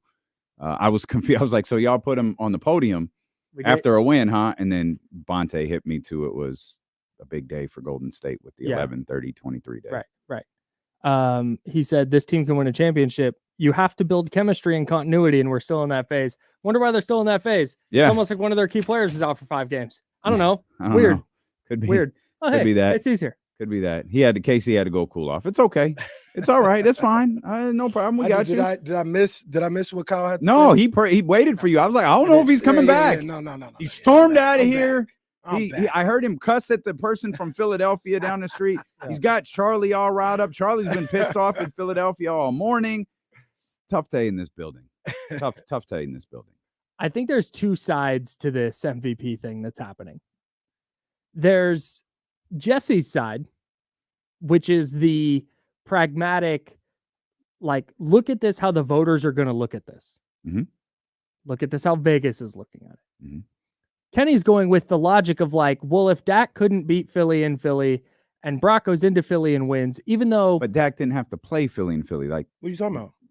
They already did. That's right. That's right. Well, they played twice, and the 49ers play once. But it's not. If Brock Purdy goes in and doesn't do something spectacular, like he's fighting uphill already. He's already fighting against it. Well, he's not very good. It's his offense.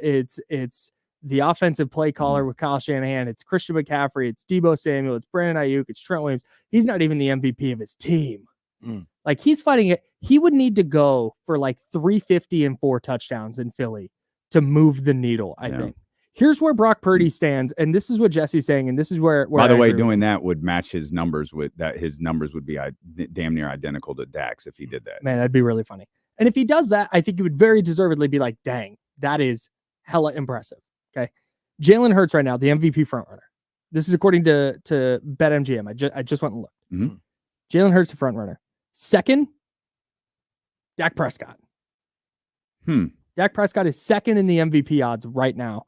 Then it's Patrick Mahomes, then Lamar Jackson, then Tua, and then Brock. So is part of this discussion, the whole overall discussion, the fact that, and this dates back, a week or whenever we first had this conversation, there's no real front runner for this right now. Like we could talk Vegas all we want to.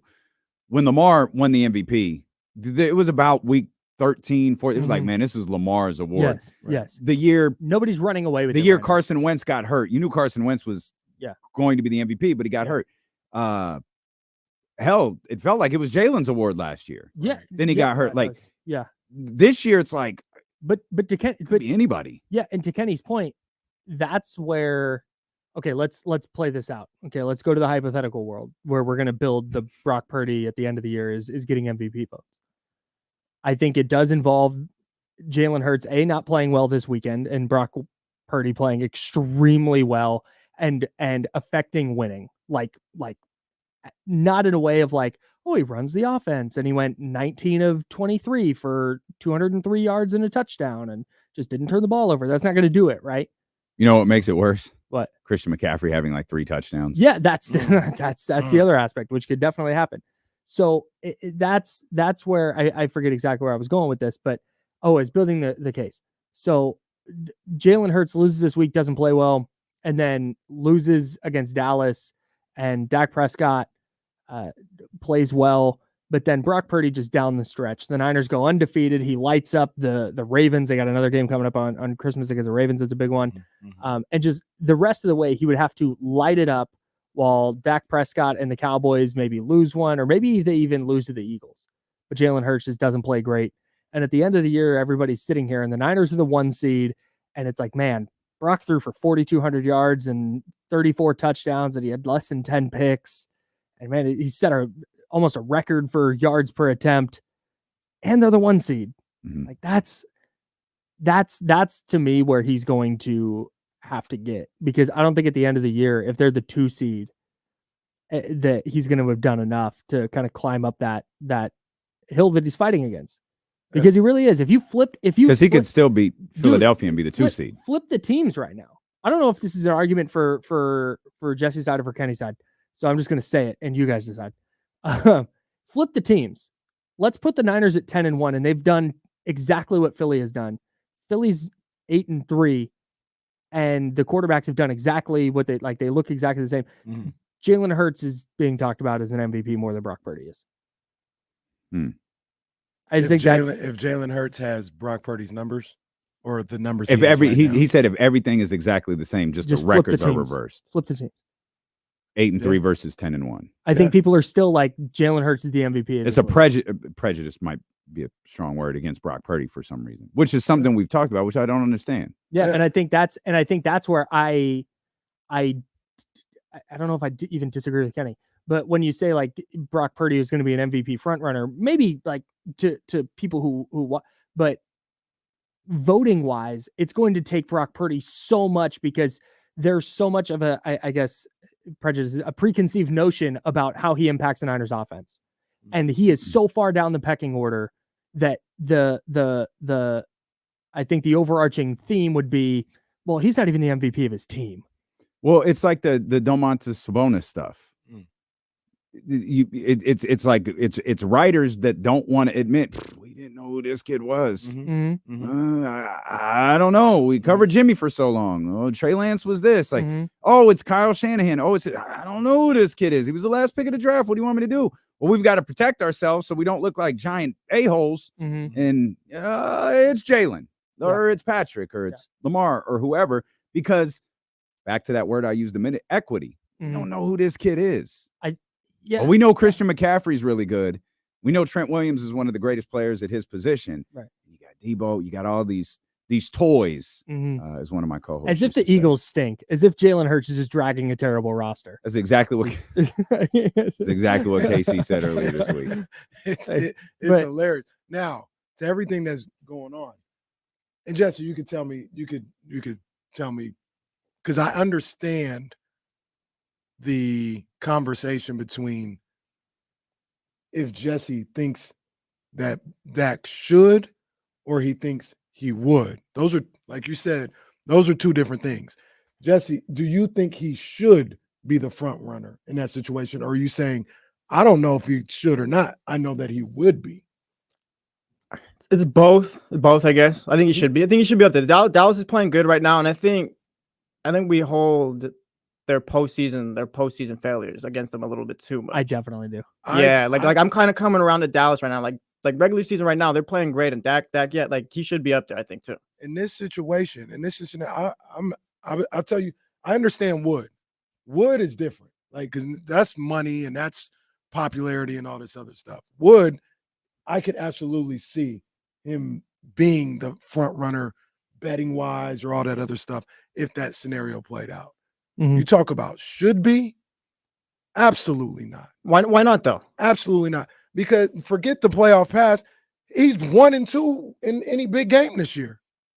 If that happens.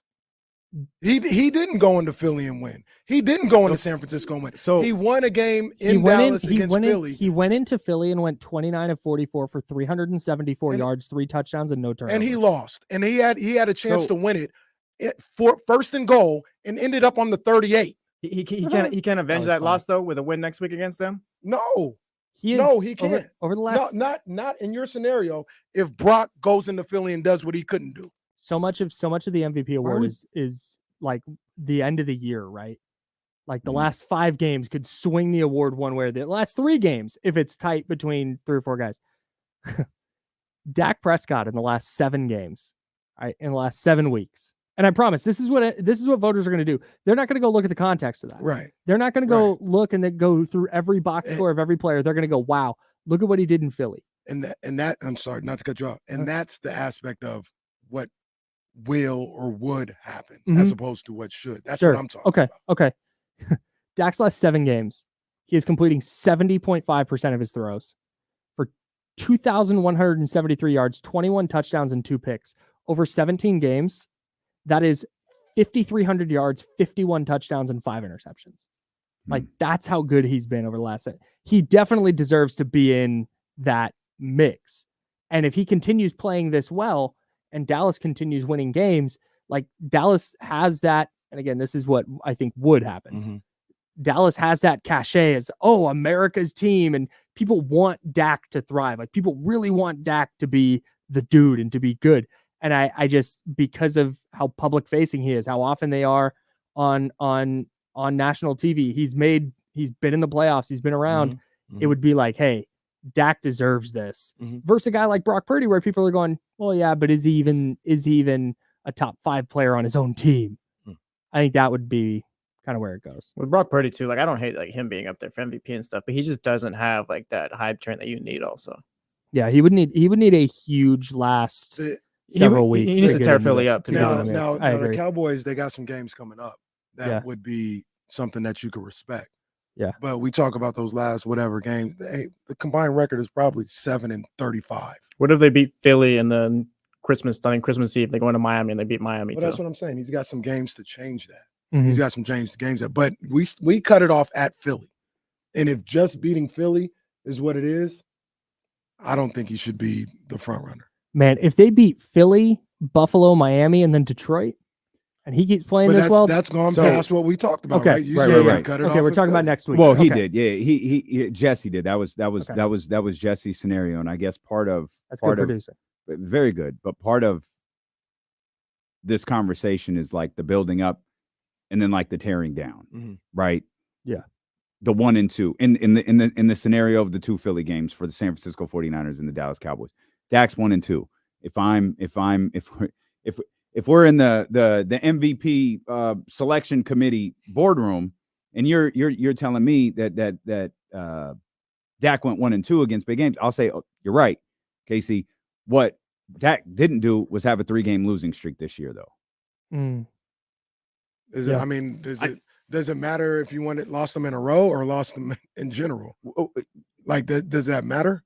I don't know. It didn't happen to Dak. But Dak didn't have a 3-game losing streak. Matter. Like, if you lose 4 in a row, like if you win the first 2, lose 4 in a row, and then win the next one, is that more impressive than losing 4 a game every 3 games? Like, it's still 4 losses. He still got 3 losses. It felt like the end of the world. It felt like the end of the world could be approaching at the end of that 3 games. The other issue, how did it feel after he got his ass beat by the 49ers? The other issue is like they got their ass beat by the 49ers again.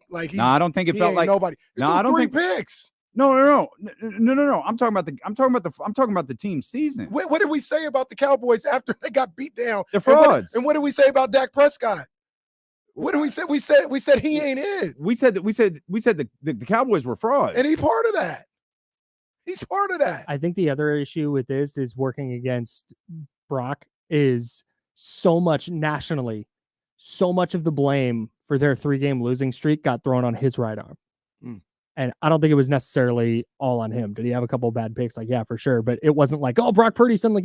Our guy Scott Gobranson wrote an article about how the glass slipper doesn't fit anymore, or whatever he wrote about Brock Purdy. The clock's run out. Clock struck midnight on Brock Purdy because look, we can't stop throwing the ball to the wrong team.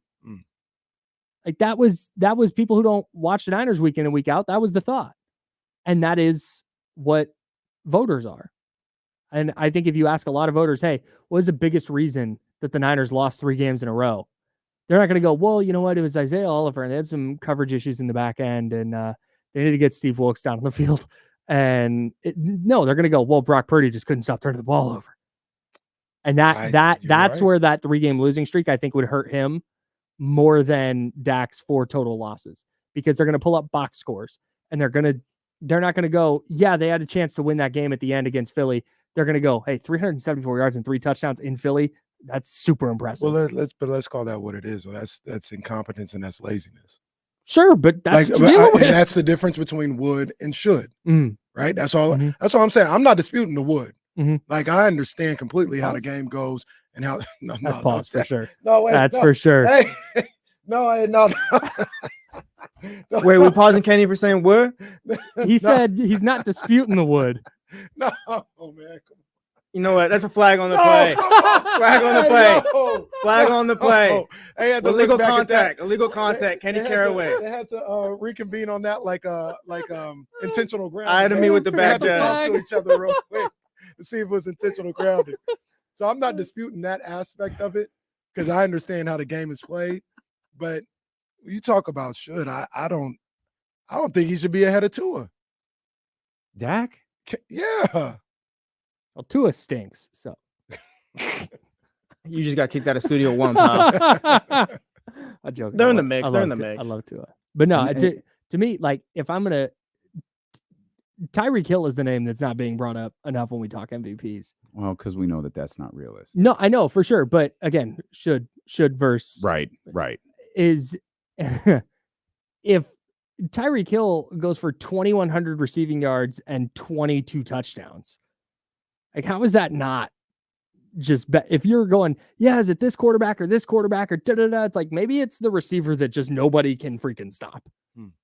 But anyways, And real quick, By the way, 3,100 and some change, Mhm. 22 and 10 for Tua.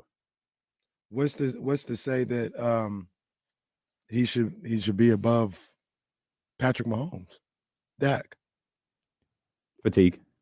yeah, and I think That's a wood. and That's a Yeah, wood. fatigue. Not Yeah, sure. I'm not again. Yeah. Yeah, Yeah, fatigue. you're right though. and You're I think like Mahomes just that offense has not been that good this year, and I think that's kind Well, of Well, Talk part of about it is the- because If we- sorry. I'm sorry. If we talking about that Cowboys offense ain't been good. They hadn't been able to score in the red zone all year long. Mm.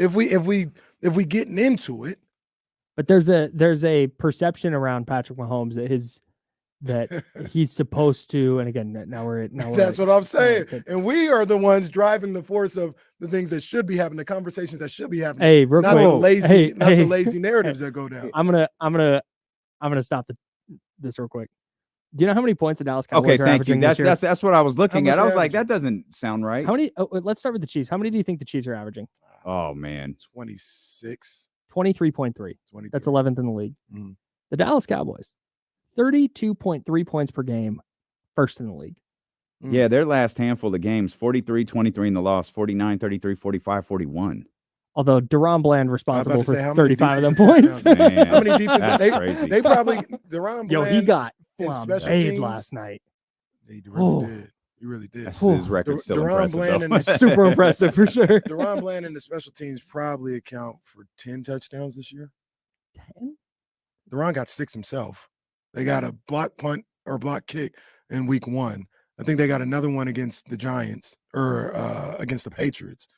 We're up to 8. All right, we have the technology. Mhm. 1, 2, 3, 4. Deron Bland has 5 pick sixes, a fumble return, and a block field goal. So 7. That's He's got touchdowns. 7 Isn't- on. He's got No, he's got no, seven- no, oh, no. the No, it's defense. gotta be The defense. defense. Oh, okay. Oh. I'm about to say, damn, The he defense accounted has for 7 6. touchdowns. Deron That's Bland doesn't crazy. have 6? He has 5. Oh, I thought the record. That's the breaker was- record! I thought the record record was- was Hey, 6. Yeah. Incredible call by Jim Nantz, by the way, on the record-breaking pick 6. Tony Romo's got to learn to lay out, bro. Yeah. Tony Romo just goes, did you hear it?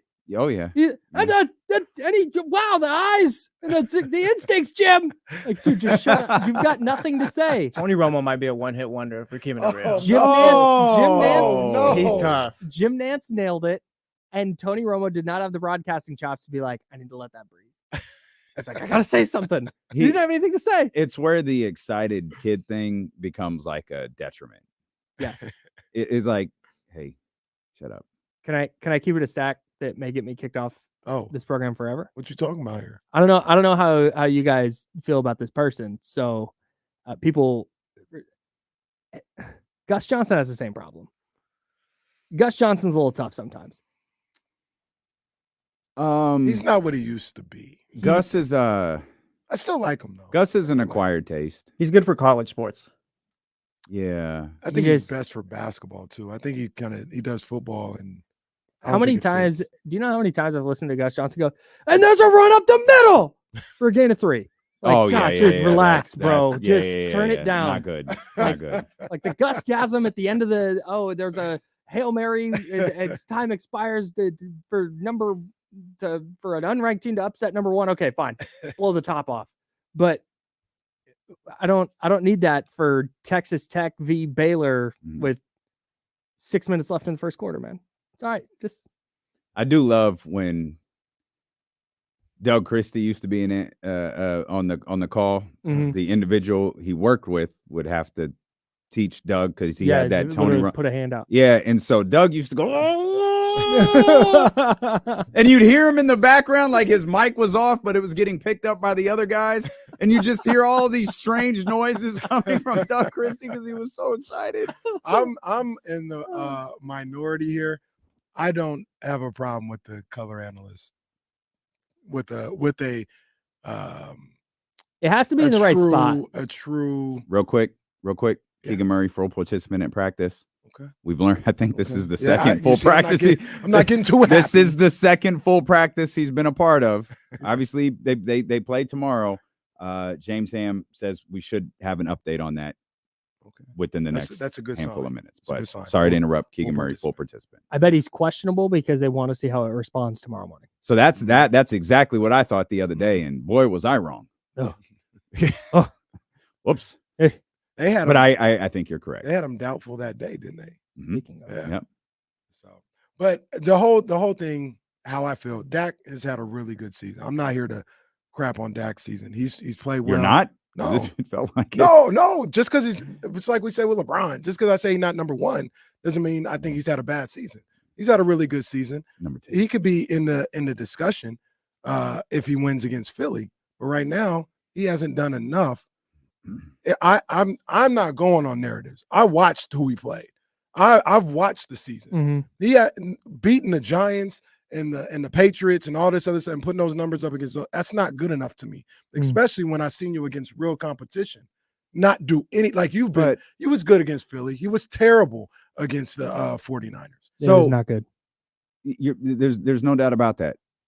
Seahawks are a bad football team. Seahawks aren't very good. They're mid.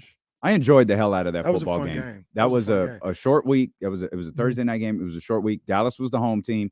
I thought the game was a blast. I really enjoyed it. I don't think Seattle's bad. They're not. They're average. They're very mid. Lost in that, and maybe I wish the schedule makers would pay attention and find, like it's 2023, you could find a way to do this.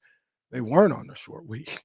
Both teams were on full rest. Oh, that's right. That's right. Yeah. A real good game. That's right. You know what I mean? My apologies. Instead of trying to make these teams play in 4 days, like schedule makers, you could find a way to put all the Thursday games after somebody's bye or something like that, and you can get a better product, a better game. Back-to-back Thursday night games for both of them. Good call. I completely missed that. I forgot last week was Thanksgiving. Oh yeah, it was. Me too.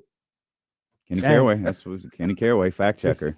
Kenny Calendar over here. But I think Dak, to answer your question, Seahawks are a solid team. They're average. They're fine. Yeah, they're fine. They're not on the same caliber as the Giants or nothing like that. But nor are they the same caliber of the Eagles and the Ravens. Somewhere in between. Mm-hmm. Dak has had a really good season. Up to this point, he hasn't done enough for me to say he's in the conversation. Mm-hmm. And you don't go from not being in the conversation to number one in one game. But I don't think it's one game. I think it's been happening for me. Over the last he's 7. not in the conversation. Who is? Brock, Hurts, Tua. Why is Tua there and not Dak?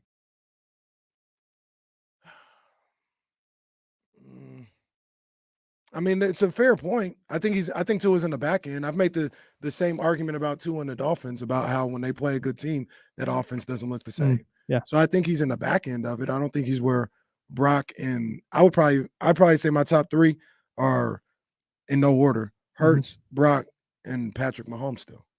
Okay. And Tua, Lamar? and if we have to, and Lamar, excuse me, Lamar's in there too. Lamar probably, maybe even ahead of Brock. Are they all? I might have put Lamar ahead. Are they all in tier 1 then? Like if you tier it out, that way you don't have to rank them.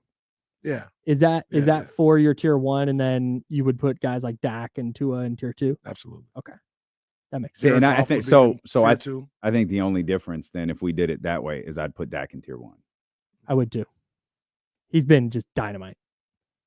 But so that's the weird. That's the thing with Dak is it didn't look great to start. It looked like, whew, man, this thing burned out quick. Yeah. And then it kind of ramped up, and that's like the discussion we're here in week 13. Yeah. Discussing having this conversation with 5 more weeks to go. And it's a fun conversation for sure, but we've still got 5 more weeks of this. 5 really big weeks for at least just off the top of my head, because I know the 2 schedules, Brock and Dak. Mm-hmm.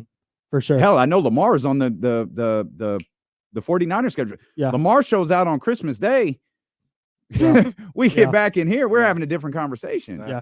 That's the fascinating thing with Dak, is if you flip his season and you give him these last 7 weeks as his first 7 weeks, through 7 weeks, it's like Dak's the MVP. Dak's running away with it. He's Russell Wilson. But then if his first 5 weeks happen over the last 5, we're sitting here going into week 13 going like, well, Dak's out. Like Dak in the last 5 weeks just hasn't been good. It's all about. I don't want that remark to slide. It was a good one. It was Russell Wilson. Yeah. How many times has Russell Wilson won the first half of the season MVP award? So many. And then left. Just exited stage right. Like, no more. Remember when Chris Collinsworth declared on national TV that he was definitely voting for Russell Wilson? Well, and then he for sure didn't. We haven't really talked much about the game. Can you stay a couple minutes? Yeah. Can we just keep going? Should we just keep going? Let's just keep going.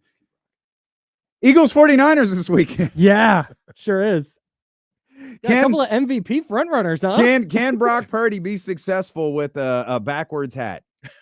Dude, I get like Cowherd's doing a bit, and honestly, I kind of his respect the whole effing career is a bit. Right. That's what Right. pisses me off. Yes. His yes. whole career is a bit, Yes. and they keep falling for it. Right. That was I wrote about his thing on his backwards hat Brock Purdy thing on Niners Wire, and just made it very clear, like, hey, this unserious thing that he said, this faux outrage that he has, like, he doesn't actually care. He says that because he knows that clip is going to go viral on 49ers Twitter and people are going to be all pissed off. Usually I stay away from Cowherd, but I responded to that one. Yeah.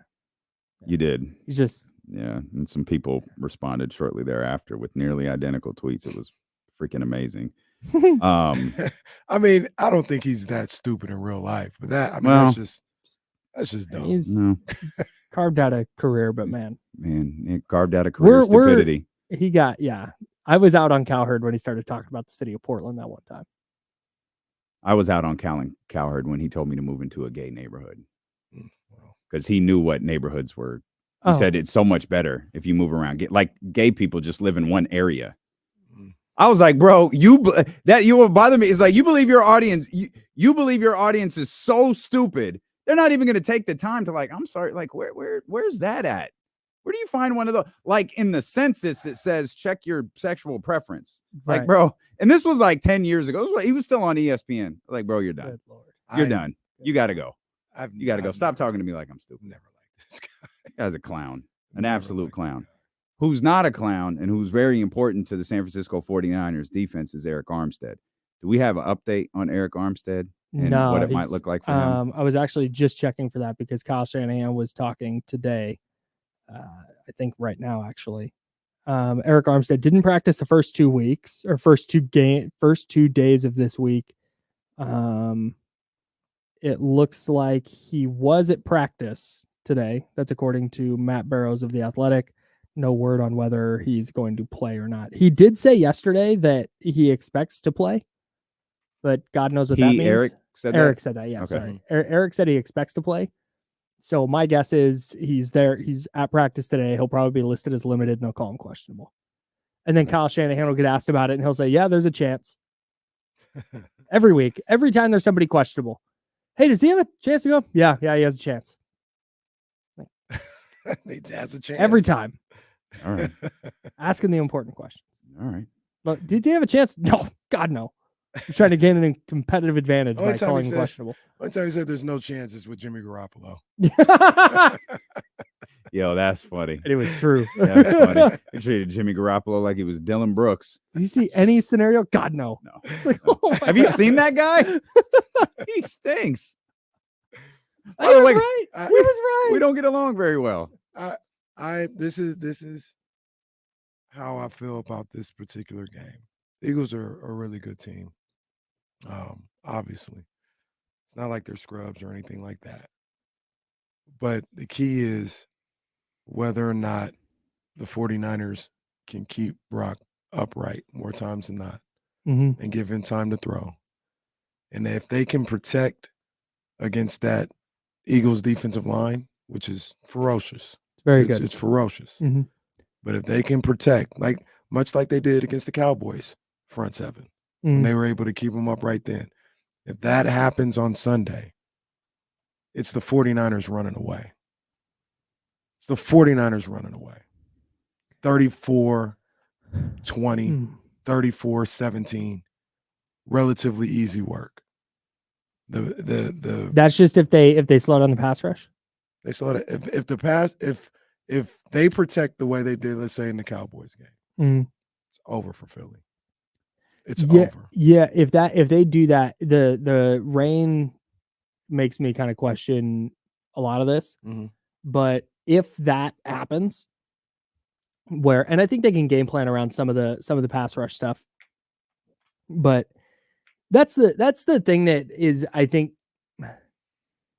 it's not like Brock Purdy didn't play enough in last year's game to give us any idea about what he looks like behind the Niners offensive line, because Josh Johnson was not it. Like that was not that the offense was not running as efficiently as it would have with Purdy under center, because he had been there for a week and a half or whatever it was. Right. I guess it had been a few weeks at that point, but he's not playing with the starters. He's getting thrown in mid game, like whatever. So we don't know what Brock Purdy looks. It's not like he got pummeled 27 times and had to get taken out because it's like, dude, he's just gotten hit so much he can't move. He got hit on a fluke play one time. How many guys do you see in a season get hit while they're throwing? He just got hit in the right spot and his UCL blew out. Right. So that's what. It's not like the Niners offensive line just got smoked when Brock Purdy was in there. Like they were at the 50 in I think 5 plays. They were just cruising along. So I think you're right in that if they're going to pass block and they're going to have a good game plan to get the ball out of his hands quick and maybe do some misdirection stuff in the run game, some screen game, just to slow down a guy like Hassan Reddick and Jalen Carter and Brandon Graham, and just keep those guys a half step, then okay, I can see the Niners scoring and putting some points up. My question is, can the Niners, especially if Eric Armstead doesn't play or he's compromised in some way, can they stop Philly? Like that's honestly where my biggest question is at this point, because I don't know if the Niners run defense is that's a concern. I don't want to say good enough, but can the Niners run defense hold up against a running quarterback with DeAndre Swift? And then what does their secondary look like down the field against AJ Brown, against Devontae Smith? Like that's going to be it. That's my bigger question than what does the Niners offense look like? Because Philly's defense hasn't been that good this year. No, like it's been not as good as it was last year. That's it. Thank you. That's what I should have said. It's good, but it's not like, wow, they are setting records for sacks and all this stuff. Like they can be had. They can get scored on. It's just a matter of, like you said, I at think the end of the game, can you slow down Jalen Hurts? An important note is we don't know how this offense matches up against that defense from last year. I mean, no idea. We didn't get to see it. They are very confident that they're going to move the football, though. And what I can say though, is we've seen the Niners go up against better defenses, and Cleveland go great in Cleveland. Cleveland, they struggled. They dominated Pittsburgh, absolutely destroyed Pittsburgh. Yeah, they destroyed the Cowboys. Both better defenses than Philly. Now the conditions were different. There was no raining, no rain or nothing like that. So that plays a bit of a factor. Pittsburgh was first game of the year too. I just think that was part of the that was part of the reason I thought Pittsburgh was going to win. Like you got Mike Tomlin a whole offseason to. You had me gassed. I was worried about that game. And that was a game. I picked Pittsburgh in my survivor pool. That was a game where I wanted to say, oh man, it's tough. Oh no, it's a week one. It's a week one rebuy. So I just I just kind of threw a Hail Mary. And that was one. I was out 2 weeks later. I felt that was one where I felt how I feel about this game. I felt that way about the Pittsburgh game. I didn't say it with my chest. I feel that way about the Philly game. This is the other thing, and I'll say it. People, talk about being a homer or whatever the case may be, but tell me where I'm wrong. When the 49ers have been at full strength and have been healthy, it hasn't been close this year. It hasn't been close. When they've had their guys, which aside from Eric Armstead and Talanoa Hufanga, they should have on Sunday, it hasn't been close. Yeah. They have destroyed everybody in their way. And that's bad teams like the Cardinals and the Giants. That's good-ish teams like Pittsburgh, Dallas, and Jacksonville. Until I see different, that's how I feel. When everybody's there and nobody's messing with them. You guys know how I typically roll with this. Like I'm very like, okay, yeah, all that stuff can go right, but here's all the stuff that can go wrong, right? I keep coming back to this, and I've said this on the Insiders. I've said this on Candlestick Chronicles. I alluded to it here. I sit here and I go, the Niners are good, undoubtedly one of the two best teams in the NFC, but Philly is 10-1. They are the better team until proven otherwise, right? Then I think about me. I do some introspection, and I flip it, and I go, what if everything was the same, but the teams were flipped? And Philly was 8-3, and they had all these dominant wins and these 3 weird losses in the middle of the season where they missed a field goal and then they turned it over in the red zone, and then had a loss at home to where they just got beat by the Bengals. And the Niners were the 10-1 team with, just sneaking by Minnesota and, holding off the Patriots at the end of the game and, holding off Dallas at the end of the game, all these close wins. And they were 10-1. I would be sitting here on this show going, yeah, Philly has a worse record, but look how dominant they've been. Look how awesome they've been in all these wins. Yeah, they had the 3 weird, but they had the injuries and this and that. When they're healthy, they've been dominant. That's what I'd be saying about Philly. So part of me is like, yeah, man, that's the take about the 49ers, I think.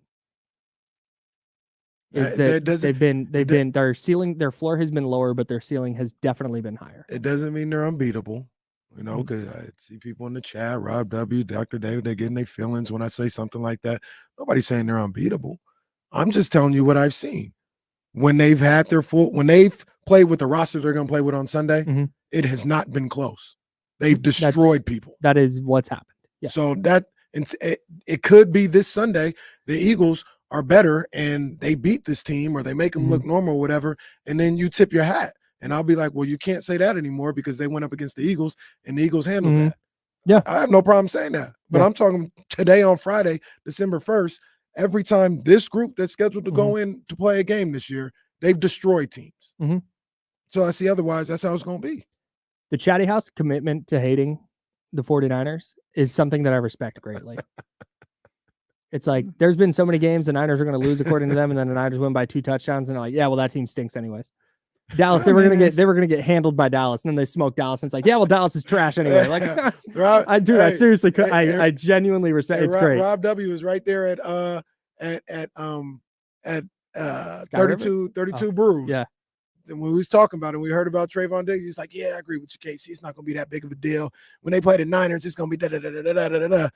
Yeah, all right. And now, oh, they weren't healthy. So I ain't trying to hear that. Beat that ass. That's all that matters. So don't even talk to me about that game. Beat that ass. Rob Dub is a fan of his Cowboys, just like Ramsey is a fan of half the league. Ramsey's playing the San Francisco 49ers. That's it. Big Eagles guy this weekend. That Ramsey is. I picked the 49ers to win because of the Vegas line. Vegas has the 49ers favored -3 or 2.5, depending on the book you're looking at.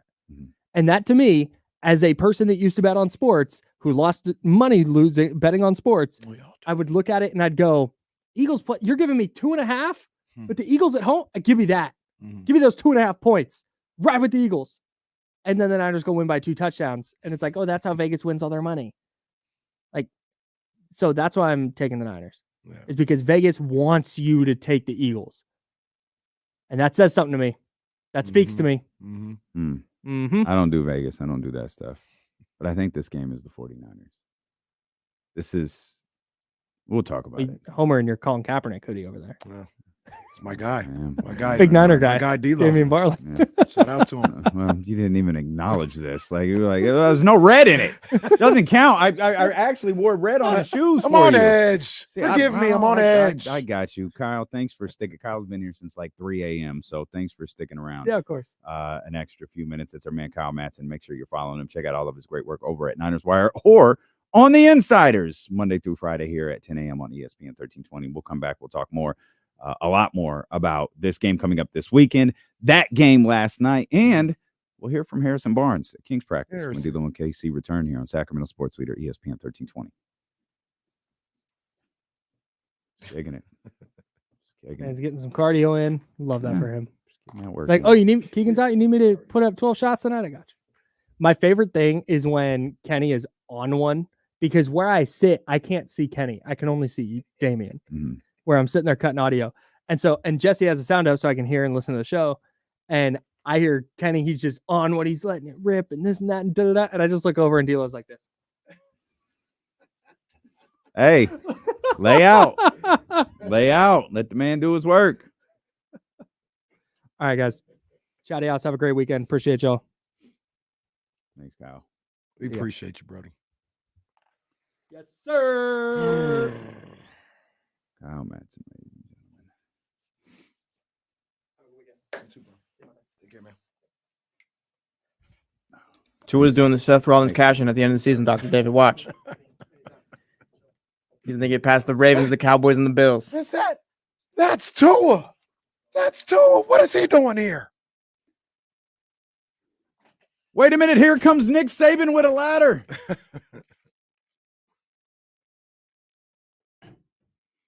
I was telling Kyle, can you imagine like the 49ers like lead this game, like clearly the best team, and they stop like a couple of tush pushes too? Oh, they stop. Oh, man.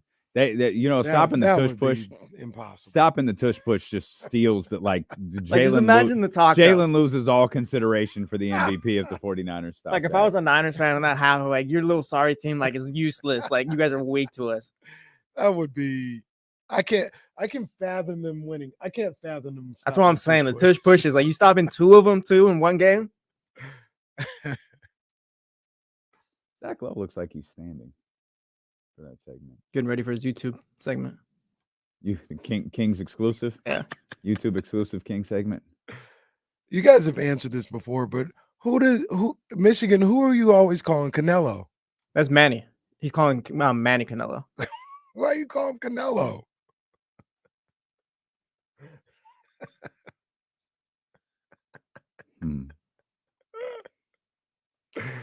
Because he's a running back, Russell. That's the reason why.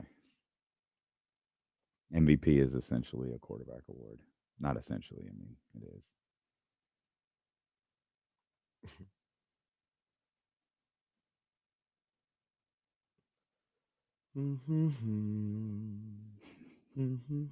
That's funny for those who remember.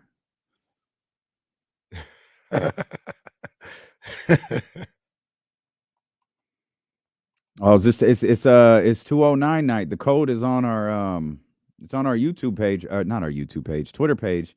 For those who want to go to the Stockton Kings game tonight, go check out the 209ers out there, man. It's the Chatty House takeover in Stockton. Shout out to the 209ers. Make sure you guys get some pictures out there. We want to see everybody who shows up.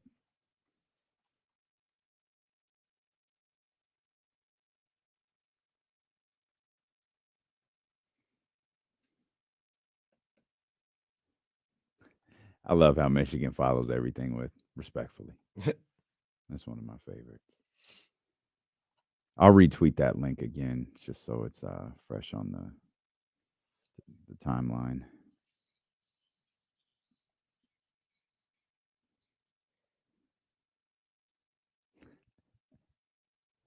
I wonder if I could turn this picture of Smiling Bonte into a shirt. I feel like I could. It'd be a seller. It would be. A seller. It'd be if we could somehow work like light the beam in somehow. Yeah, we could make some money off of that one. Some money that we give to Dave Garcia. I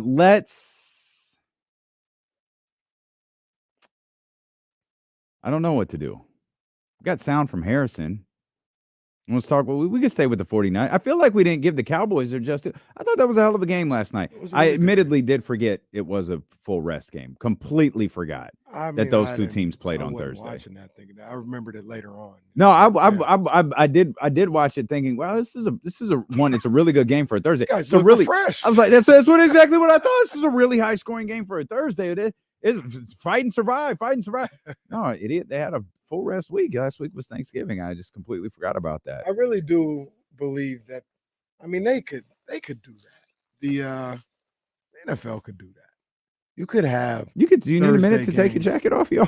You all right? The thing is right. I'll figure it out when okay we're on a break. Okay. But they could arrange those Thursday night games if they're going to continue to have them to come after somebody's bye. It seems like they that. bent over backwards to make the overseas games work. Mm-hmm. And they're just like, yeah, you guys can go out there on 4 days rest, 3 days rest, really. And the funny thing is, like you said, you see what happens. Very well played game. Mhm. Look like a normal game. Everybody's refreshed, giving you top flight production. And it doesn't care. You play on Monday, you got a game on Thursday. They don't do that, but still feels like it. Let's shift to the Kings. There's a lot more to talk about with the 49ers and the Eagles and just football in general, which I'm excited to do. But we'll check the basketballs in the background level here from James Ham's video. Here's Harrison Barnes today at practice. Harrison, big game tomorrow for you guys. Is this a little bit of a measuring stick game to see where you're at against a team that won the championship last year? I don't know if I'd say measuring stick, but I think just this week, the teams that we're playing, obviously we're just playing some of the best teams from the West. So for us, it's just a matter of just putting consistent effort forward. And it's a big thing for us. How has the emotion of this week been? Because it seems like it's been all over the board with that big game on Tuesday and then the letdown on Wednesday. Yeah, it's part of it. That's the ups and downs of this league, I think, for us.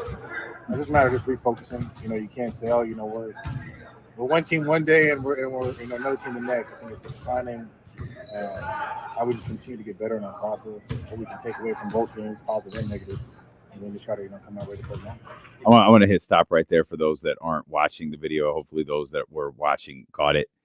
When James asked that second question about the emotions of the week, I don't know why I always pause Harrison at the best moment possible. Yeah. Oh, yeah. Every time I pause Harrison's video, it just gives us this incredible Dr. David, come on, man. This incredible screenshot.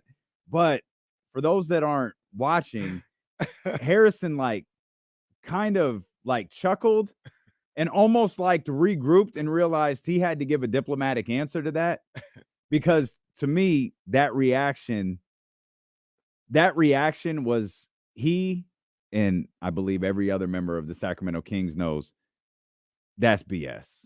We can't have an emotional roller coaster type week like we had the 16th and 17th game of the season, or the 15th and 16th game of the season, whatever it was. We've got to be more even keel. We've got to be more prepared on the second night of a back-to-back. And it feels like there were a million things running through his mind, and he was just like, no, I'm going to give the diplomatic answer to this right here. I could absolutely be misreading that. That sounds like Harrison. That was just body language that I was looking at, Harrison is running through this answer in his head right now, and he's going to give the right answer about how hectic the week was. But I'm guessing behind closed doors, those guys are like, we can't do that. We can't do that. That's not acceptable. Harrison, the still shot, man. I don't know why. It's Harrison Barnes every time, man. I don't know why I do that to him. More from HB here, following following practice today. When you're this early in the season, is it good to have a moment like that where the up and down almost kind of is a roller coaster of like you said, emotions and effort and stuff like that, and it kind of plays itself out? Okay, that's okay. Never mind. That's just too much. Yeah. Just forget it. I don't know what the hell's going on in practice. Just never mind. It's always an adventure with James's videos. And why is James's voice crystal clear? Just speaking right into the microphone, and then it just seems to pick up all of the noise from behind him. James is at the mic store I'm going to sound great with this. Oh, yeah. Hey. No. Oh, you already got rid of it. I was like, just run that back. The moment when we said we had enough. Hold on, I'll go back to James. I don't know what's going on in here. Stand by. Hang on. No, we got you. Hang on. Hang on, HP. Because I don't know what they were doing. A moment like that where the up and down almost kind of is a roller coaster of like you said, emotions and effort and stuff like that, and it kind of plays itself out in the season. Is it good to experience that so early on? I think it just shows us how quick. So last year was the who threw the basketball. That's right. It was last year who threw the basketball. This year who did the scream? Who is that? Oh, I have no. Oh man. Kyle says JaVale. I feel like that's the voice was a little light though. I was gonna say Malik. That I was going Malik too. What if it was Keith? It plays itself out in the season. Is is a roller coaster of, like you said, emotions and effort and stuff like that, and it kind of plays itself out in the season. Is it good to experience that so early on? I think it just Text James right now and tell him we have a job for him. Oh, we gotta find out who that was. Oh man, I like the Malik answer too. I think it was Malik. Of, like you said, emotions and effort and stuff like that, and it kind of plays itself out in the season. Is it good? Oh, we gotta find out who that was. I'll keep that video pulled up and we'll play it for James. Man. James or Sean should know who that is. Sean usually always Sean knows everything. Sean knows absolutely everything. Anything that happens around the Sacramento Kings, Sean knows. We'll find out. Of course, Sean's talking. Sean was the one who just asked Harrison that question. He might have missed it. Kyle says it might have been Trey. It's not bad. It could have been Trey. That'd be a pretty animated Trey Lyles. I feel it's gonna be someone with an outgoing personality because I don't think like any of them like. I'm about to say, what if it was Sasha? Oh, that'd be great. Sasha's and one yell. So we can rule. We know it's not Harrison. No one thinks it was Fox. No, it's not Keegan. No, not Davion, right? No. Could have been Davion. He's gonna be on the short list. Experience that so early in effort and stuff like that, and it kind of plays itself out in the season. Is it good? I'm going Malik. Yeah, I'm gonna stay Malik. I'm gonna keep it real though. If we find out this is another assistant coach, I'm gonna be pissed. It was Jordy. If we find out it was Barbosa. Well, hey, it could be the way them dudes go. That could absolutely be Barbosa. Emotions and effort and stuff like that, and it kind of plays itself out in the season. Is it good to experience that so? Now I want to know if it happens again. I think it just shows us how quickly we have to be ready to adapt. I think having both those teams on the back-to-back, just see different styles of play. One's heavy ball movement, one's heavy isolation. So I think us just constantly just being that friendly line of, the level of physicality. All right. Did I hear what I thought I heard? I don't know. I hit the button just in case. I'm not gonna lie. We'll just go ahead and we'll examine that more during a commercial break. There's a lot going on. I mean, it is a practice day, so it's just a very intense game of whatever. Maybe it was Keon. Could have been Kessler. Could have been Keon. King's practice is lit, man. Bro, King's practices are the truth. I need to attend one, man. They're having a great time. That's tremendous. Now, so Sean hasn't posted his video yet. We'll go over to Sean's video whenever it posts and see if maybe he has it's like a different angle of the stream. King's Zapruder film. That's not gonna help. We won't hear anything. Yeah, that's true. That's true. We love you, James. I wonder if James knows what these videos sound like. I'm gonna keep it real. Every time we play James's videos, I don't even listen to play. I just count how many basketballs I can hear dribble. Oh man, I love practice day. But I want to. Hopefully, they get to talk to Keegan. I want to hear what Keegan's got to say about how he's feeling or where he's at. If he gives any insight on that. Full participant. Oh no, we got a shirt idea over here. Oh snap! We got a shirt idea over here. Snap! Hey. Hey, that's put it on the shirt. Hey, that's tough. Put it on the shirt. Smiling Bonte in front of the Golden One Center. Yo, I gotta send that to Bonte. Put it on a shirt. That might just be like a 1-of-1 for Bonte too. Oh yeah. Yeah, we getting that one over to by the way, Bonte Hill, award nominee. Yeah, he's a finalist, man, for what is sportscaster of the yes, sir. Year. Come on, man. Yes, sir. Guy, man. That's our brother right there. That's our brother right there. 95.7 the game, pre and post for the Warriors on NBC Sports Bay Area. That's my man's in there, man. Yeah, man, that's awesome. I tapped in with him this morning. I went old school. I called in because it was Niner. It was Friday before the Eagles game. I had to call in. I had to tap in. We was like Bloods and Crips. We put the flags together, rose it up, rose up and said, hey, we're doing this for the Niners today. Which one were you? I don't know, man. I don't know nothing about nothing, man. Just, I guess obviously I wasn't blue. Well, that is a good point. Good point. Oh, careful, Kenny. I got love for everybody, man. I ain't no sides over We do here. have another show after this one, so just Ain't be easy, big ain't fella. no sides over here, man. I'm not from nowhere, man. I'm not from nowhere. Oh, yeah, I want to see the pick one more time. I'm sorry. I took the pick down too quick. That is gold. That is great. Dr. David was quick, boy. My goodness. Oh, man. Yeah, we making some Happy Bonte merch. That's good stuff right there. All kidding aside, man, congrats to our man Bonte Hill. Yes. Let me ask you something in a few minutes. Okay. Because this show's getting away from us quickly. Steelo and KC brought to you by Sky River Casino. We'll talk more about the Sacramento Kings. I want to talk about Keegan and Trey. I want to talk about what we've seen from this team so far when Steelo and KC return here on Sacramento Sports Leader ESPN 1320.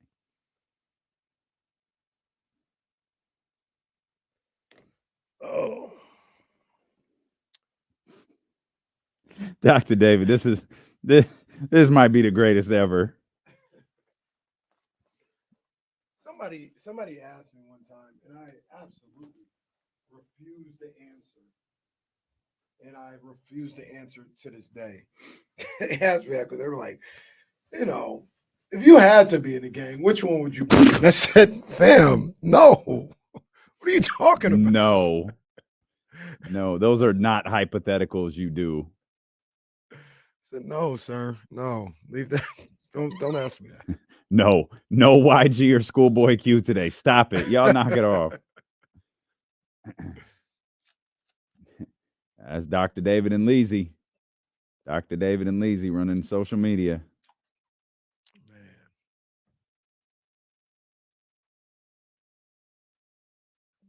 We did. Yeah, we did. We were coming back with that for like a year at least, I think. Man. We was down there at the Oak Park market. Hey, Michigan, I got a quick thought on it. Oh, wow. Uncalled for. I saw something yesterday that was pretty funny. Jim can be on the sideline, right? It's over? Yeah, he's back. Yeah, okay. He's back. Oh, what if they lost? He's back. What if Harbaugh comes back and they lost? Ain't happening. I know it's not. He's back. All right. I saw something. Go to it's hard to put up on the screen. It's tough to put on the screen. Go to KMBR's Instagram, and they had a video. They had a post that said, you slide down just a little bit, and it said, Draymond's back in Sacramento. And I think this was from the playoffs. Just a bunch of people flipping him off as he's on the big screen. It's an epic picture. KNBR. It's an epic picture. JD. I can see it. Coming up on it. You see right there? Said Draymond's back. This looks like a WWE event in 1999. Oh, that's amazing. That is amazing. That's right below us. That's right below where we were. That's on the that's other the other side. Yeah. That's the other side. Oh, that's funny. I saw that. I was cracking up. That's tremendous. Shout out Anfong. Draymond turning Sack into fans into Eagles fans. Why are they flipping off Anfong? Is Anfong in the Bay Area? I heard her debut in LA. I was gonna say I thought it was LA. We got big news, fellas. Joe Flacco starting Sunday. Oh, I'm watching Browns and whoever they're playing this week. Oh, God, so fire! Wow. Yo, is this? Wow. This ain't real. Let me see. Wow. Joe Flacco. Oh, damn. You see that? You see what's going on with KD and Ant-Man and Adidas? Yeah.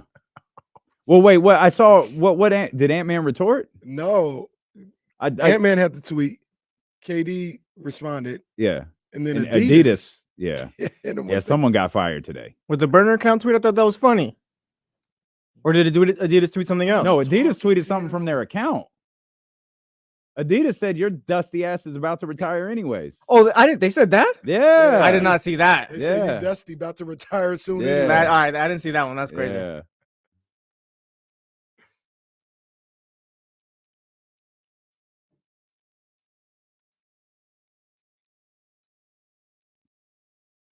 Hey, turn this off. Turn this off, dog. Turn this off. No, not today. Not today. Not today. Not today. Dog. I love that Jesse potted it up. Not today. That's Rick Ross on that remix right there. No, we'll I'm a listen to boss. We'll listen to that another time. What's the 420 hit? Oh, okay. I know. I was like, wait a minute. What is the 420 hit of the day? I turned the studio off. It's now that I perfect. know how It's perfect. KSFM goes off the air for 4 minutes. Wouldn't be the first time, but that's fine. Jonathan comes in here frantically, like, nope, nope, we ain't doing nothing. Not till this song's over. Poor Complex comes in. You could have just changed the song, bro. Change the song. Hey, I got a question. We'll talk Kings and stuff like that. I was thinking about something last night. Is there a possibility in our lifetime that women's college basketball gets bigger than the men's college basketball? You didn't see that I moved that, did you? What? No. No, I did. No, I did. No, I don't think so. Find out 45 minutes from now. I don't think so. No. I don't think so either. I love the thinking. Big game Sunday, by the way. Duke in South Carolina. Great article over on the Ringer for those that. Why not though? Because men's college basketball to me is just it's on a free fall. To be honest, this is why I asked. Like I am not tapped into it really. Like it's not interesting to me like it used to be. I agree. I guess until March maybe. I think because there will always be a perception about women's sports. Very fair. Very fair. Sports is still a male-dominated industry. Like I was reading that article on the Ringer this morning, and they were talking about Kara being. Someone wrote an article about this in the Ringer? No. Oh. It's already happening. There's an article on the Ringer for those who would go you go to theringer.com, you'll see what I'm talking about. They're talking about Kara Lawson being the coach in the Celtics, and they mentioned Becky and Teresa and Lindsay. All in that conversation is like, I think 11 at the time. They're all gone. Kara's at Duke. Teresa's with Chicago in the WNBA. Becky's with Las Vegas in the WNBA. Lindsay's is, but she's with the G League and not the NBA anymore. Lindsay left Cleveland. She went to UCLA. I mean, it's still, and I think part of that is it's still a male dominated industry. It's still a male dominated. I don't. Sports is still dominated by males, is what I'm trying to. No, I completely understand that, but I think it's hard for me to say I think it has a chance because I don't. I mean, it's so massive the men's basketball and stuff like that. It's hard to say they're going to catch them and surpass them, but here's part of the reason why I feel like they might. He says, doubt it. NCAA basketball is a feeder to the NBA. Not anymore, and that's the problem. Like they are, but they aren't. Like if you're one of the top 10 players in the nation coming out of high school, you probably going to Ignite. You're going overtime. You're going there's a chance you're not going, or you're from overseas or something like that. There's a chance we never see you in college. And we had South Carolina, North Carolina on last night in the studio, and I went home and I watched that whole game. That was a good game. And what's one of the first things I said when that game came on? Do you remember? No, I'm sorry. It's okay. You don't listen to me. But no, I'm just. But it came on. I said, there goes my girl Deja Kelly. I've seen Deja Kelly for 3 years now.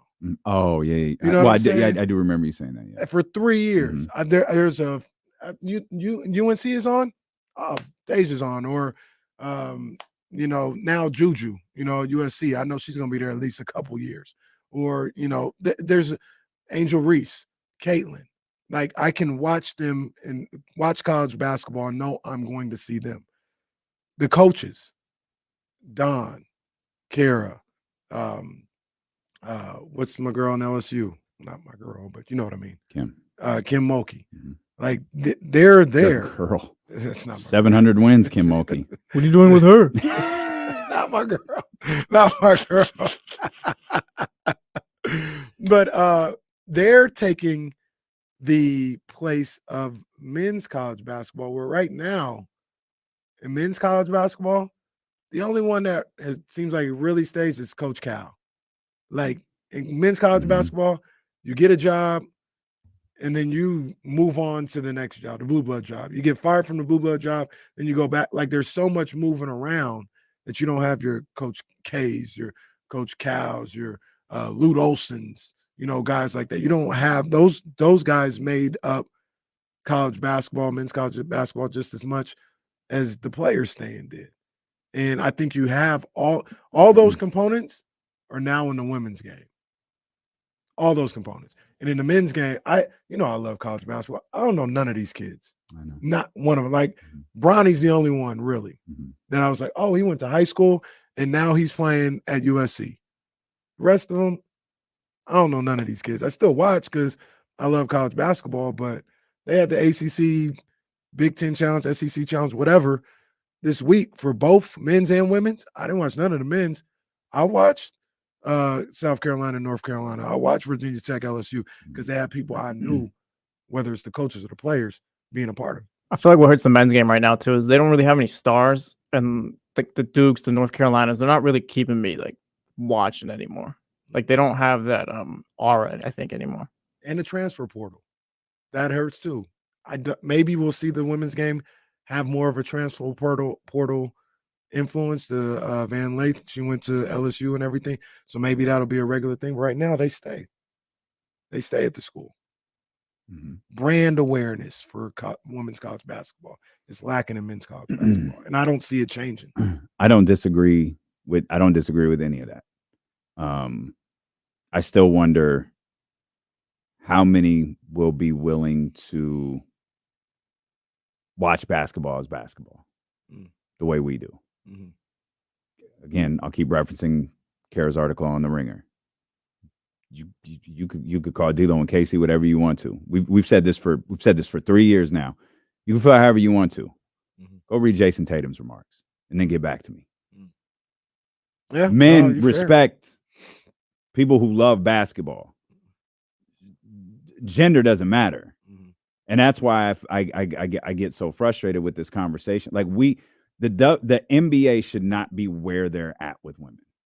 They shouldn't be. They progressed and then almost immediately regressed.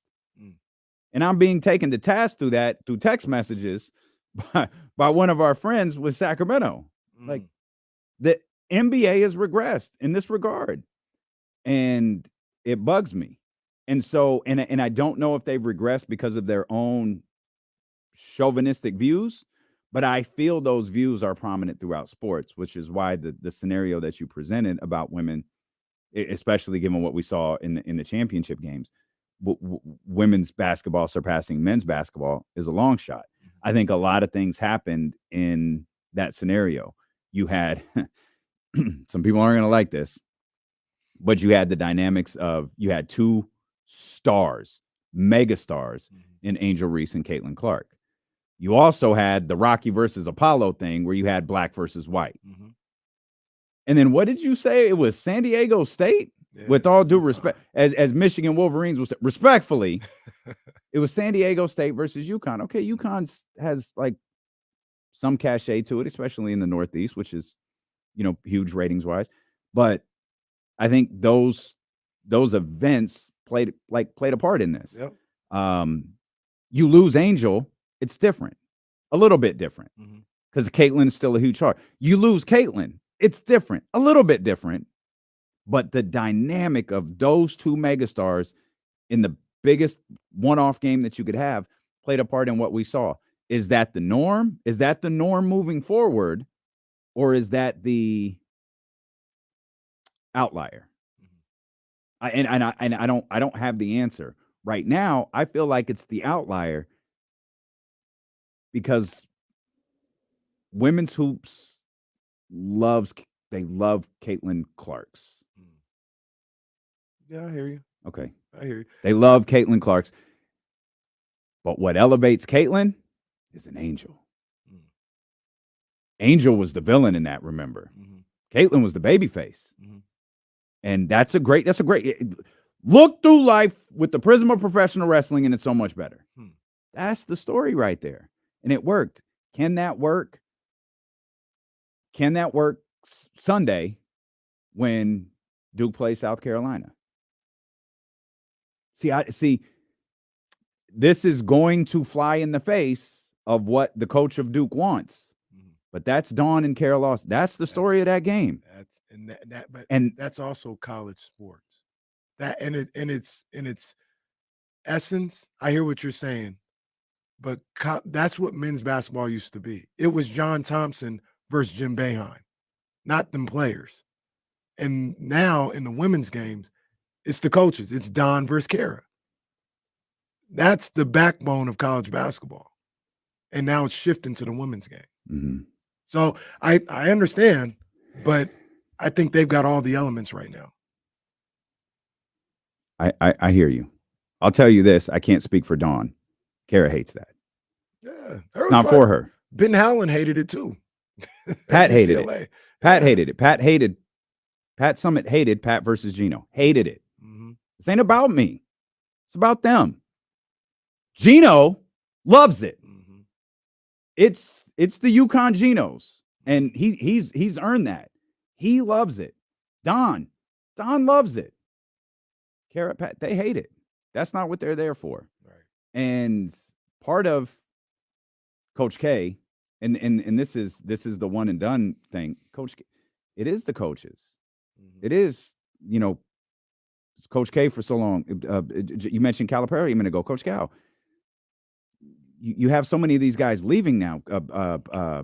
Syracuse. Boeheim is gone. Yeah. So many of these guys leaving. So many of those. I don't know who's on Syracuse, but I know Jim Boeheim. Hell, I don't know who's on Kansas, but I know Bill Self was about to throw hands with Shaka Smart. Right. I know that. Right. Let's run that on a loop. Roy Williams is gone. Yeah, Roy. Yeah. That's I don't know. You could be onto something. It's just I hope it does. It's just tough for me to see it. The other thing about it too, and we can move on in a second. The other thing that I see about it, and I don't mean this, and I've said it to you before. I've said it on here before. I don't mean it in any disparaging way or whatever. But the game is getting better. These young ladies are getting more and more talented, which I think appeals to that viewer that you're talking about, that looked at women's basketball one type of way and said this isn't the same as the men's. And now with the skill level that these women have and the way they can play and the way they can handle and shoot and do all this other stuff, finish at the rim, I think it's getting closer to what some people deem as regular basketball. Not me. I'm just saying, it's the skill level is starting to match up. And I think it's, for some people, it's more enjoyable because of that. And these young ladies, they got this young, I showed you the girl, I forgot her name, Special K, something like that, little freshman down in LA. Oh my gosh, you look like Kyrie Irving. Oh my goodness, what she can do with a basketball. These young girls are coming up. Yeah, that was crazy. They're coming up. Yeah. And they're next. I think that's going to help them as well. Then it's up to the people who love basketball to support that. Yeah. And that can change the tide. Facts. And then later on, everybody could pretend like, oh, I knew this would be good. That's fine. You could lie later. The people who love basketball need to support it now. You need to support it this weekend. When that game is on ABC, you support it before we get to the NCAA tournament on a comparable level to the way you support men's college basketball. And I'm the concept of what you said. Like I couldn't be less interested in men's college basketball right now. It's bad right now. I don't care. I just don't care. I watch it out of pure habit, like just because I love college basketball, not because anybody's drawing me to college basketball, except for Coach Patrick. That's it. Yeah, for sure. Yeah, for sure. Let's get Ramsey in here. I'm getting cussed out bad through this text message. Oh no, oh, it's bad. I've lost all friends at the Golden One Center. 916-909-1320. Damn it. Our man Ramsey. Ramsey, what's up, baby? Man, and the thing about this whole college basketball or college sports discussion, it's sad to my core with the Pac-12 breaking up this year. This may end up being the best or one of the best years we've had in all of college sports, especially coming out of the Pac-12. I mean, you just look at going to women's basketball. You got Juju at USC. You always got Stanford. UCLA is decently good. Colorado is good. Utah's in the top. I think they're in the top 15 now. I know they dropped out of the top 5. So I mean, you got and Pac-12 has always been a power for women's basketball. I mean, men's basketball, they always have anywhere from 2 to 5 teams in the tournament. So I mean, it's sad to watch the breakdown of these conferences going to mega powers, because especially on the West Coast, we're going to lose the core conference that we have. Yeah, facts. No, and when you talk about the Pac-12 and USC, you mentioned maybe there's a lot of pressure to put on this young lady, but Juju's the one. Oh yeah, Juju is the one. Yeah, she's as cold as anybody I've ever seen personally in women's basketball. Mm-hmm. She's the one. I think we saw yesterday Simone Augustus and Maya Moore, Hall of Fame class. Simone, I always hate, like, Simone never got her just due. Like, clearly she's getting a nod for the Hall of Fame. You can't, like, ignore that. But when you talk about the league and who they support, Simone, openly gay, dreads, colorful tattoos. She's not Caitlin Clark. Yeah, no, you're right. You're right. 100%. But man, cold. Another LSU product. Just cold. Man, she was nasty. If you never got to watch her, you missed out. She was nasty. Anything else on this? I just enjoyed that game last night, by the way. Good game. Shout out South Carolina. I was telling wifey last night, I was like, you really said it. I don't know if Dame feeling Don. Don, my girl. I don't know if Dame. Don't do that. Don't do that. Don't do that. I just be hearing little things. I be catching little stuff. Because Don was in a Louis Vuitton crew neck, a little sweater last night. She was doing her thing. And then the camera always catch Don cursing. Always cursing. And we were watching. I said, I don't know if my dude like Don like that. You think Dame treats her like James Ham treats JaVale?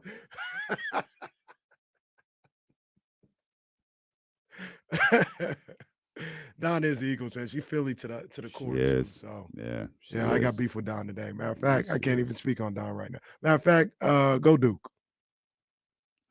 First of all, bro, it should have been Go Duke anyway. It was already Go Duke. It shouldn't have anything to do with Philadelphia. I'm just reiterating it. Nice save. Ooh. Nice save. Ooh. You see that though? It's only good Go Duke because they're playing Philly this week. Stop! Don't do that. Don't do that. I like Duke. Women's team. I actually like Duke in general more than I did when I was growing up. They're kind of more likable now. I'm gonna say 2 things. 1, you ain't gonna get me in trouble. 2, the game, not basketball, just the game. Life is weird. And you have people who are all about you and support you, and then when you elevate a little bit, it gets funny. I make a joke about stuff in this building. There are people in this building who we have no relationship with. None. They do not like us. Ain't never had a crossword or nothing. Yeah. But it was cool when we was down here. Oh, yeah, but we ain't down there no more. Now it it's ain't cool no more. I smell what you're cooking. That's I in mean, I ain't saying you saying that about anybody. No, I'm just saying I understand that's life. in every walk of life. I understand life. And I hate when people are selectively loud. Mm. I'm texting with Kendra Montgomery Block right now. She's talking about lifting a cause. We're talking about lifting a cause. The cause is when you can't selectively choose when you lift a cause. Mm-hmm. Mm-hmm. And I just noticed stuff.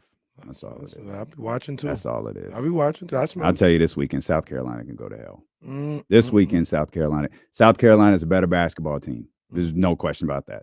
But they gonna be in for a fight this weekend. That's one thing I know. The women's team at Duke gonna do is they're gonna battle. I know that much. I know that. You better be ready to play. Go to theringer.com. Click on the very obvious article we're talking about, man. You guys will enjoy it. I don't know how to segue back to the Kings here. Well, just put up that picture of Bonte. That's a good idea. That's a good idea. That's gonna be the ultimate segue. It's just all right. As we shift back to the Sacramento Kings. By the way, Securing the Beam hit us and said, "This is Bonte's reaction to the shirt." Oh no, it's not. We already sent it to Bonte. Bonte loves it. We gonna. I don't know if the resolution's gonna work, but we're gonna somehow get this on the shirt for Bonte. This gonna be our new Kings win logo right here. It's gonna be our new Kings win logo. I'm gonna need the Kings to win about 50 more games so I can post this all over Twitter. Bonte was so damn happy. Oh, Warriors didn't even play the night before. Did he do a Yeah, he does it every morning. Was it raining again in San Francisco? I don't think it was raining. I didn't watch the video because they played last night. It was Clippers, man. Clippers on the back-to-back. Man, but God, hey, I don't want this to go, man. That boy worked, and he does the morning show. So he works late and gets up early. Brian, that's why you're a finalist. Let's check in with our. This might be a daily segment. We might have to do it. Might be a daily segment. Let's check Bonte's mood here today after the Warriors. Which was really cool to see. Oh, wait a minute. Which was really cool to see. You know, the Golden State Warriors, a first-class organization, honored Steph, Clay, Dre, 11/30/23 day. I was pretty damn special, and for them to get the win, see the youth get some run, have an impact on that game to beat the Clippers. Yeah. Pretty damn cool, man. And they needed a win. You know, 7 players in double figures. Yeah. That was cool. Clay, 17 of his 22 in the second half. Steph doing what he does. So we'll get to the Warriors a little bit. And, of course, know what Sunday is. And I love the little laugh that you and Bonte share. The little hook. I feel like that was I feel like we joined that video, and I feel like we might have joined the walk in the rain in progress. I don't know what happened. Because it sounded like that might have been part 2 of a video. Oh man, part 2. It might have been because didn't it sound like we joined in progress? Oh, yeah, it wasn't. I mean, maybe it wasn't. That was the first one. Maybe he just cut out, what we didn't need to hear. Yeah. Okay. All right. Like that's all it was. All right. Let it rock. Shout out Bonte. I think that's a good idea. 11/30/23. I was hating on it. I didn't if I was get a Warriors fan. I thought it'd be dope. I congratulated Bonte, and then got a joke off like he sent Draymond to the podium, and he was like, "It's 11:23." I was like, "Oh, okay, I get it then." Because I saw the mural, and I was like, "What the hell is going on?" It didn't compute for me, and then Bonte broke it down for me. So, boy, Draymond, he lucky, man. How you getting that day? He lucky, boy. He lucky, boy. He a lucky dude, man. To get in there with the greatest backcourt of all time. What are you doing there? What are you doing with them? What are you doing there? We talking about the greatest backcourt of all time. What are you doing in this picture? He was like the King Haku of the Heenan family. Like, what are you doing with Andre and Bundy? You don't belong here. He was the of course, Haku's like the scariest dude in the history of wrestling. So my bad, brother. I was just playing. He was the third dude in next. Third. I think his name was his name Tweety. Were there 3 dudes or 4? There was 3. Oh. 4 in Jagged Edge. And one of the guys in Jagged Edge didn't do anything. That'd be Draymond too. Well, you always need a guy who don't do nothing. Is he Rick Rude from DX?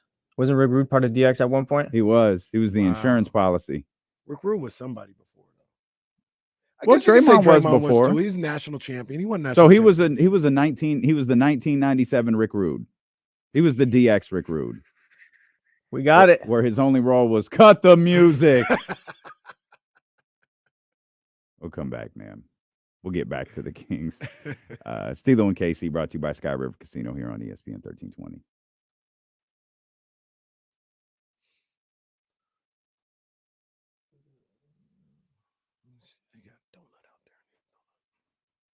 Them little cake things was good. She throw it in the fridge.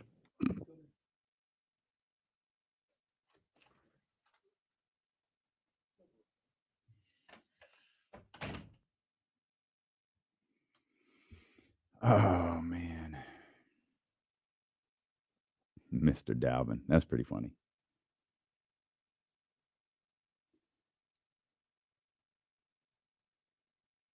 Mr. Dalvin.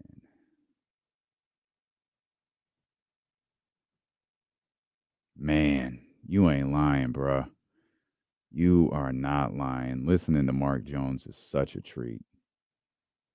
Such a treat. I can't do it. Like I can't do it. That's a good one. I like that. I don't know when they do it. It's not even possible, but I like it. I think checking in with Bonte's videos is going to be my new favorite thing. Well, some things you just don't need to hear, man. Some things you just don't need to hear.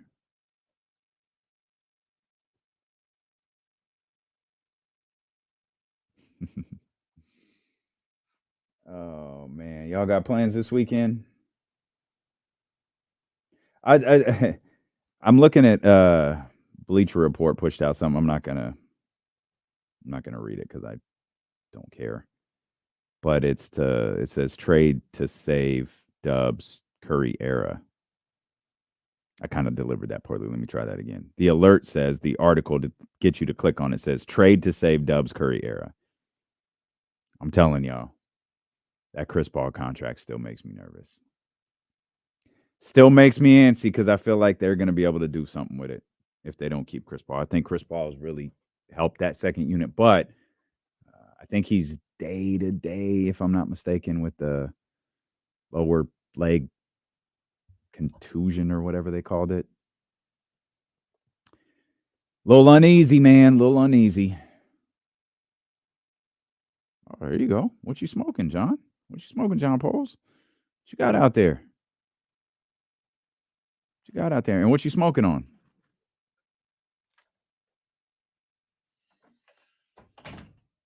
Yeah. Yeah, but LA, there's nothing for LA to do with it. Like that, like there's nothing that helps Golden State. Golden State doesn't do dumb shit like that. Like traded for CP3. But that's not dumb.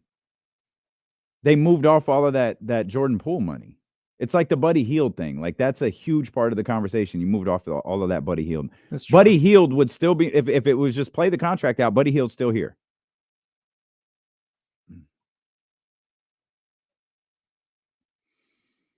You want to get in on the conversation, please do. 916-909-1320. I love that conversation about women's hoops, by the way. That was good stuff. Yeah, good stuff, man. Enjoyed that. I love the game right now. I love where they're at and where they're going. I didn't mean to catch you mid-donut, Brody. My bad. Cold donut. No, they got pizza. Shout out Lil Kim. Yeah. Now I smell it. Okay, boss. Yeah. All right. No, there you go. Enjoy that. Donut's still in the fridge, though. Yeah, it's still good. The donut is cooling off. The real donuts. I'm gonna keep it real, bro. That's not the story I'm gonna tell. Yeah, no, it's not. Like why do you put your donuts in the fridge? Why do you act like we're gonna provide context to your eating habits? Just like NFL writers, no context. What do I look like telling people? Yeah, KC goes to the vending machine, gets donuts. No, my boy goes to the donut shop and throws them into the fridge. That sounds way better. You don't even have to do all that. KC puts donuts in the refrigerator. Yeah. That's it. There is nothing wrong or misleading about that. It's all about content. Casey, hey, COE, Leezy. Leezy know what it is. COE. Leezy. Hey, you come over here and talk about D-Lo. Leezy ain't never seen a shot he ain't gonna take. He just, hey, you guys want me to film content? Sure, Leezy, if you want to. Grabs like 4 people. Hey, tell us why you love D-Lo and KC. But who the hell are D-Lo and KC? Just tell us why you love them. He's in a 98 Rock shirt. Yeah. Like, all right. They're cool. I don't know what to tell you. They're over at the truck down south. Yeah. Like, hey, tell us why you love D-Lo and KC.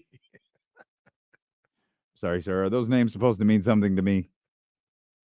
I don't know what you're talking about. We are 17 games into this season for Sacramento. 17 games, 10-7. Second place in the Pacific Division. 10-7. Is this a big game on Saturday for you? Before you go into the in-season tournament? I don't want to catch heat for this. I don't know. All games feel big. I said all games. No, quit. Come on. Why? Now look at you. No. You know what? We're gonna do flag on the play. Offsides. Kenny Caraway. 5-yard penalty. Repeat second down. Hey, that's like when they throw a flag like on a play and say the defense are like, yep, he was offsides. And they're like, actually holding on the defense, automatic first down. What? You Draymond Green out here begging for calls, man. Knock it off.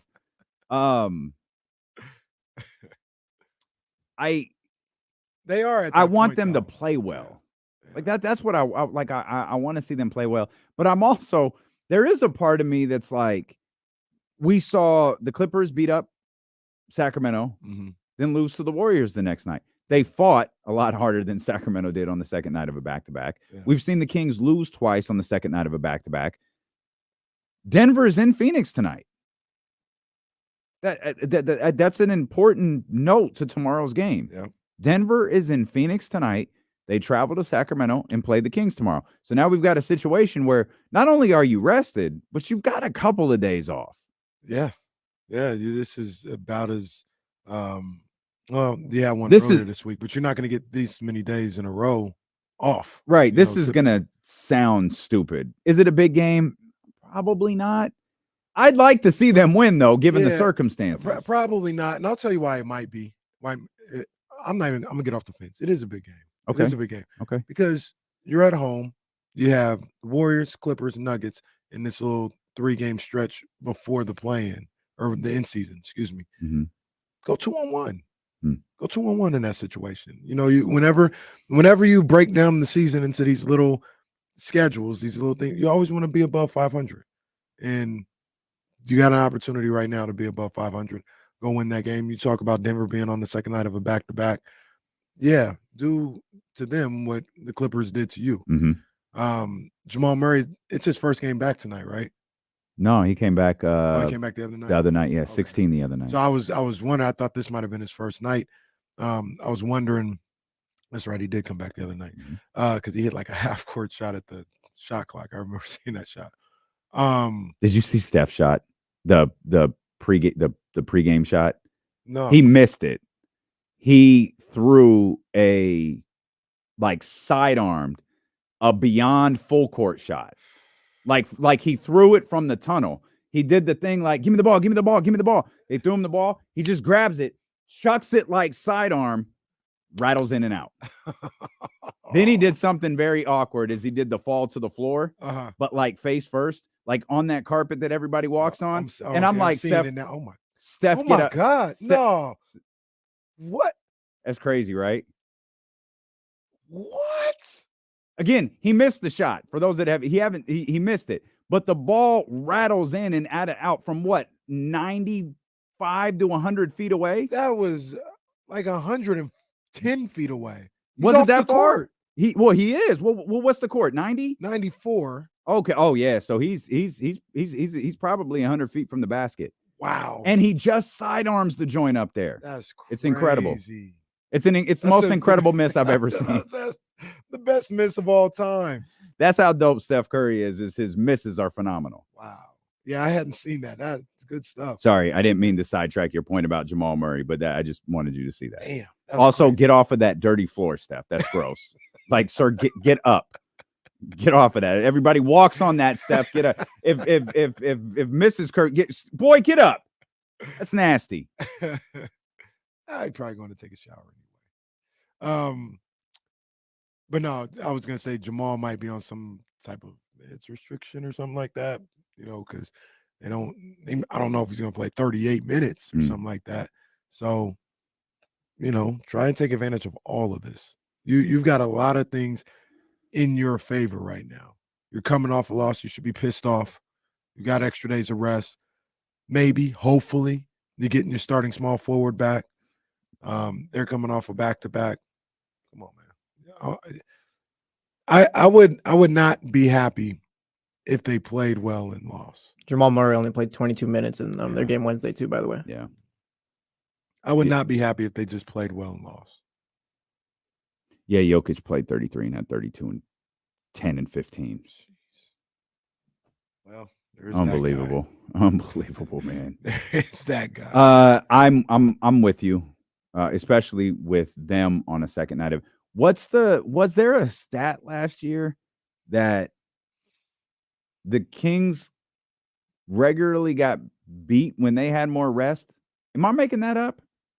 No, I feel like that was a stat last like year that. where the Kings would get beat when they had more rest than their. I think it might have been like something they had like more than 3 days rest or 3 days rest or something like that. when they were rested.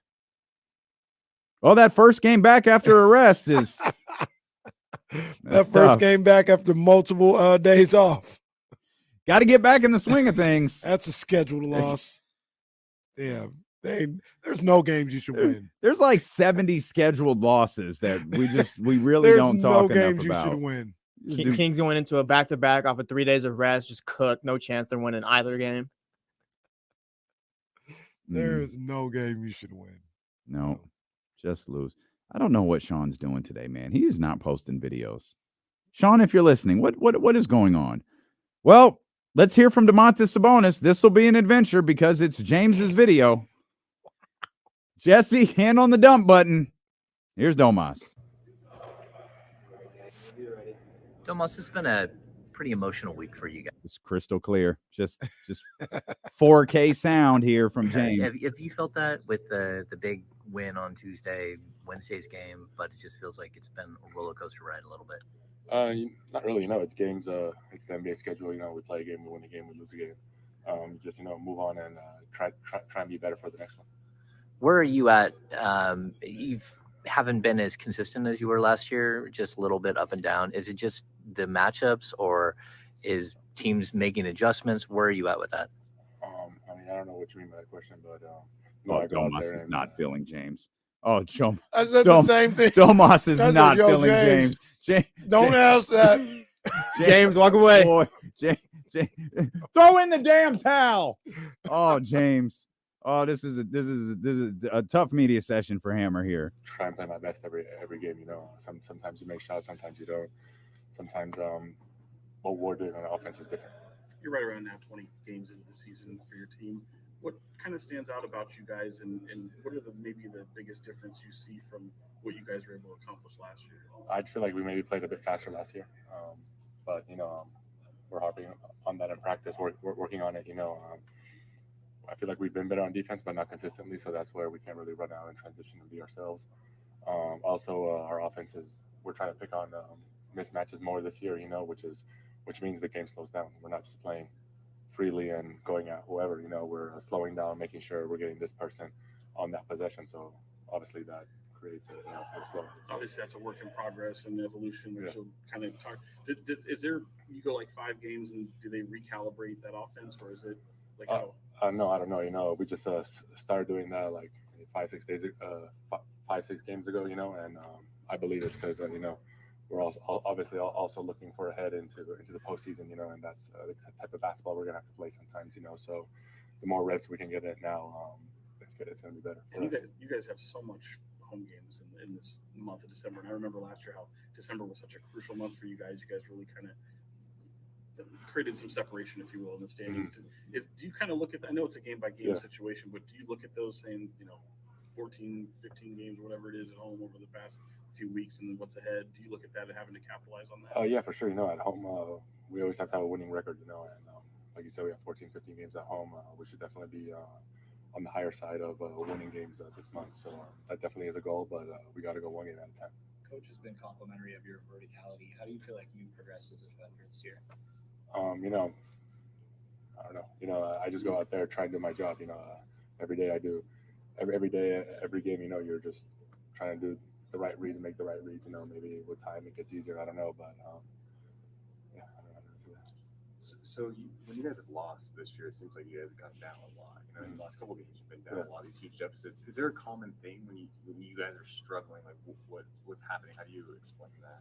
I just feel like it's a much more delicate way to ask a Duff question than, "Hey man, you suck this year. What do you attribute that to, Domas?"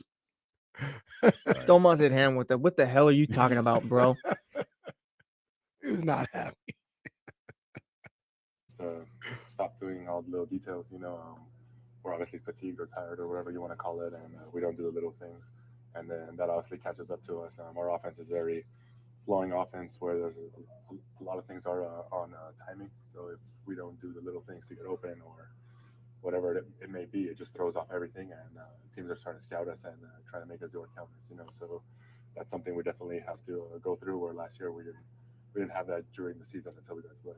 So I'm gonna hit pause right there. I'm glad he referenced last year and kind of the differences between this year and last year right now, because I'm listening to Domas right there. I feel like Domas and go back to the,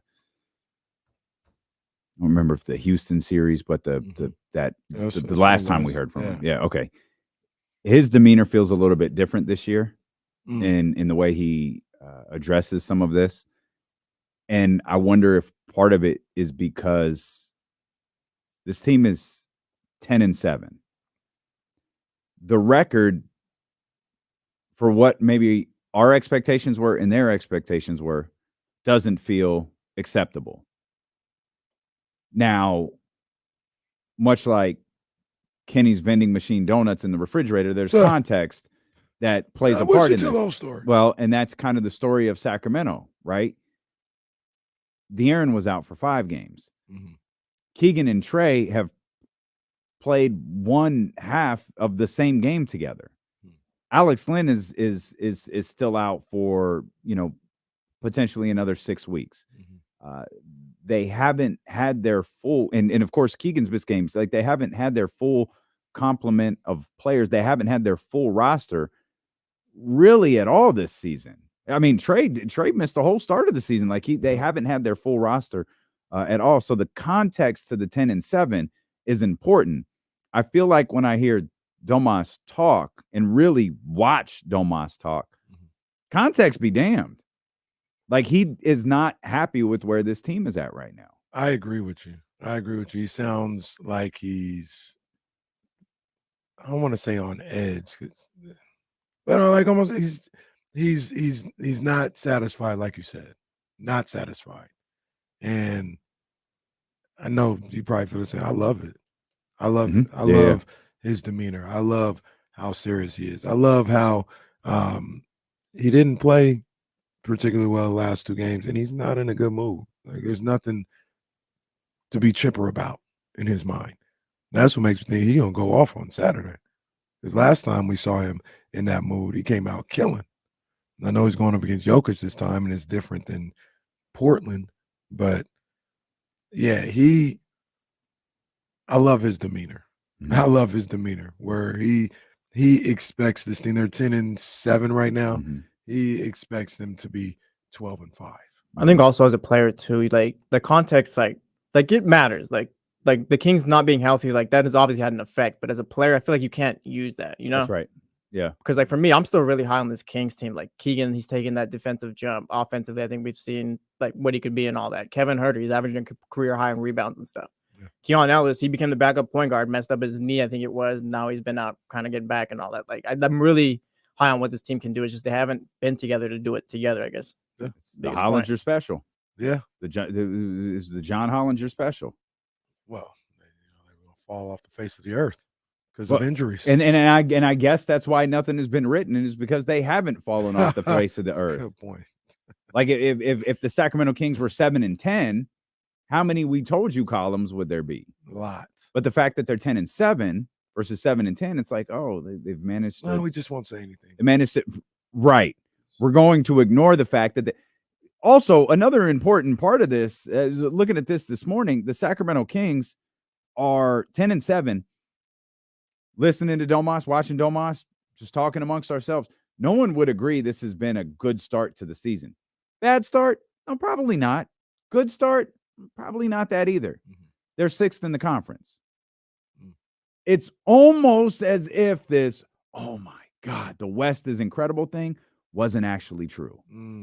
It's almost as if, hey, I said Minnesota needed to show me. Point made. I see it. I got you. Denver's Denver. Oklahoma City, only a smidge bit above what I expected them to be at.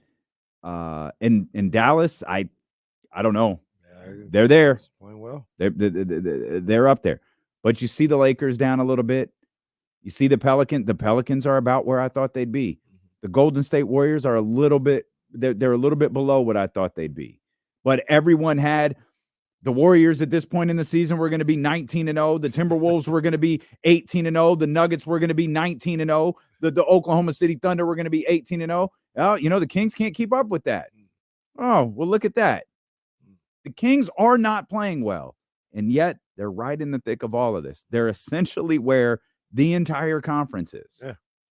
With De'Aaron missing 5 games. Them being, 2-3 without De'Aaron Fox. Trey Lyles just returning to the lineup, the day before last. Keegan Murray now missing a stretch of basketball games. Alex Lynn being out. All of, you can start talking about role players being out. I didn't even mention, my bad, to Keon Ellis. Keon Ellis being out at various points so far. And to that point, the other teams have been hurt, like we said they would. Still haven't seen Brad Beal play yet. Nobody's wishing injury. Absolutely we just look not. at it as that's what's going to happen. That's the game with these teams that have players that have injury history. Chris Paul's hurt. Yeah, no surprise. Right. Yeah, well, yeah. I don't want him to be. I mean, how GP2 is hurt. Like, how could you bet on Steph and CP3 playing 82 games? Like, no, it wasn't going to happen. Unfortunately, even if there's not like a catastrophic injury, it would be something that maybe they say, hey, we'll hold you out of this game or something like that. They'll do that 4 or 5 times out of the year. So these people, it's a lot of clown behavior. No disagreement. You're listening to D'Lo and Casey on KIFM West Sacramento. 98.5 FM KRX QHD2 Sacramento, ESPN 1320, always live on the free Odyssey app, live on 1320 TV as well, Twitch, YouTube, and Twitter. I was hoping we'd hear from Mike Brown. Maybe we still will. Harrison spoke. Domas spoke. We can hear more from Domantas Sabonis if you'd like. See if James Ham ever asked another question. I was really hoping we'd hear from Mike and maybe get an update on Keegan Murray. Here's more from Domantas Sabonis. That will almost and certainly include nothing from James Ham. We were talking to right out the gate. There's James Ham. Oh, and he's looking at him. Look at him. He's ready. Look at those eyes. He's like, go ahead. You want some of this? Yeah, go ahead. Come on, James. You got to redeem yourself, buddy. Do it for us, James. Come on. And he was saying that, like, a team like Denver, they've been together so long that you're starting to see more and more layers to their offense. Do you feel like you guys are slowly getting that as well, where just the continuity of being together for a year and a half? Yeah, of course. That's why I said we're starting to pick at mismatches. Coaches are trusting us to throw that out there. But then it obviously comes with other things like slowing down our offense because we're going at someone. So it's super early in the season. The more we can do that, and we actually get to do that, when we do need to do that in the postseason, we'll be able to do both. I thought we had it. I thought we had it. There was some attitude in that. Oh, I told you. Yeah, of course. He hit him with the per my previous email. Oh, man. Hey, we all have rough days at the office. Do you enjoy the matchup with Jokic? I mean, you've got a guy who obviously has every tool in the bag offensively, and you're a guy that obviously has a lot of unique skill sets for a big man. What's that like when you go up against a guy? Oh, of course. He's the best big in the league, the best player in the NBA, and as a competitor going against that, you know, you always wake up a bit more motivated, you know, than going against any other team. So yeah, you know, he's a Hall of Famer. He's one of a kind. So I mean, if you're not excited to go up against someone like that, then you shouldn't be playing sport. And what do you see from Keegan? Obviously, he's trying to work his way back. Mm-hmm. Second practice now. You pretty encouraged by what you're seeing from him? Oh yeah, you know, he's great. You know, he's taking his time, making sure he's healthy. You know, we don't want any setbacks. You know, especially with him. So you know, whenever he's ready, we'll be there waiting. What do you miss more about him? His defense, his offense, or mainly? Oh, just everything. You know, Keegan on the court does a lot. You know, he's like you said, he opens the court, spreads the court for everyone. You know, he's still kind of our rook, so we obviously want to do good. So anytime he's on the court, there's that, I don't know, that feeling where we just want to play better. You know, to get him in good spots. You mentioned Jokic is the best player in the game. What makes him the best player in the game in your eyes? I mean, can't really stop him. You know, he can do everything from pass to shoot to drive, mismatches. I mean, we saw last year in the playoffs they tried to throw everything at him, and he just kept producing. So. You worked pretty long over there. Any added focus or emphasis or anything you're trying to work on in particular? No, just everything. You know. Oh, end it right there. Just cheerfully answered every just lengthy, thought out answers. Sam was dead to him after the first question. You say you didn't hear me, genius, or what? Oh, Hammer. Oh man. If James doesn't log in right at 3:00, I'm gonna be nervous. to be fair to James, Domas, about that last question, he was about done with all. Oh yeah, he does. He does not enjoy See, this. were you working on? Oh, everything. Yeah. Yeah, he did not. He does not enjoy. I was working this. on basketball. Yeah. Next question. Yeah. Domas Rosenhaus. Domas a very nice guy. He just. Oh yeah. He ain't for it right now. They lost their last game. Yeah, he didn't play well. I love it. Yeah. You're not for all this right now. I love the I love when dudes have attitudes when things aren't going right. I mean, that's what you want from your leader too, because it's like the other guys. Like, I'm not gonna act cool if Sabonis and Fox are all pissed off. Yeah, 100%. Love it. Go get him. Jokic's about to get that work on Saturday.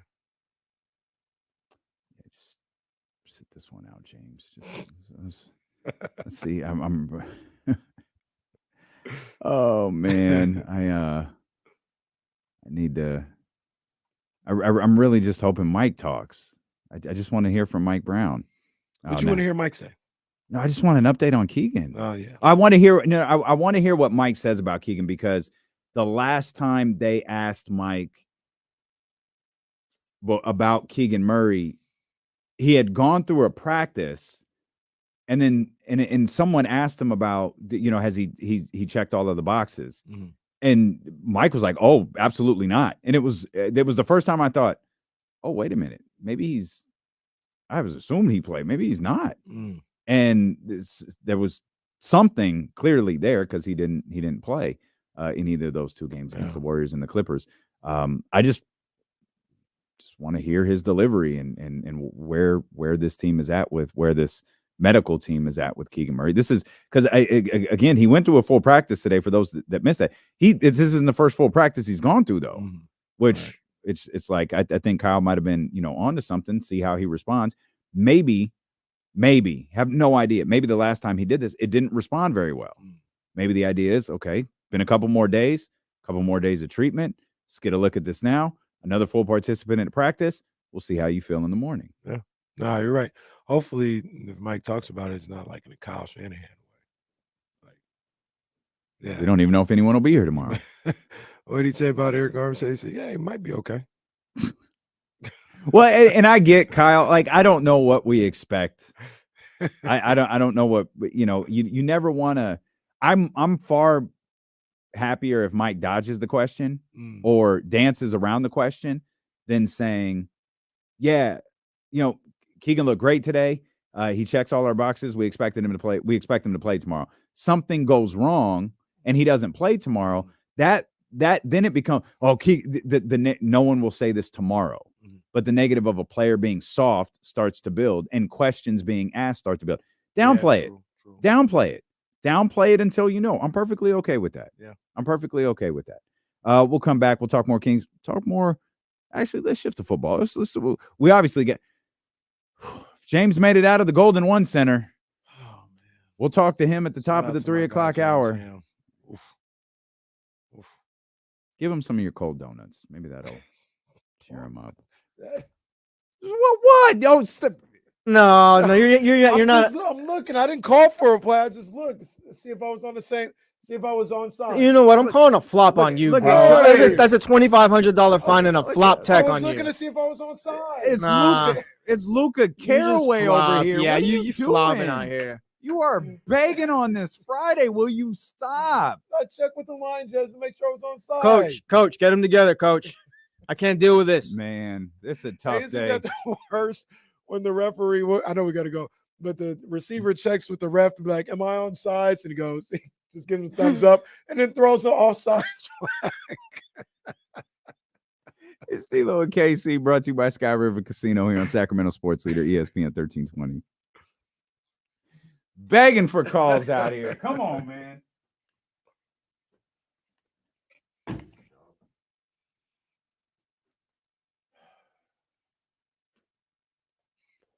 Did you see the Bonte shirt? I did.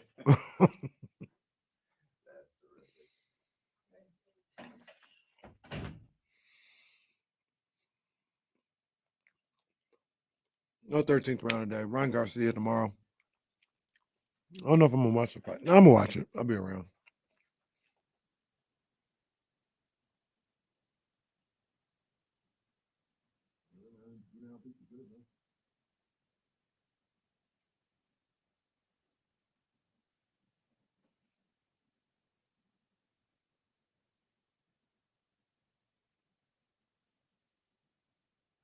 Oh, my mic was off. I said the pizza's good.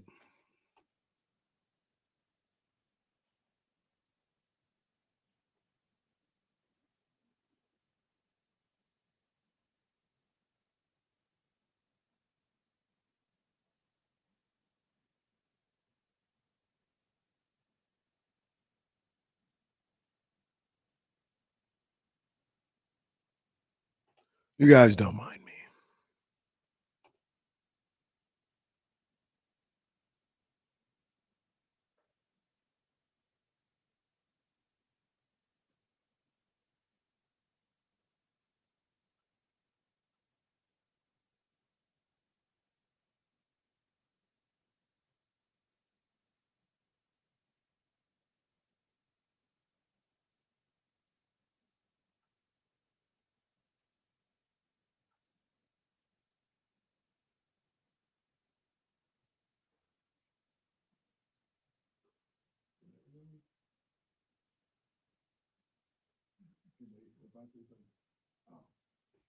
Oh no, I ain't gonna say.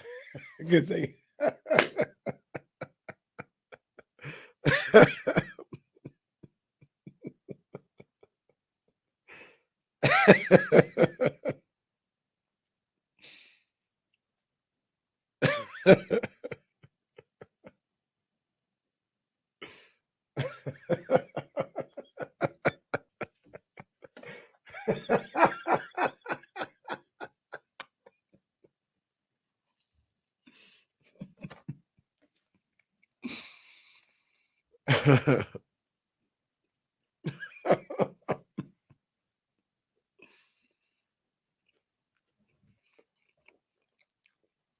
And let me take 2 seconds real quick. Best frozen pizza is the one that comes in the white and the green box. I don't know what's called. It's like freschetta or something like that. It's the best frozen pizza. I think I do know what that is. I think that's I think I know what that is. California Pizza Kitchen got a solid frozen pizza too. California pizza. I don't see those enough. California pizza. That was a go-to of mine. Real quick though, I want to say this before we go back on air. I'm gonna say it on air too, but I want to give a big shout out to my man Paulie Mack, Murphy Mack in the morning, KMBR. There's like maybe a handful, of people who I look at and I'm like, you guys wouldn't be seeing me here today if it wasn't for them. And Paulie's one of those dudes, man. Him and Murph, platform they gave me, the love they showed me, being a caller into their show and the relationship that we fostered from that, the guidance, the support that they gave. Paulie's one of those dudes, man. And I gotta salute him. I don't know what he plans to do in the future, but he's a legend. In my eyes, he's an absolute legend. And it sucks the way the business can be sometimes and the way things go down. But yeah, Paulie Mack, man, an absolute legend in my book. And I thank him for everything. No reason you can't say what you just said on the air if you wanted to. Yeah, no problem, man. I was just talking about, unfortunately in this business, it's a business sometimes. And over at KMBR, the Murph and Mac morning show got split up. Murph, he said he's still going to do the show, but he took some time off because Paulie was let go earlier in the week. And I talk about it often. There's about a handful of people that I look at, and maybe even more. I just don't want to, forget anybody. But people hear me on these airwaves and see me on this show, and being linked up with Dame and being able to have some semblance of success. None of it is possible without a few people in my life, and Paulie Mack is one of those guys, man. Him and Murph, the way they embraced me as a caller into their show, gave me a platform, gave me notoriety, show love, show support, guidance, advice, all that stuff, man. It's invaluable. And I just salute Paulie, man. He's an icon in my eyes, man, and one of the nicest people you'll ever meet, one of the most genuine people you'll ever meet. And I thank him for everything he did for me, and just salute him, man. He's an absolute icon. I don't know what he's gonna do moving forward, if he's gonna stay in the business or what, but yeah, I love that dude, man, and salute to him, man, and salute to Murph as well, man, because I believe I would not be here if it wasn't for those two guys. So big ups, man. Paulie Mack. Well said. Well said. It's always hard when people in this business lose their job, because it's just tough. This is a tough game. These jobs are very difficult to get. We'll laugh at you if you quit. Don't get it twisted. Like, we will laugh our asses off and we will make jokes about you forever when you quit. Yeah, especially when you're bringing in 3 new eras every 6 months. Well, that too. New landscapes, like, bro, your bitch ass has been here for 2 minutes. Shut up. You don't know nothing about this city. That's why that dude rubbed me the wrong way. That's the sole reason that dude rubbed me the wrong way. It's because he walked in here and acted like he knew this city. Sir, sit down and learn. We can make all our jokes about sack down Styles, but he getting with the program. He at games. That man's working. Yeah. He's working to he's working to learn this city. Don't walk in here and tell the people who love their Sacramento Kings that you're gonna talk about football. That we're gonna pigeonhole this market. Right, we ain't gonna bro. Why don't be here for more than 5 minutes before you start telling people how things are gonna be dictated? And that's the issue I always had with those we all people. said, "Who the hell are you?" Exactly. And that's why he quit. That's exactly why he quit, is because no one bought it. Right. And we root for people in this industry. This industry is really hard. So I was sorry to see what happened over at KMBR. 18 At the years, same man. time, Yeah, 18 years, Murph and Mac show. At the same time, man, and that's tough. That's tough. Like, I salute my friends Pat and Tom over at KNCI. I love those two brothers. I ain't listened to them once. Never. That is not my bag. Tough, man, yeah. But I know both of them, and Cody and that crew that's over there. And those guys have been together like 30 years or something in this market together. Like, that's just not normal. Yeah. That's just not normal. I get my jokes off about Dave. Salute. Bro's been on the air a long time. It's tough. It's tough. And at the same time, congrats to our guy JD. Yeah. He left an opportunity he left what he was doing at 95.7 The Game because he got an opportunity over at KMBR. Yep. JD is one of the best in the game, and in his, like, in terms of memories, the only one that I know that rivals yours is his. You guys have this incredible ability to remember the events of your teams and the teams that you cover, where I have to have notes and look everything up. Like, you guys have an incredible ability to retain that information. Yes, salute to JD. He cool with me, man. So I know you feel the same way. Me, I don't have no enemies in this industry, man. We all part of the same thing, man. And in worst case scenario, I talked about Draymond and how I didn't like what he did to Paul Pierce, because one day you're gonna be in Paul Pierce's shoes. And that's the way I look at this thing. I don't celebrate anybody being pushed out or nothing like that, because I'm gonna get older one day, and I want to make sure that I'm able to, connect with people still, and I'm not laughing at nobody that doesn't deserve it. You know what I'm saying? Like I said, the whole other thing, like if you deserve it, we gonna laugh at you. We gonna get you. But somebody that's out here grinding, this is a tough business, man. And anybody here, obviously, anybody across the street, if you're out there working your ass off, Sacktown Styles, Drake, y'all out here grinding, I salute that, man, forever, because it's tough, Keep bro. working. It's tough. Yeah. It's hard. It's hard. You know how I'd love I don't know why I was literally thinking about this morning. I think it's because I was looking at the JD and what was going on at KNBR.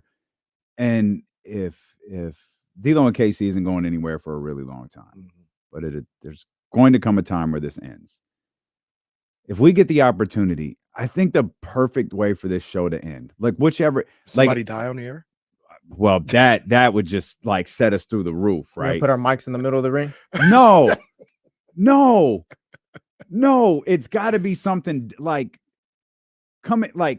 whoever's like, if we're not both leaving, like if one of us is leaving. Yeah. So let's say it's going to be the Kenny Caraway show and D'Lo's hanging him up. Yo, you just hit me in the back with a steel chair and stand up and then do like the Ultimate Warrior did the Macho Man at WrestleMania 7 and just put your foot on my chest and go, it's my show. And then I'm never seen from again. And then I come sit over there. Yeah, that's it. It's that's how I'm it's supposed gone. to go. You're supposed to go out with a lie. That's it. Yeah, Triple H, you hear that? That's it. You go out with a loss. Or then you get Damien, he's like, come on. That's it. No, Sorry, that's how we gotta do it. Casey super kick. Oh, that's it. We just hit on the nail. So you hit me with the chair. I go down and crawl back up and do this. Boom. Sorry, I love you. Boom. Super and then it's over. kick. And then I'm gone. And then that's it. I'm gone. Like social's gone. Like Instagram's gone. Twitter's gone. Just gone. What if Kenny walks up to you in a members only jacket and it fades to black, like Sopranos? Oh, that's even better. Oh, that's fire. That's fire. The show just cuts to black. Oh, that's so good. Yeah, man. We ain't going nowhere for a long time. Oh, no. Hey, that's a a while. long time. I do love the idea. Come on. Go on. Man gets super kicked in the face and he's crying. Meanwhile, catch Ric Flair on AEW Dynamite this Oh Wednesday. my God. Hey, God bless him. God bless Rick. Do your thing, bro. Speaking of crying, Russell. Oh, do it at Sky River Casino. Oh, that's such a great idea. That's such a great idea. Have druids come in and carry me. Kenny puts me in a casket and hammers it. We start hitting it with sledgehammers. And I'm just standing on the stage crying still. I can't believe it. They're playing music in 32 Bruce Street. And I'm just D-Lo, KC. And I'm still in the ring. You got a new edited version and it's just going, and KC, we're your number one spot. Oh man. Oh, if there's a way I could have said. Oh no. Oh snap. Yo, we got to do it like what was Undertaker's group? The Ministry of We'll Darkness. throw you up to like Stephanie McMahon. Oh man. Oh no. Hopefully, didn't they have one episode where they were gonna impale Stone Cold? Yeah. Well, Yep. nobody needs to. Well, we don't. Okay, too far. Maybe we could film. We could film Kenny throwing you into the Sacramento River like they did with Stone Cold. Go to hell.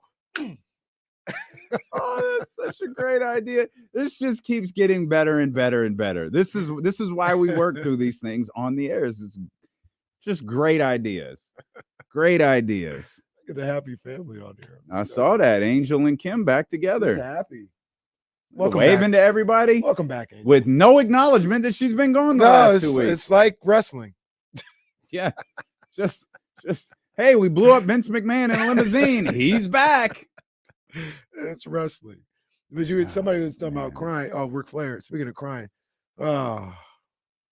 this morning Ryan had a doctor's appointment. Oh, Everything's fine. She's great. 5 shots. Oh, my poor baby. Oh. I remember who had the. You were telling me. I don't remember if it was Ryan or Baby Reese who got a shot, and it was the delayed cry. Yeah, Reese, when he got the shot, he got the shot. He looked, his eyes got big, and then he just started yelling. I was like, oh man, for D-Lo. You hit me with a car and spend a year trying to figure out who ran over D-Lo. We find out it's Charlie.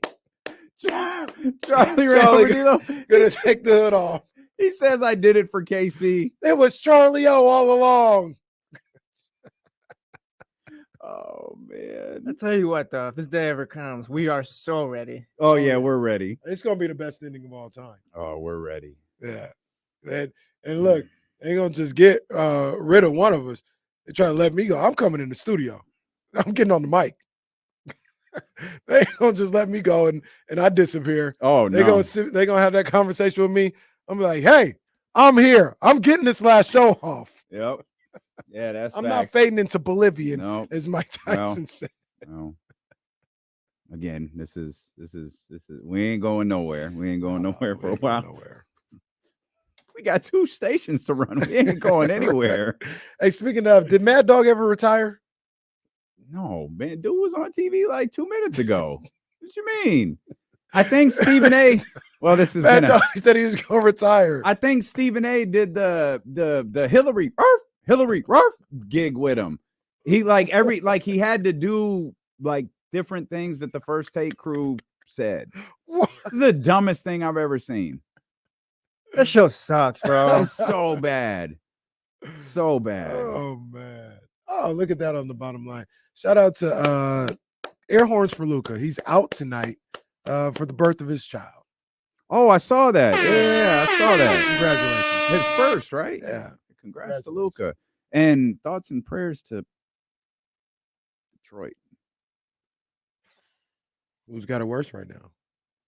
Well, no, it's definitely Detroit. What was the other option? Spurs and lost 13 in a row. Spurs got Vic, though. Yeah, that's what I'm saying. Spurs got a future. That's what I said. Detroit. I mean, Detroit. And I don't even think Detroit got Marvin. They're not even.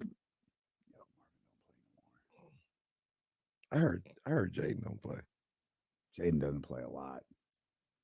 The Jaden thing almost feels like Monty being a. It's a mess. Well, okay, can we talk about it? Yeah. Can we talk about it? One of go the biggest bag stealers of all time. Well, I team think is awful. He's the highest paid coach in basketball. Well, that's the. And I'm not blaming him. That's Detroit's fault. That's not. It is. That's not a proclamation of what Monty Yeah, Williams what are you is supposed to do? Turn it down? Yeah, that's. I'm not talking about him specifically, but I mean, he's not paying dividends. Didn't he say no? He did. And they upped the price. They were like, "Hey, does this change your mind?" He was like, "Yep." I still don't want this sorry ass job, but I ain't saying no to that. I mean, hey, everybody's got a price. Yeah, they can't be bought. Gracious. Yeah, what are we at? 17, 16, 17, I believe. They didn't win a game in November. Yeah. It's 17 already. It was just 13. Or was it 14? It's Goldberg. 16 or 17 now. It's going to be 32 tomorrow. I think it's It's Goldberg. Who they Come play on, tomorrow? man. Let's check that. I just had it up. It's in our notes Now I need to somewhere. find out It's in our notes Where somewhere. are they going to get their first win? Or their next win? Let's see. By the way, It ain't going to be clear. Oh, Memphis on Wednesday. my stupid ass. It's 16 straight losses. I'm like, it's in the notes. I wrote the Detroit Lions became the first team in 8 years to go winless. I'm sure that happened. Wait, that did happen. That absolutely did happen. It's not happening right now. Hey. Last team to lose an entire month. Last team to lose an entire Sixers. month. Yeah, it's probably kind of easy to figure out. Six. I saw a stat too. 4 games that year. The Detroit Lions have more wins in the last calendar. I got to double check it. I think it was like the Detroit wins have like more wins this year than the Pistons do. or something like that. That well, doesn't Oh, sound in right. 2023. No, that makes sense. Okay, yeah. Oh It's God, that'd be definitely true. They've got 2. Well, no, I think he meant 2023. Yeah, 2023. They probably didn't win much in like March. I thought I saw that stat. Oh, in 2023. Oh, that'd be Because I think the Sounds Lions right. have 10 wins and then the Pistons have 9. Sounds about That'd right. be incredible. The Pistons, they play Cleveland tomorrow. They're probably going to Wow, lose. what a They disappointment. play Cleveland is Memphis right now. on Wednesday. If they don't get that, they've got Orlando, Indiana, So- Philly, Mhm. Milwaukee, Atlanta, Utah, I guess. I That don't Jazz know. game was the first one where I'm like, maybe they got that one. Jazz beat somebody last night, didn't they? I think it was Memphis. Actually. Well, can I point something out though? Oh no, they lost. The to Minnesota. Bulls beat the Bucks last night. Yeah, but the So Bulls, stuff happens. yeah, Bulls are way better than Detroit though. Detroit's awful. But I don't think Zach LaVine played last night. He didn't. He's out. Levine and DeRozan were out. So it was like the Alex Caruso show. Caruso Ty hit a shot to take it in overtime, and then hit the game winner, I think, or the game clinching bucket. Oh man, hold on. You talk amongst 3, 4, 5, 6, 7, Damn, 8. Detroit's awful. Hey, Oh, I think you're right. 9, 10. How many wins does the Lions have? 10, I Eight. believe. Well, yeah, 10, 8 10, now. 2023. Yeah, I think another 2 or 3. Oh, There was a graphic. My bad. I'm looking at the wrong year. Hang on. I was like, Jesse, this doesn't work. I was looking at the wrong year. Oh, 3, 4, 5, That is 6, embarrassing. 7. Oh man, it's not more. It's a lot more. Wow. Yo, and I'm gonna tell you right now. Like, I don't have no problem with Detroit as a city. I don't have no problem with Detroit as a city. I really don't. But I remember they was talking real greasy that summer. It was talking real greasy. I remember it's like Woodward Sports or something like that. They was talking nasty about. I didn't forget. I should at them on Twitter. I didn't forget the things that you said that summer. That was a wild battle. It was. It was talking real greasy. It's 10-9. That's embarrassing. They won 7 games from the That's change embarrassing. of the calendar. The season to the end of ends in April. Yeah, the Pistons are 9-59 so far in 2023. No, I'm tweeting that out. You know I'm the out, crazier no. thing? They won 2 in a row this year. Am I wrong? Hold on. Yeah, Am they I won 2 wrong in a here? row. They lost the first game and then They were won 2 2 in and a row. 1. They were 2-1 this year. Bro, Wow. this is awful. 2-17. Wow. I think their next Wow, win. that's I don't think tough. they beat Memphis. I don't think they That's beat tough. Memphis. I think their next win might be Utah. Damn, so they started 2-1 and then started the streak right after? Yeah. I mean, but when would I ever pick them to win? They got blasted by Washington. That would be a game that you'd be like, all right, maybe they could get that. Thomas G threw up in the chat. The Pacers might be a decent one because the Pacers don't play defense. So maybe Detroit gets hot on the right day or something. But even then, Pacers gave up a big lead last night. They did. did. Jaime Jaquez was balling. Yeah. Balling. Tyrese was balling too. Dame said he's with us on the Heat too. I think I am. Like that they're not bad. Jaime Jaquez is a real ball player. Caleb Martin, Jimmy Butler. Somehow Lowry's playing well. Bam got hurt last night. They made their comeback when Bam was out. But yeah, they just find they're probably able to run after that. Yeah, they just Probably what they had to do. They're the Pittsburgh Steelers. It's a good call. They just find a way. You know, That's a good comp. And I was watching That's a good comp, Spo and Tomlin. I like that. I was watching that game last night. I watched it. That was one of the games I watched. I think you're too harsh on the Miami crowd. It was a good crowd last night. They're front runners. They're there when they're good. They'll leave when they're not. It's like same with the Dolphins crowd. They're all here this season, but nowhere to be found before. Outside of the Kings, who isn't like that though? So let me ask this: have they been like that? They've been like that. I told you I always chuckled when David Stern said to the best fans, one of the best fan groups in the NBA, when the last memory was all of them trying to run back in after they found out Ray Allen hit that shot. And now I'll stall them out a little bit, and it's going to pain me to stall them out with this example. Wait till the 49ers play the Dolphins. You think he's going to stall the Miami Heat fans out? Dolphins fans are real. They're real fans. Of course, they're all the way in Sacramento, California. They've been around. They've been around. They're out there. Fins up. Same thing. Same thing happened with Seattle, the Seahawks. I think it was when they beat the Packers. They had a bunch of people that left and tried to get back in. So there are some I'm gonna stay. I'm gonna watch that ceremony of the other team, and I'm gonna just be there sitting there. We stayed at Game 7 last year. I think it was done for a while. Yeah. We sat there. That's just me. I'm gonna stay. Some people aren't like that. There go to one center wasn't completely full with 3 minutes left. No, for sure. So I'm gonna stall them out. Some people are like, I'm out of here. I understand. Yeah. So I stalled them out. But I was watching the game and they were going crazy. Okay. Last night. And all I could think about was Damian Barley. I'm like, a little too You thought about me a lot last night. I did. It's my guy. Well, thank you. Yeah. I think Miami, the city, has something to connect to with this team too. And I don't know if they did with like LeBron and those guys. Like LeBron was like a show, but I feel like this Heat team is like theirs. You know what I'm saying? Yeah. And they really loved D Wade when he was a rookie. I remember those games. They really got hyped for D Wade and what he was doing. So it's a real squad. It's a real squad. Real fan base, excuse me. So we have Mike Brown sound. Okay. It's 12 minutes. Well, I don't know what to do.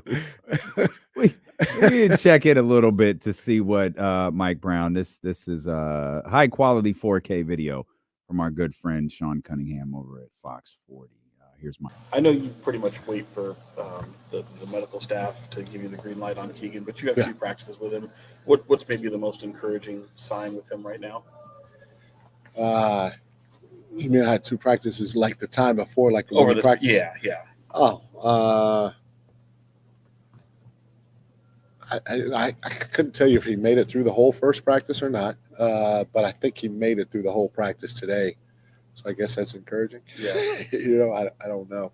Being careful. But it's still kind of up in the air in terms of how going forward. And I remember he talked to us on Monday how it was kind of come down to pain tolerance for him and things like that. Is it?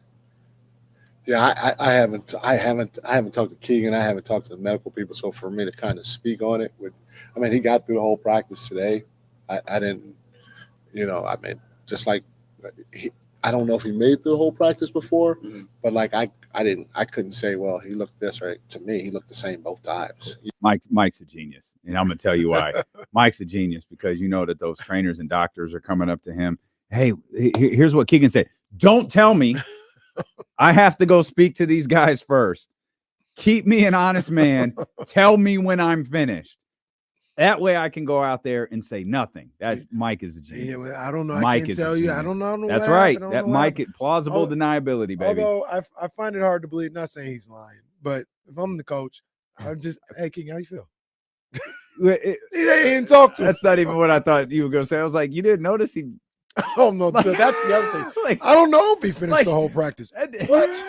Bro, you ran the practice. The feds couldn't get an answer from the Kings on what's going on with injuries, bro. Like, there's a strict no snitching policy here in place. Sir, you're the one that said practice is over. No. You didn't know who was out there? Mike said, I'm out here just like you guys watching. Keegan leaves practice. No one notices. I love Mike. So my guy. That's my coach right there. That's my coach. Yeah, so I wouldn't be able to give you guys anything concrete on that. I'd be guessing. Come on, man. To get his positional versatility back. Is what? Positional versatility that he gives you guys. No, it's. Anytime you're missing your guys, I think we beat Portland and Oklahoma City before Fox came back, and guys are out, next man up, gives guys more opportunity to play. But at the end of the day, we want Foxy back. At the end of the day, we want Keegan back. So. We're a better team with those guys at the end of the day. So anytime anybody's out, we love to have them back as opposed to continue to be out. But, there's a process that we go through that we have to make sure that we adhere to. Mike could quit this job and run for president tomorrow. I love that man right there. You know what I mean? We'll probably hear more of Mike Brown when we come Yeah, there's back. like 11 minutes left. But you know what I've noticed so far? No ham. Oh no. Oh, no. You get pulled aside. Oh no. We'll come and back. Ham usually being there early. We'll find out if James made it. Stay tuned. It's Dylan with KC on ESPN 1320. Oh no. James usually does ask the first question. King's PR person looked at James, gave him the finger, come here. Oh man. Oh, I love Mike so much. That is so great. Mike said, I don't know. I'd be guessing. I don't know. I'm just a fan. I'm just a spectator like you guys. Oh, he and I say this again. He maneuvered around that beautifully. That's exactly what he should do. Unless it's already been decided beyond a shadow of a doubt Keegan's playing, then no harm in that. But if not, I'm perfectly good with that. I'm perfectly good with that.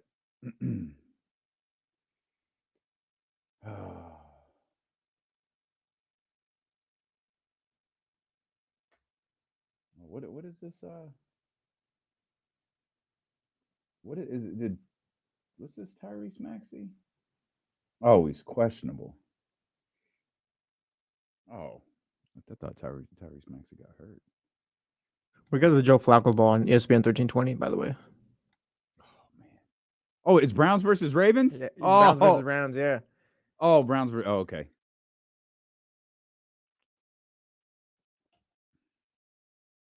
Yeah, Brandon. KC, I think, talked about that yesterday.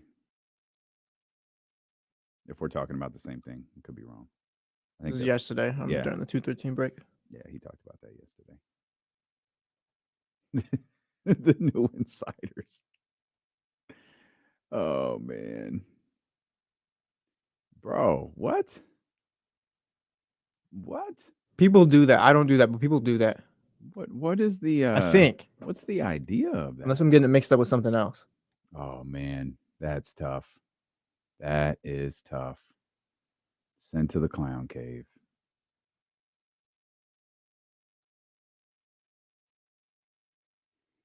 He said, I don't know if he made it through practice or not. I would have asked him. So, Mike, who was running practice yesterday?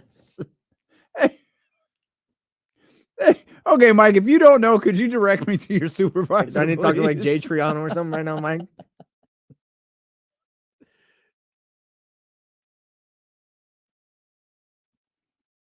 Oh, that's funny.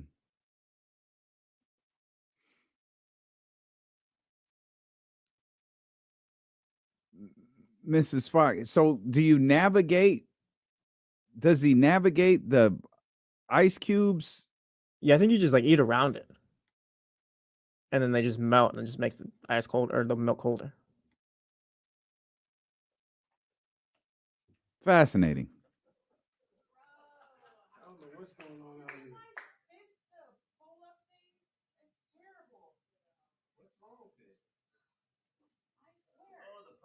Can you fix it for us?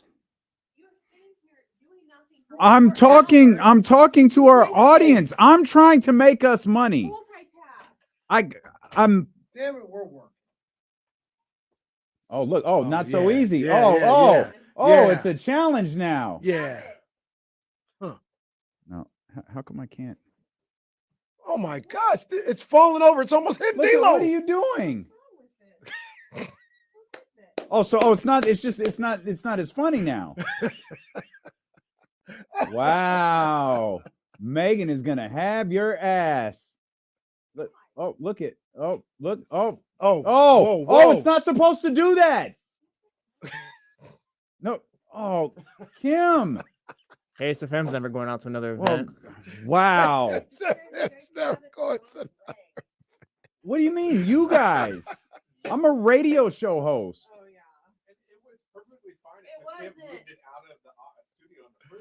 All right, be serious. We're back. All right, we're now back. we're We're live on the radio. Yep. Yeah, watch your mouth. So It's all fun and games till you make someone do it themselves. And it looks the exact same. Look it. You're fixing nothing. Yeah, Kim said it was backwards and it's still crooked. Now it's wobbly. Like this is like when the home repair person comes in and screws up your house. This is why we couldn't get flags. This. Look at. I'm putting this on the screen so you guys see. This is what happens in our studio here. We're trying to do a radio show. The reason we don't put Kim on the air is because she's not aware of FCC violations. Because we know it's broke. Yeah, well, we were talking about female empowerment earlier, so this is great. Yeah. No, you're doing a great job. I don't understand why this is such a big deal. You didn't fix it. This is incredible. This is a solid mini episode for Life of Odyssey. This is incredible. Episode 7. The banner. And then you just left it. You literally came in here and did nothing. Oh man. Episode 7, the banner. That was a cold open right there. This is well, that's fine. Don't cover up our okay. All right, go ahead. We got to shout out to the radio. We love you. God, I swear to God. Love you guys. Man. Big ups to the radio. No, that looks awful. That looks awful. The best part is you can hear like the screeching from her moving it over on the carpet. This is what you see. Stacy, you see this nonsense? How did she leave it? Look at what she did. Bro, she came in and made it worse. She came in here and made the whole thing worse. She said, "You guys don't know what you're doing. I'm going to fix this." And then she made it 10 times worse. And then drops this whole woman empowerment thing in the middle of it and then makes it worse. This is all our fault all of a sudden. Yeah. Oh, the way she left it though. It's like right behind me in like the most uncomfortable place imaginable. Come on, man. That's when you get frustrated and you feel the heat of like, we're on the radio right now and this just isn't working. So I'm just going to leave it here. I'm done. Come on. Oh, man. Well, still feel better with all that than I did when Kelly's kids were in here. Well, shout out Cooper, man. That's my guy. We saw Cooper on the Thanksgiving turkey run. Yeah, we did. Yeah, them boys was out there running. Cooper. Or he was. Yeah. Him and mom was out there running. What was happening? I'm sorry.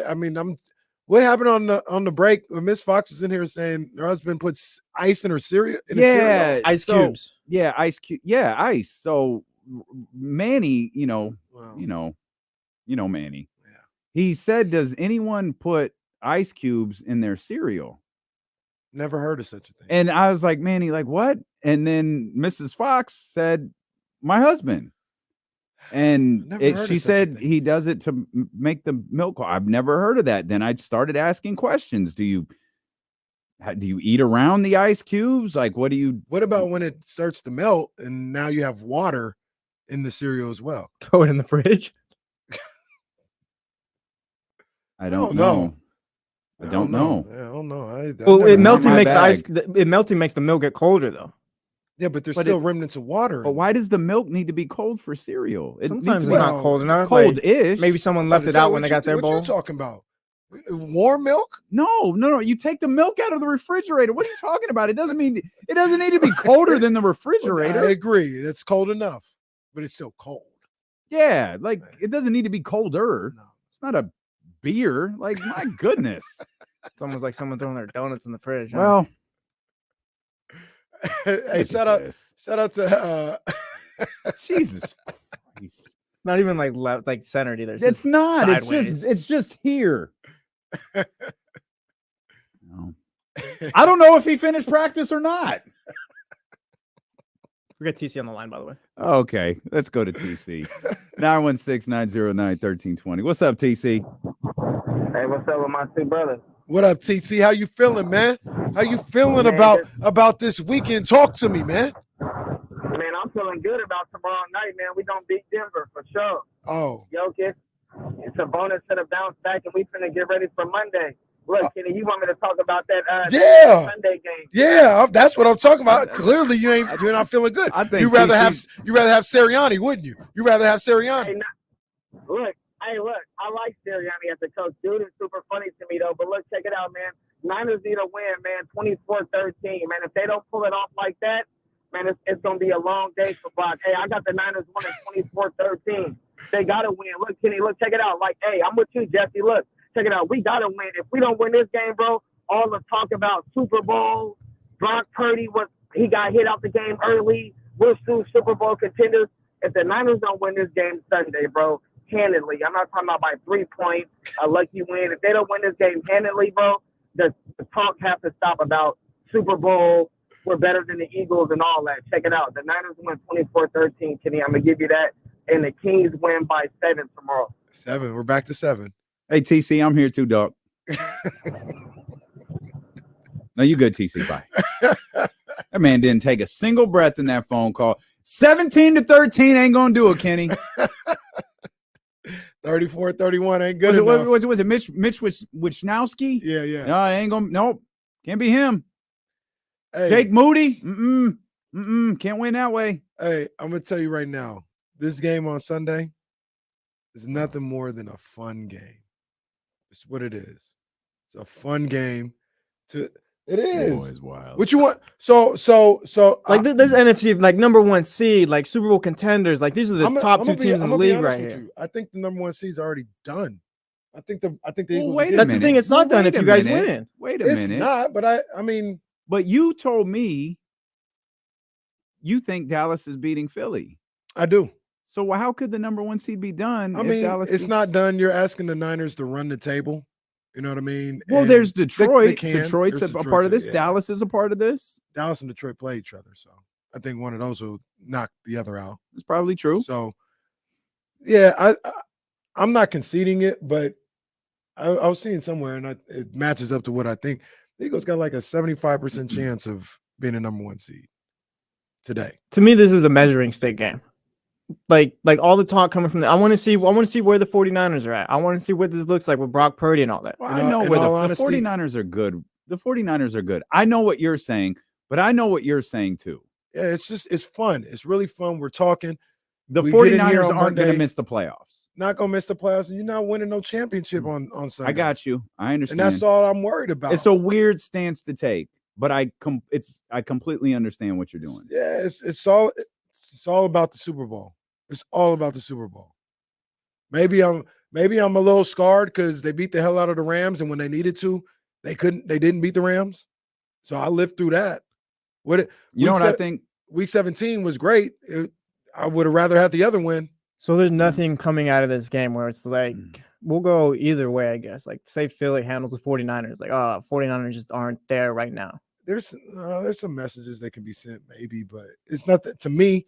It's nothing more than a fun game. And we talk our trash. I want to win.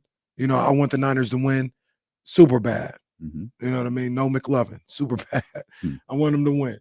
But if they do win, like what does that mean? It means that you're one step closer to the 1 seed, I guess. But that don't even guarantee So my stances are just, and maybe I should enjoy the ride more. But I think win a Super Bowl. You made it clear at the beginning of the season you're not going to enjoy this season as much because all you're thinking about is the Super Bowl. It's all I care about. So here's what I'll tell you about. I don't even care how you get there. This the Super Bowl. Whether I don't know if this says anything about this game or anything else, because I don't think I've said this before. I think the Eagles, I told you this earlier this week, and you screamed at me for it. I think the Eagles are the best team in football. What the hell? I think the San Francisco 49ers are winning the Super Bowl. I like that. I think they will end up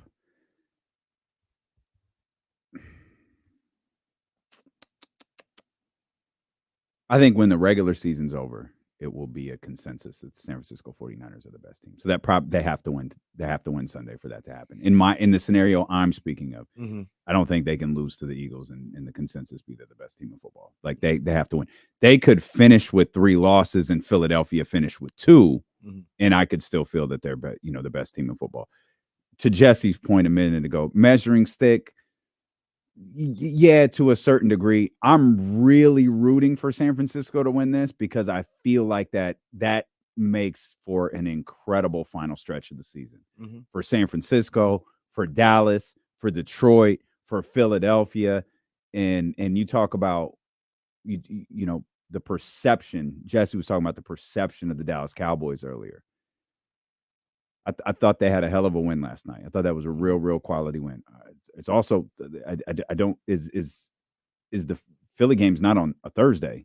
Right. Like they got the little mini bye joint coming up here, leading into that Philly game where Philly's coming out of this one. This might be their Sacramento Golden State game. That it's a little emotional for them, like because you know they got the upper hand, but you can't tell me they heard the noise. They've talked about the noise. They've talked about the Brock Purdy thing. They've fed into all of that stuff that Debo said, that all of these different people have said. Okay, bye. We remember that. That was Debo's, person, publicist, whatever that was. So this is a big game for Philly. This is a big game for San Francisco. But if San Francisco gets this and Dallas wins next week, that Dallas can shed a label next week. They got Philly. It'll be minimized a little bit because it'll be Philly's second straight loss. And Dallas will hold that like, we still have to beat those goddamn 49ers. And now you start looking at playoff stuff, right? And you've got Philly eyeing San Francisco. You're going to have Philly eyeing Dallas. You're going to have Dallas eyeing San Francisco. Meanwhile, this has to be the most concerning part of all of it. You got Detroit just sitting here like, all right. Detroit ain't on them. I don't think they are either, but I don't think that they are either. But here's why football is always a bit wild. One game. Detroit doesn't have to be better than San Francisco. They just need to be better than San Francisco once, or Philly or Dallas or whoever. Just have to be better once. But here's what I will say. And you're right. You're 100% right. But the way I discount them is they got to be better 2 times. Sure. They're the 4th team on that list. They got to beat those guys. And I don't think they're good enough to beat those other teams 2 times. I got you. So I don't disagree. Yeah. I don't. And it's nice story. I hate to sound like Windhorse talking about the Kings, but it's a great story. I think they're building something over there. They're the mark. Sure, but don't do it. Don't do it. Don't do it. Don't do it. Don't do that. I told you the sweet spot already. I told you the sweet spot. But here's the other thing about this. And if I was being like super cynical about it, right? Here's how you could play these things. Final Pac-12 game of all time. Oh yeah, that's in the notes, man. I'm sorry. If say the Niners win on Sunday, and with what I said kind of goes through, right? Like I think the Eagles probably end up winning on the 1 seed. Let's just hypothetically say that. If I was being cynical, I'd be like, Niners gonna go win 2 games in Philly. Like that, and that's with them winning, right? Yeah, like if I was being cynical, I'd be like, damn, you're gonna go in there and do it again in January? But that's asking a lot. Yeah, but is Philly like the irresistible force? The city, not the team. We keep saying in Philly, Dallas is the one that's won 14 straight at home. I'm just asking. Like we keep pointing out in Philly. Like why are we doing that? Philly's good. They got 1 loss. And this has nothing to do with this specific team, but the last couple times they've been in the playoffs with home field, they haven't lost. Okay. So it's turned into a tough place to win in the postseason historically. Now, that's why I'm only just being cynical and saying like what narratives will be or whatever like that. I don't think what happened Sunday has any bearing on if these 2 teams play again. I don't think it has any bearing. None whatsoever. Messages sent, whatever. That's its own separate entity. That game, if they play in the NFC Championship game or the divisional round or whatever, it's something completely different. Because if the Niners were to lose, they'd be saying the same thing you just said about Detroit. We don't need to beat them every time. We just need to find a way to win today. That's all that matters. Is winning. That's what the Rams did. The Rams was like, man, they done lost 6 or 7 in a row to the Niners. That don't really matter. We got to find a way to win today. and they found a way to win today. Another side note from this game, real quick. A lot's been made about like Philly's record and whether or not like how real it is and stuff like that. If Philly wins this Sunday, does that validate the record enough for you guys? As far as how they've looked and all that stuff. Yeah. Philly doesn't need validation. Yeah, I hesitate because they're already. I already think. I don't feel like Philly they're a needs championship. validation. Gotcha. I know what you're. Because I feel like a lot from the season kind of they haven't looked great though. I don't feel like Philly needs validation because I don't feel that way. And we've acknowledged, we talked about this Monday. There's two ways to view the way that they've played this year. This last one against Buffalo was like, I think that, man, this team is winning. They're finding a way to win. Why there's so many damn one-score games, I don't know. They're finding a way to win those games, and there's something to that. Just real quick, if y'all have the opportunity, just put one up for James.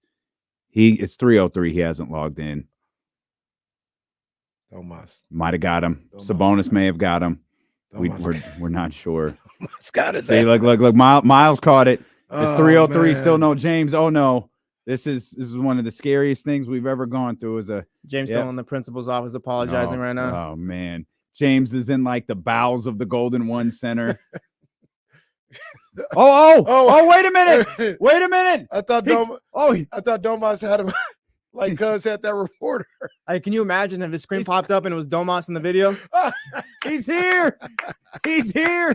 James is here.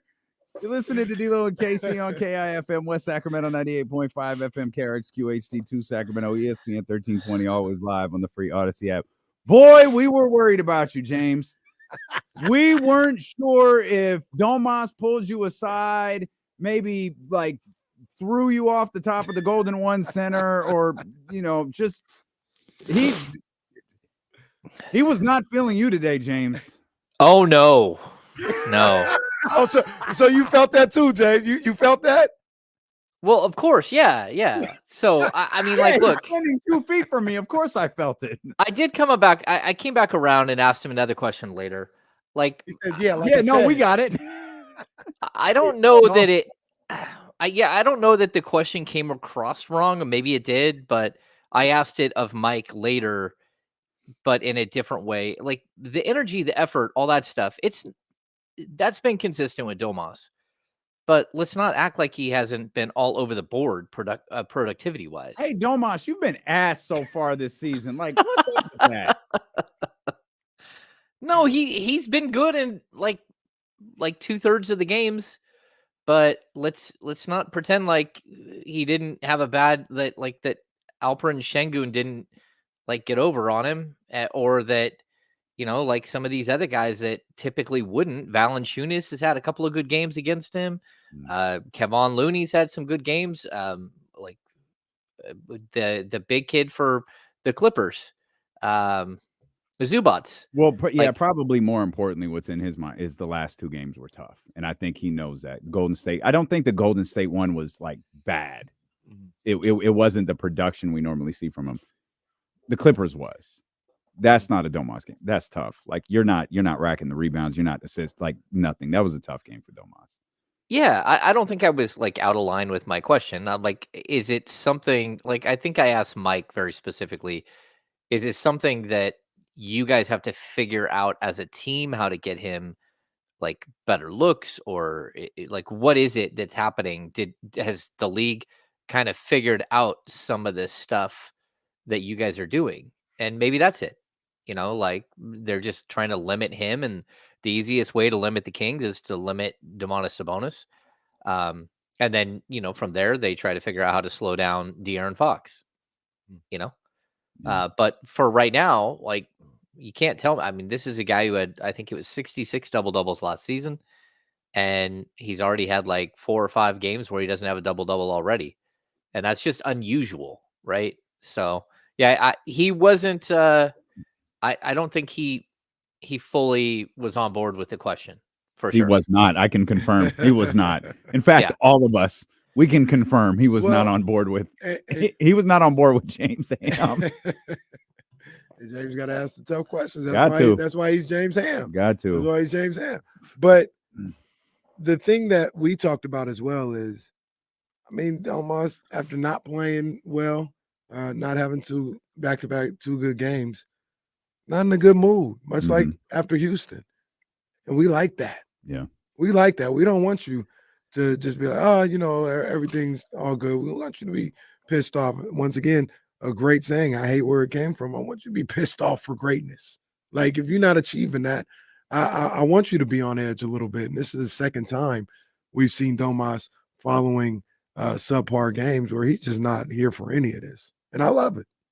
No, I'm okay with it too, because look, it's not, you can't shy away from it. Like, there's something's going on. This is a player who was so consistently great all of last season.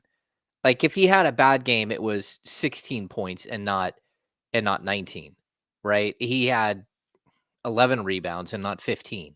That was the type of bad game that he had. And this year, he's been a little all over the board.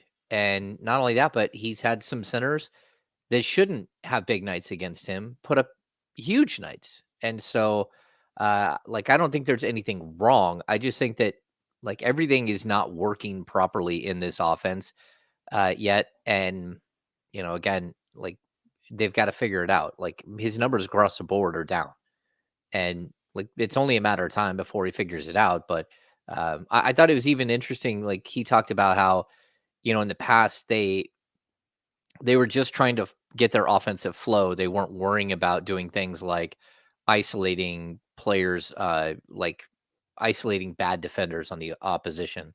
And they're starting to do more of that over the last week, where they're trying to pick on guys. And it's like the next version of this offense is to be able to add that wrinkle in. And I think Domas will be just fine. But for right now, I don't know. It's my job to ask, what is it about what's happening on the court that's not allowing you to succeed? So, and it's Domas's job to tell you to go to hell. Yeah, no, it is. It is. And I, you bring up Domas and the tough thing everyone think about. Domas got to get right. He's got to get right against Denver. He's got to get right against who he called the best player in the game. Jokic last year on that December 28th matchup, that was 127-126, had 40 points, 7 rebounds, 6 assists. Domantas Sabonis, 31 points, 10 rebounds, 5 assists. He did not shy away from this challenge whatsoever. Remember the game the night before, December 27th, that's the one Domas missed. So. Yeah, and if you're watching Jokic play right now, one of the few people who you can compare Jokic to is actually Arvydas Sabonis. What Jokic is able to do, how he's able to handle the ball, how he's able to direct traffic with the ball. So it's a fun matchup because Domas has nothing but respect for Jokic and what he's done. I thought he said he's the best player in the game right now, and so that's who you want to be, right? If you're the Kings, your team is built a lot like the Denver Nuggets. They might have a little bit more length and athleticism at the 3 and the 4 than your team does, but you've got more creative playmakers on the perimeter than they do. But both of these teams are sort of out of the same mold. And this is a team that's a year or two ahead of where the Kings want to be, right? They're a team that just won the championship. But even more than that, they're a team that have made the playoffs 3 or 4 times in a row. And we're starting to build something.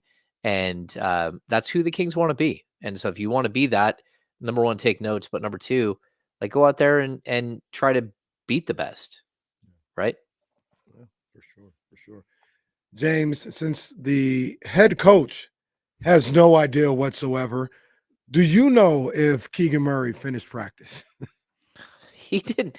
That was kind of strange. I think Mike was saying he didn't know if he finished practice on Monday.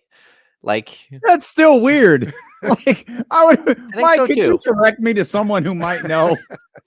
It was almost if you don't know who does. Could you get your supervisor, please? I'm gonna need to raise my hand here and ask a follow-up to that question. That was kind of strange. Mike doesn't like to dabble in who's playing and who's not and what the medical report is. And that's something that's kind of new this year, but again, there are ways that it's being the flow of information is being controlled pretty tightly. And so, yeah, I don't know what to tell you other than We'll find out maybe in 18 minutes, maybe in an hour and 18 minutes, maybe in 2 hours and 18 minutes, whether Keegan Murray is questionable or doubtful for tomorrow. I'm going to guess he's questionable, and I'm gonna guess that there's a good chance he plays. But the last time I said that, he did not play, and then he didn't play in the next game. So we'll have to see. It's hard to tell by when the videos are posted. So judging by your response, you were there for the Mike Brown conversation Today? Yeah. Oh yeah, he just spoke Okay. for 9 minutes, and I wasn't going to put that on. I wasn't going to wait to Ring put that on. serve, Omos had thrown you we didn't on know the L 'cause you Street didn't ask the somewhere. first question. It's possible. Like they threw James out of practice. I had to drive home to get on a radio show, so I didn't have a you lot did. of time. And we played a little bit. We played just like the first minute or two of Mike, and we played the part where he was talking about Keegan Murray. Was there anything else Mike talked about today that you took? Anything else from what Mike said today? You got any takeaways from? Yeah, I think, again, they're adding nuances to the offense right now. That's something that they're trying to do. And it's not just like what they're doing. Okay, so I'll go back to Dave Yeager, right? Dave Yeager had his team, first of all, he did this crazy training camp, and he ran the team and ran them. I mean, Amon Shumpert's I don't know what's going on. This is crazy. I this is the most ridiculous running camp I've ever been part of.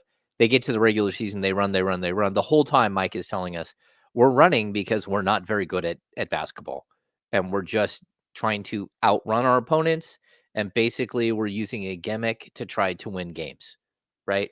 And the reason why he did that was, number one, that is what his personnel was. And number two, he knew he was going to get fired, right? That he came into the season saying, I've got 20 games before I'm getting bounced, right? That writing is on the wall. They're already having conversations. It is what it is. Then they start winning. They can't fire him. They have all this crazy stuff that goes on with Brandon Williams, all that stuff. But I bring this up because Mike Brown has tried to tell us the same thing, except for his team is way better and more seasoned and is winning despite not knowing how to do all the things that they should be doing. And it's why the attention to detail is such a big thing with Mike Brown. But now what we're seeing is a team who won on just sheer grit and offensive flow and, crazy whatever last season. And his job, Mike Brown's job, is to start filling in these little gaps in knowledge that this team has and create a long-term winner, create a system, a structure that's in place that will lead to long-term winning and will make this from a one and done to something of more like what we saw from Rick Adelman. And the process here to get this team to that level, it's not easy, and it requires lots of practice. It requires lots of hard conversations that don't always go well. It also requires Mike to try things that don't work and to gamble a little bit and then say, okay, that didn't work. Let's scrap that and let's go to something else. So I think what we're seeing is, they're adding as much as they can slowly to make this team as complete as possible.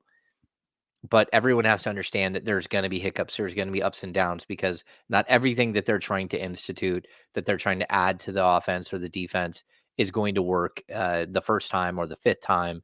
And sometimes it won't work at all. And you got to change your direction and try something new.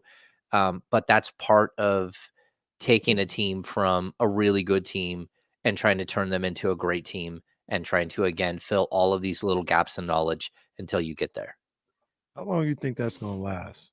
How long do you think they're going to tinker with stuff until they, whatever it is, the new stuff, old stuff, whatever, until they say, all right, this is what we're doing and how we're going about it moving forward? What if I told you it was 3 years?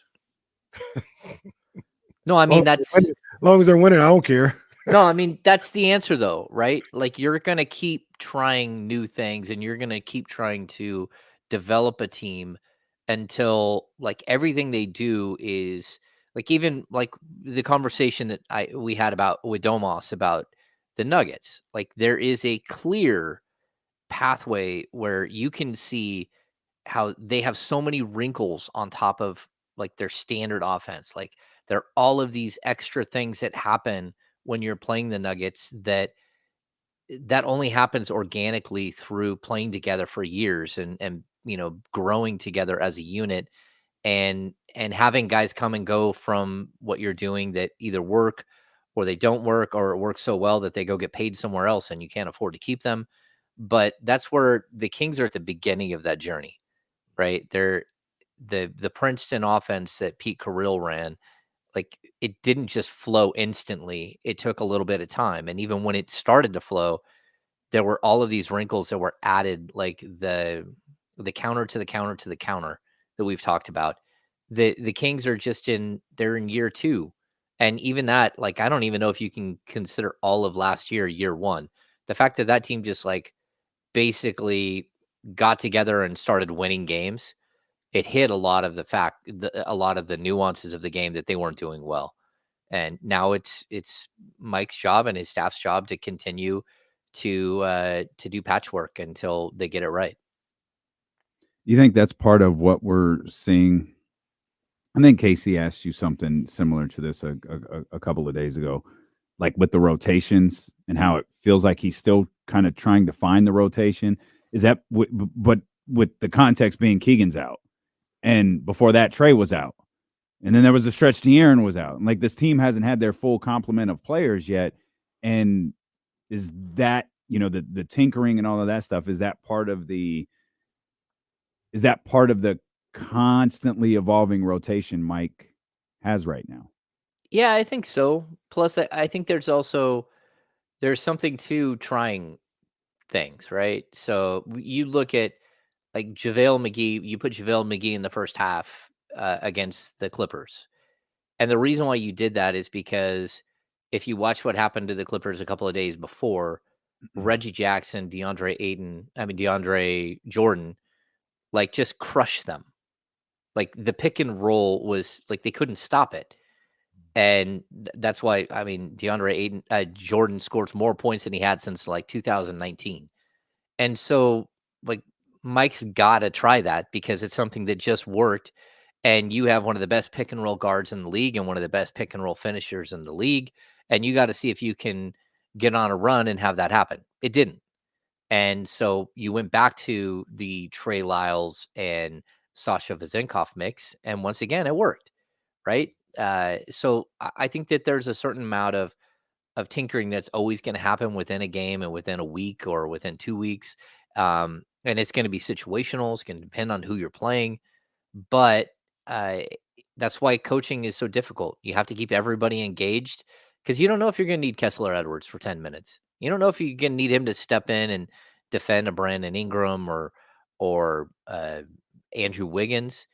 And some games it works where you don't need him, and Harrison Barnes is out there doing his best, and that's good enough. And then other games where you're like, okay, we need a different look. So I think that, again, this is a complex puzzle, and Mike has got so much experience, and that's why the Kings continue to win, even though they're tinkering, even though I think they're at 34 games lost on the season to injury. And we all scoffed at the national writers that said, well, this team hasn't really lost anybody. They played all last season and they were healthy the whole season. It's like, okay, well, you can't say that now. And the team is exactly where they were last year. They're 10-7. It hasn't looked the same, but they definitely have had to adapt. And sometimes I think it's better for a team to go through this, especially early in the season where it's not just a straight vertical climb to the top. They have adversity. The adversity, whether it's wins and losses, whether it's injuries, whether it's missing shots and guys like worried about their spots in the rotation, they're going through it, and you hope that they learn and they're better for it. I'd really like a straight vertical climb to the top just to see what I need to compare and contrast. Once again, I'm in. Rich, Kelly, you guys hear that? Just straight to the top. Let's go. That's it. What do you mean? That's what we're doing here on ESPN 1320. Oh, that's facts. It's just straight vertical climb. I don't know what anyone is talking about. That's what we do. I meant more from the Kings' perspective. Well, yeah, to go straight. Yes. Go to the NBA championship this year. Let's do that. Yeah. And then I'll tell you, know what? James was right. We needed a little adversity. This wasn't as great as I hoped. Just compare and contrast. That's all. This is great. All right. Wow. All This right. is great. Yep. You can't throw a penalty on the Chatty House. It's just- Why not? Oh, Chatty yeah, House. It's got to be verbalized. Chatty House. Gotta be verbalized. Yeah. Chatty House Thank you undefeated. for the fans. You have strong Luka vibes from KC today. He's been begging for penalties all That's day. facts. Yeah, it's been a rough day for Kenny. He's on edge with the game this I'm weekend. gonna start talking to the refs like I'm Taylor Jenkins. Oh, Oh man. What Don't did he do say? that. Don't do that. What did Taylor Jenkins say? not great. You can't say it on the radio. We can go get Kimberly. She says it on the radio. We can go get her. Kimberly, Yeah. what is going on? Yeah. Yeah, I could get Taylor. Taylor will let you know how he feels. Hey, on a side note, that we had a tree fiasco, and you guys missed the Well, tree fiasco. No, You no, guys it were got captured on video. Yeah. okay. So it did Multiple get captured videos. on video. The tree fiasco was spectacular. So somebody decided to build a fake tree in the middle of the two tables in our eating area, which was questionable. I'm not sure. It was highly questionable why you would put it in that exact location. A little bit. And then I think they talked Kyle into moving it, but then Kimberly came in wondering who exactly moved the tree. And she asked me, "Did you move the tree?" And I'm like, "I didn't move the tree. I just showed up. I don't know what's going on here." This went on for like, she was like an investigator. She was like, she was not happy. Like she was running around with like a lamp, like making sure, like grilling people, like, "Did you move the tree?" Kyle held it together really well. Kyle moved the tree, but he got caught on video. He got caught on video. They went and checked the video. That's There's how. like That's how 49 much. cameras around here. Yeah, they Kyle, caught him. Kyle said, I'm not a snitch. He said, not a snitch. If he said if I were to move the tree, I would need 2 or 3 people. But I'm just saying. Kevin, the Yeah, intern, Kyle- said, "Have you seen me? I'm not strong enough to pick up that tree. That tree's too heavy." How do you know that tree's too heavy? This is where we Kyle- were at that morning. This is where we Kyle- were at. Kyle literally hit Kimberly with the OJ. If I did it, here's how. Not good. Not good. But he didn't work alone. It made its way to social media. The security camera footage, I think, is on social media somewhere as fun. well. Deep fake. It's not really Kyle. Deep fake. That's right. It was Kevin from the wake up call all along. That's right. I got a question that might be might take a little while. So I'll wait till Okay, good, because it's probably not more important than this one. James, look at that. Look at that. That's not even. That's child, please. That's what that is. Harrison is, and he's looking right at you too. James, do you know who this individual is? Take a That listen. Okay. Where the up and down almost kind of is a roller coaster of like you said, emotions and effort and stuff like that. And it kind of plays itself out. Who was that? Oh, screaming in the court? Yep. Have no idea. Oh. No, we Oh, were man. all locked in. Like that's the governor there. You don't look away. You don't. Yeah, you don't look away Like from. you said, emotions and effort and stuff like that, and it kind of plays itself out. Ridiculous. Listen to that 20 times. We let a little bit more of the video play, but whatever was going on in the background got a little bit more animated. So we decided, you know what? Let's let just that go. Let's just take this video down for the day. We need the video footage. Maybe it was Kyle. It's possible it was Kyle. It could very possibly be Kyle. It's very possible it was Kyle yet again. Or the wake up call. It That's could right. be Kevin the intern. Kevin got him again. Kevin the intern. It's very possible. Very, very much so. All right. This is what we'll do. We'll come back. We'll talk more about the Sacramento Kings. We'll talk about the game this weekend. And, of course, the in-season tournament coming up on Monday against the New Orleans Pelicans. And what happens if they lose? I know no one wants to think about that, but they do have to play a game if they lose. Yeah, and that's foul. And that's what we'll discuss. Stilo and KC along with our insider from the Insiders, James Ham, here on Sacramento Sports Leader, ESPN 1320. Clear. I didn't realize this, but Cooper Flag is playing right now. I will be honest Yeah, with you. hell out It's of one of these days. Oh, very nice. Very good. I don't think I've ever had Moscow Mule in a can. I'm trying it today. It was sitting in the fridge. I'm like, How is it? It's all right. My I'm auntie not a Cindy- big Moscow Mule guy, but Oh, really? my auntie Cindy makes good Moscow mules. What's your drink again? I thought well, I drink a lot of vodka. Yeah, you're. Oh, do you? Vodka and whiskey. Okay. So double vodka soda, splash of cran. I drink dirty martinis quite often. I'm an old fashioned guy, but I also have dabbled now in let's see. The New York Sour is Kyle's drink, which is really good and something that I've tried a couple of times lately, but unless you're at a really good spot, they butcher the drink. It's not good at all. Oh, Manhattans. Yeah. I made a couple of people a s'mores old fashioned. S'more what? Oh. Hmm? S'more what? Stop it. Killing me, Smalls. That's what you should have said. I don't. What is that? Sandlot? What is that again? Yeah. No. Sandlot. S'more? No. What? Killing me, Smalls. That's Sandlot. Oh yeah, it's Sandlot. Yeah. How can I have some more if I've never had it before? There you go. Okay, so Thomas is asking what's in a New York sour. So a New York sour is a whiskey sour, but with a float of red wine.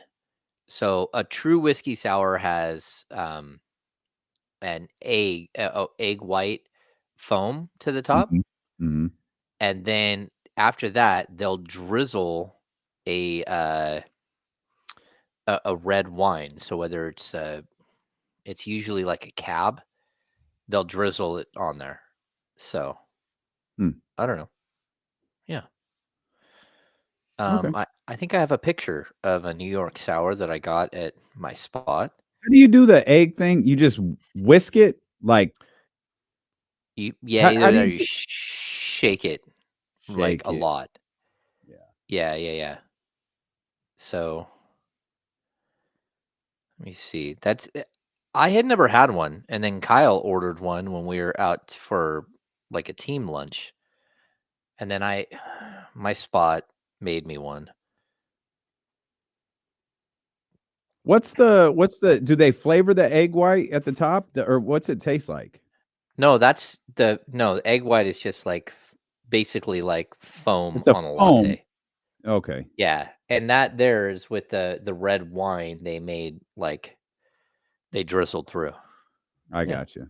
All right. Interesting. Yeah. I wanted to experiment with the egg white thing before. I just never have. I don't know if you guys can see this, but in Florida, gotta run it back. Oh, Florida, man. Reptiles are seeking warmth in between people's windows and shutters. Mm. Oh no. Mm. Wait, what are? Mm. These reptiles. What is that? Oh no, no. Okay, so out. I will also tell you how long do we have? 20 seconds. 20 seconds. Okay, Pete Youngman, he said I'm going to be at the practice facility. I'm like, oh man, you're going to be shocked to go see Arco. Here's Arco. He sent this to me. Costco coming. Oh. Oh no, they're doing the hospital there. Costco's next to it. That's Arco. Yeesh. Wow. Boy, I'm so sad. Coming back.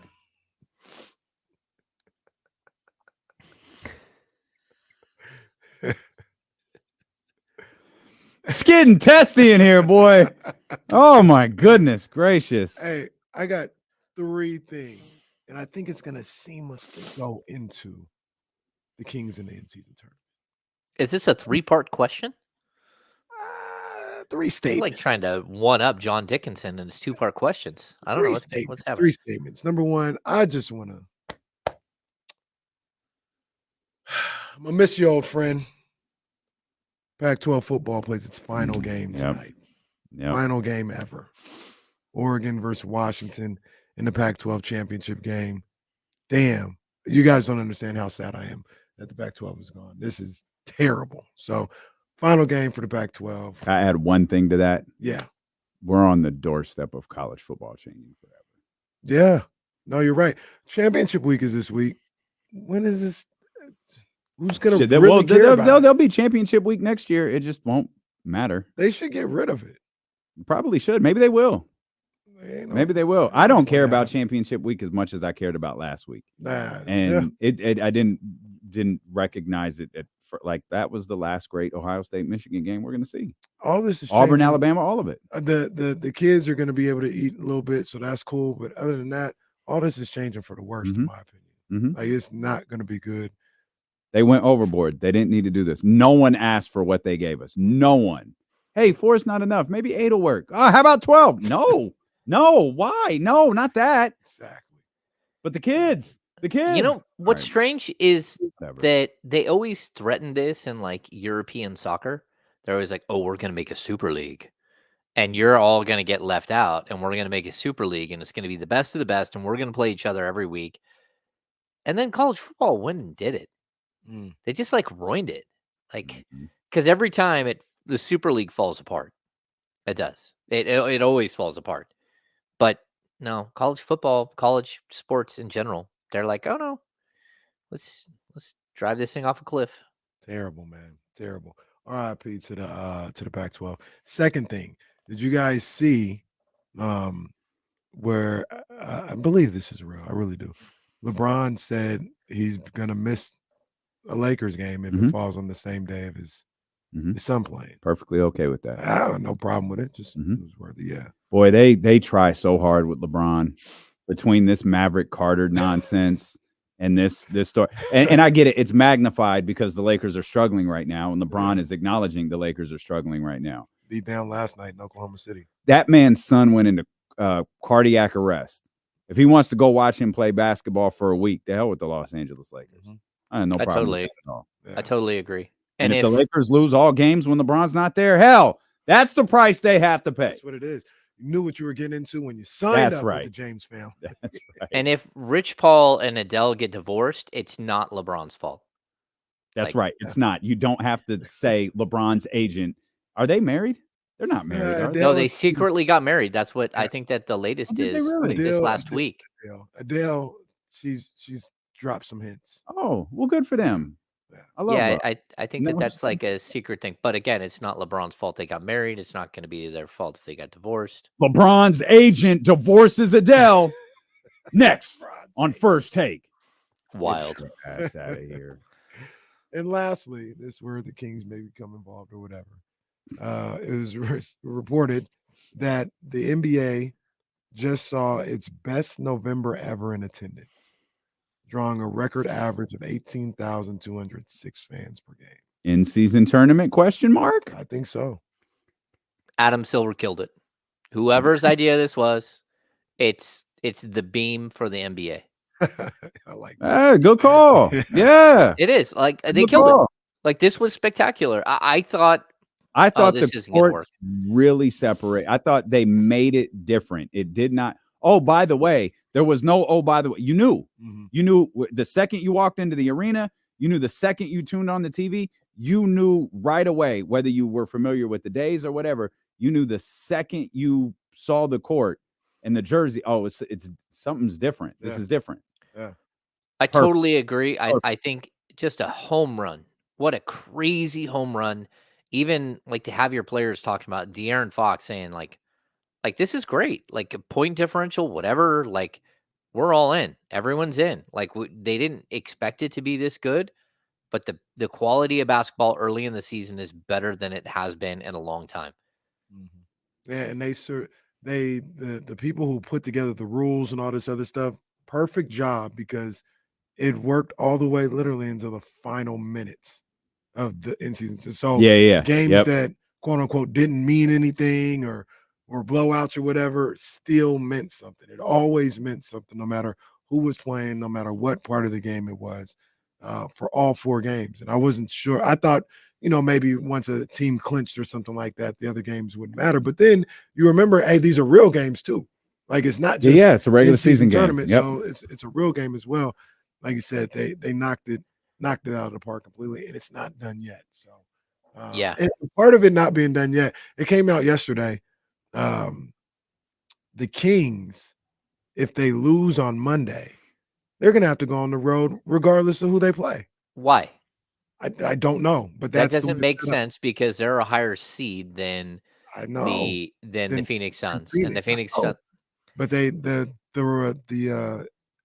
I don't know if I saw NBA letterhead, but it was on one of those things that have all the scenarios for all the teams. And the Kings are either going to Phoenix or LA on Friday, 7:00 if it's in Phoenix, 7:30 if it's in LA. Yeah, so Sean and Brendan and I discussed this last night on the Kings Beat podcast, and there are a bunch of wrinkles to all of this. Like, I think it's really interesting because all of a sudden you had already lost the season series to the Pelicans because you only played them 3 times, you lost twice. Now it's possible the Kings, because they get an extra game against the Pelicans, could conceivably tie the season series, which is totally bizarre. That's not something that would have been in play. And then if the Kings lose, but either way, whether they win or they lose, they will play an extra game against either the Lakers or the Suns, and go up to 5 games against a division foe. They could literally beat the Lakers with 2 games remaining, already own the season series against the Lakers if they were to play the Lakers and beat the Lakers.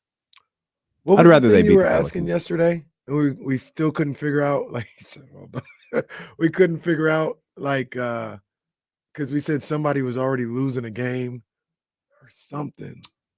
You remember it all, Jesse? No, we were talking about the 80 games. I don't remember, bro. I don't remember. I know what you're talking about. I just don't remember what the hell I said. I know. I don't pay attention when I talk, James. I'm not sure. I pay attention when everyone else talks. You know what I lose sight of? When I said something on the Insiders versus D'Lo and KC versus the Kings Beat podcast versus when I wrote it. That's Yeah, the tough thing. yeah. Or when I'm just talking to somebody and I say something. No, I can't keep them all together. Well, I knew I saw it somewhere else before, but looks like Sean Cunningham had put that out. The what I saw. Yeah, so did Deuce. Yeah. Yeah, Yeah. Deuce. I'd see that. I pulled up the That's who I saw it. It was letterhead Deuce. pamphlet, whatever. Yeah, that's bizarre. I don't understand I don't that understand at all. So I checked to I see get if the Lakers, but I don't understand the Suns. I why they have to I go to checked the to see if the Golden One Center was occupied, and it's not, because the game's the 8th, right? December 8th. Yeah, it's not occupied. So I don't. No. The game will be on the. Oh, you're right. You're right. Friday the 8th. No. The 7th. The 7th. They got them all Friday the 8th. All the losers are playing Friday. No. The loser No, the of the semifinals is the semifinals are the 7th. The loser the losers are the 8th. Or the 8th. Oh. Well, hey, I'm gonna miss that one. I've got a Christmas party I'm hosting. So Why are you hosting the party? I've been meaning to ask you this. We might as well do it now. Why not? Why are you hosting the party on a Friday? Because look at the Kings schedule. This Kings schedule is a disaster.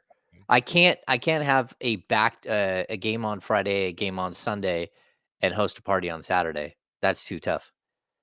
Because I won't get home until midnight plus, and then the next morning, and then all that stuff, and then I'd have to yeah.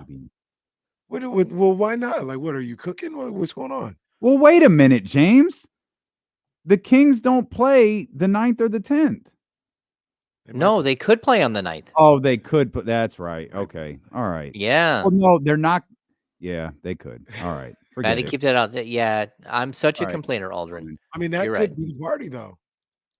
It could have been a watch party, Could have James. been a Well, watch James party. is. I think James is going to Vegas. Yeah. Well, I think I am. Well, it depends on if Charlie took care of that or not. I don't know. I haven't got Wait a minute. confirmation back. Wait a minute. Hang on. Sorry. You want a company paid trip to Vegas? Oh man. Oh no. I was gonna say, look at the new guy. Isn't he cute? No, I know full well that my Southwest points are going towards So the you better trip. pull out that Amex business card, because write it off, because that's about it. No, I don't. I do not have one of those, but Charlie needed to get me a credential because there's a new portal for the NBA credentialing system, and it required him to put in a bunch of stuff that I'm above my pay grade stuff. I don't know who my real boss is. I don't know what their email is. I don't know what the address is to our business. I don't know the phone number to the where we work. All those things. 916-909-1320.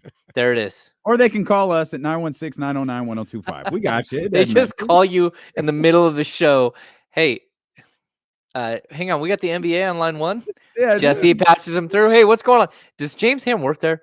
Yep. We're just checking. We're just checking for a friend. He's our most trusted insider. That's fine. We're trying to convince our legal department that the insiders with James Ham and Kyle Madson isn't trademarked by anybody else, but it's turned out to be an extremely difficult process. So it's all right. It's fine. It's just kind of what we deal with here. These people out there trademarking James Ham and Insider, Incredible. Whatever. James Ham, Insider, Kyle Madson. Yeah, it's crazy. They put it on a shirt, then you're totally done. You said you had a lengthy question for Hammer. Oh, that was a while ago. That was a while ago, man. We moved on to Vegas and Christmas parties. James' Christmas parties are fun.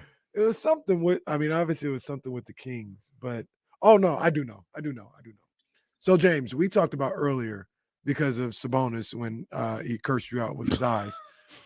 We talked about when he punched me with his side eye. The story's gonna keep getting bigger when he drop kicked James Ham that day at practice.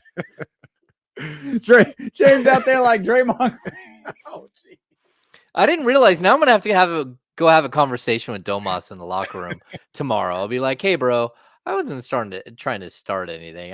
Come on, what are you talking about, Willis?" He's not here for any of this. He's gonna hit you with It goes into what we were saying, right? So I think we look at the Sacramento Kings at 10-7, and we're like, it's cool. It's cool. Like we probably want them to be 11-6 or something like that, but they're cool. Like they're for the most part, the general public, myself, Damian, they've reached our expectations so far this year. It doesn't feel like they've reached that team or specifically Domantas Sabonis expectation. Do you feel the same way? Like they're looking at 10-7, like we should be better than. Can I add one thing to that? Yeah. The expert with context of the season. Yeah. Like they're 10-7. De'Aaron's missed 5. Trey's missed a ton. Keegan's 13. been out of stretch. Like the full context of the season. Sorry, James, go ahead. Do you think they're looking at it the same way? Like, yeah, we're satisfied, and we kind of got the feeling like they're like, no, we should be better than this. I think the best way, we went back today on the Insiders, me and Kyle, and we compared their 10-7 this season to 10-7 last year. And I felt more comfortable with their 10-7 last year than I do about their 10-7 this year. Because I think, just quick math, I got 5 games that, as someone who covers a team, I thought were washouts, that were bad games.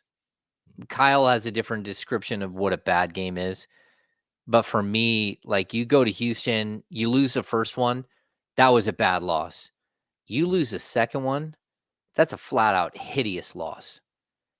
You go to the New Orleans and you lose the first one, that was a bad loss. You didn't even make it a game. It wasn't competitive, right? You played them the next night. Okay, you played better. Maybe I'm okay with you saying that's not a bad loss. Take all of the emotional, whatever Tuesday night was. Wednesday's a bad loss. It doesn't matter how you turn it. Every team has back-to-backs. Every team has emotional games. You can't have 4 out of your whatever we're at now of your 17 games be bad losses, really bad losses. Last year at this point, I don't think there was a bad loss at all.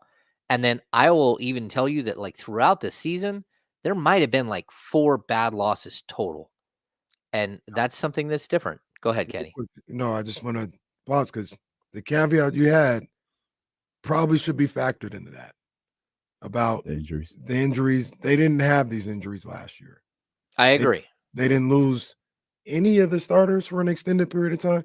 They've already lost De'Aaron for 5 and Keegan for another 5. Yeah, So De'Aaron on the season missed 9, but never had been a full-fledged. Keegan played 79 or I think he played 80, but he started 79. Domas was at 79 or 80, 82 for Harrison Barnes, and Kevin Herter was at, I think, 78, 79. yeah, Yeah. so I agree with you about some of these, like the Clippers loss, Houston's loss, the second Houston loss, and Pelicans. the first Pelicans game. I don't want to see that anymore. So I agree with you. But how much do you weigh them having to deal with these injuries that they didn't have to deal with last year into how you feel about this team? Yeah, I mean, you have to put that into the equation for sure. But like a bad loss, it's a bad loss. I mean, if you lose by 10, but you're fighting, like I even last year, the fourth game of the season, the Kings lost to the Memphis Grizzlies. They lost by 15. That game wasn't a 15-point game. That was a super agree. close game. And then right at the end, the Grizzlies got a bunch of points and it made it look lopsided. That was not a lopsided game. That was a hell of a game. They were down. Yeah, but they fought back though. They did. I think I agree with James. I've always thought that game was looked at a little worse than it should be. Yeah, because I thought they had a shot. So when I look at the scope of this year's games, like there are some stinkers, man. Some games that you want to turn the channel, 20 minutes in, you're like, okay, I'm done because they're done. They're not coming back. And We did. I think part of this is the injuries. I think part of it is when you're a better team, sometimes you take bad losses in a different way. Sometimes you just go, okay, we're done. We don't have it tonight. And as a good team, when you're a bad team and you're sitting there fighting and all that stuff, you're trying to claw back into games. A lot of good teams go, okay, we know we're not coming back tonight. Let's just save it for tomorrow. So maybe that's part of it, but like, dude, I'll just keep circling the Houston games and the New Orleans games. That's not good to lose both on it. Like to play a team twice and to get, curb stomped on the first one and then almost the same in the second. Like, that's not good. Those are uncomfortable losses. I hear you. Yeah, and I guess it just, how do you fix that? Right? Is it as simple as De'Aaron getting comfortable being back? Is it as simple as Keegan and Trey getting comfortable together? Because the two haven't really played together. Is it just as simple as time? Is it as simple as Mike figuring out the rotation once everyone's back? Like I don't know what the answer is. I agree with James. Some of these losses have stood out a little bit more, but I've tried to take the whole season into context. Sorry. And while I understand what James is saying, and to a lot of it I agree with, that wasn't the question. How do you think they feel about this 10-7 start? Oh, they want to be better. They're not okay with it. No. Like I think maybe even more so than you're not okay with it. I think they're like, nah, we should be 13-4 or whatever that would be, 13-5 or something like that. 12-5. I don't know. Well, yeah, but like you got dreams, you got aspirations, you got goals. Like that's a good thing. This team should have all that. So I think they believe once they get healthy and they get everybody back and like everything's flowing, they should be just fine. Now, that doesn't mean that that's going to happen. Like we can talk about, the Kings aren't guaranteed a playoff spot. They're 17 games into an 82 game season. They got 65 games left. We're at a point where like Bradley Beal has to play all but 2 of them or he's not going to be qualified for any of the stuff. But like, that's where we're at though. Wow. Yeah. You got 65 games remaining. We can't make some snap judgment because they're 10-7. I think this team is better than 10-7. And I think that the fact that they've lost, I think it's 34, and you can even say 34.5 because of Keegan missing that whole second half.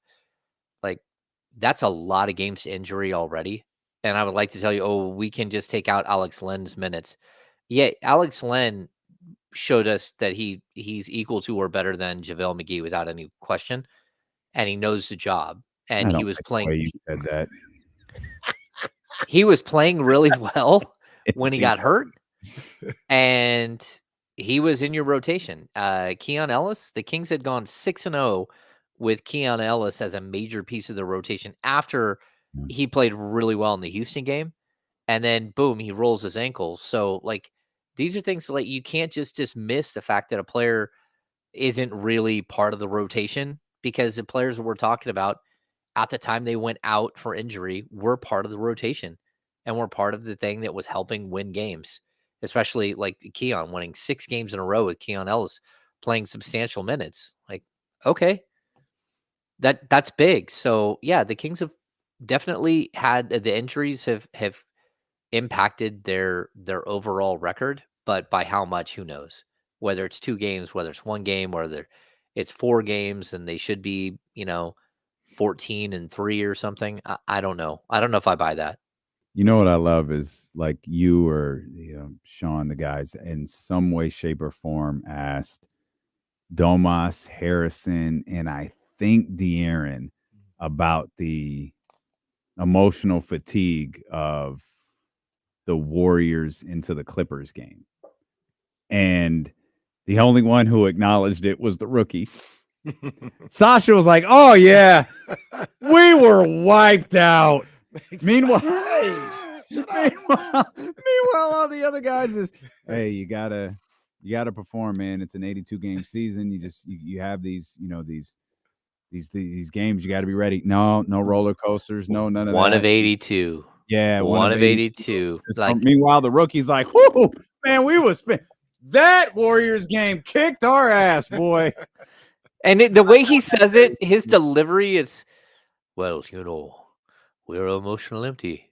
Yeah, it was just so like we were emotionally empty. I was like, oh, it no. happens. I don't want to make excuses, but sometimes these things happen, and he's just so suave. He's so suave. I was like, I just gonna cuss his ass out in the locker room. Boy. Just one time, I wanted to hear him say, "Woody, I stole your girlfriend. I'm going to steal your girlfriend." That I want to hear him say it. Like he's so spectacular. I have no idea what that. I don't. That's know from Cheers. That's Woody Harrelson. Oh, come on. I was watching the Cosby Show. I don't.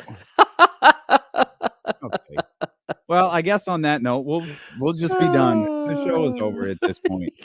Thank you guys so much for being with us. It is the Kings and the Nuggets this weekend. We've got the Joe Flacco Bowl here. Joe Flacco Bowl, and I don't know if we have it, but go Stingers up. We have that. Stingers all the way. 10:30 up. be there. Stingers up. Let's go, baby. Yes. Let's go. Go Aggies. Yes, indeed. Go Aggies. We'll be back here. You guys aren't playing no more. We'll be back here on Monday. We got ripped off. To recap the Kings weekend, 49ers, Eagles. Get ready for the in-season tournament.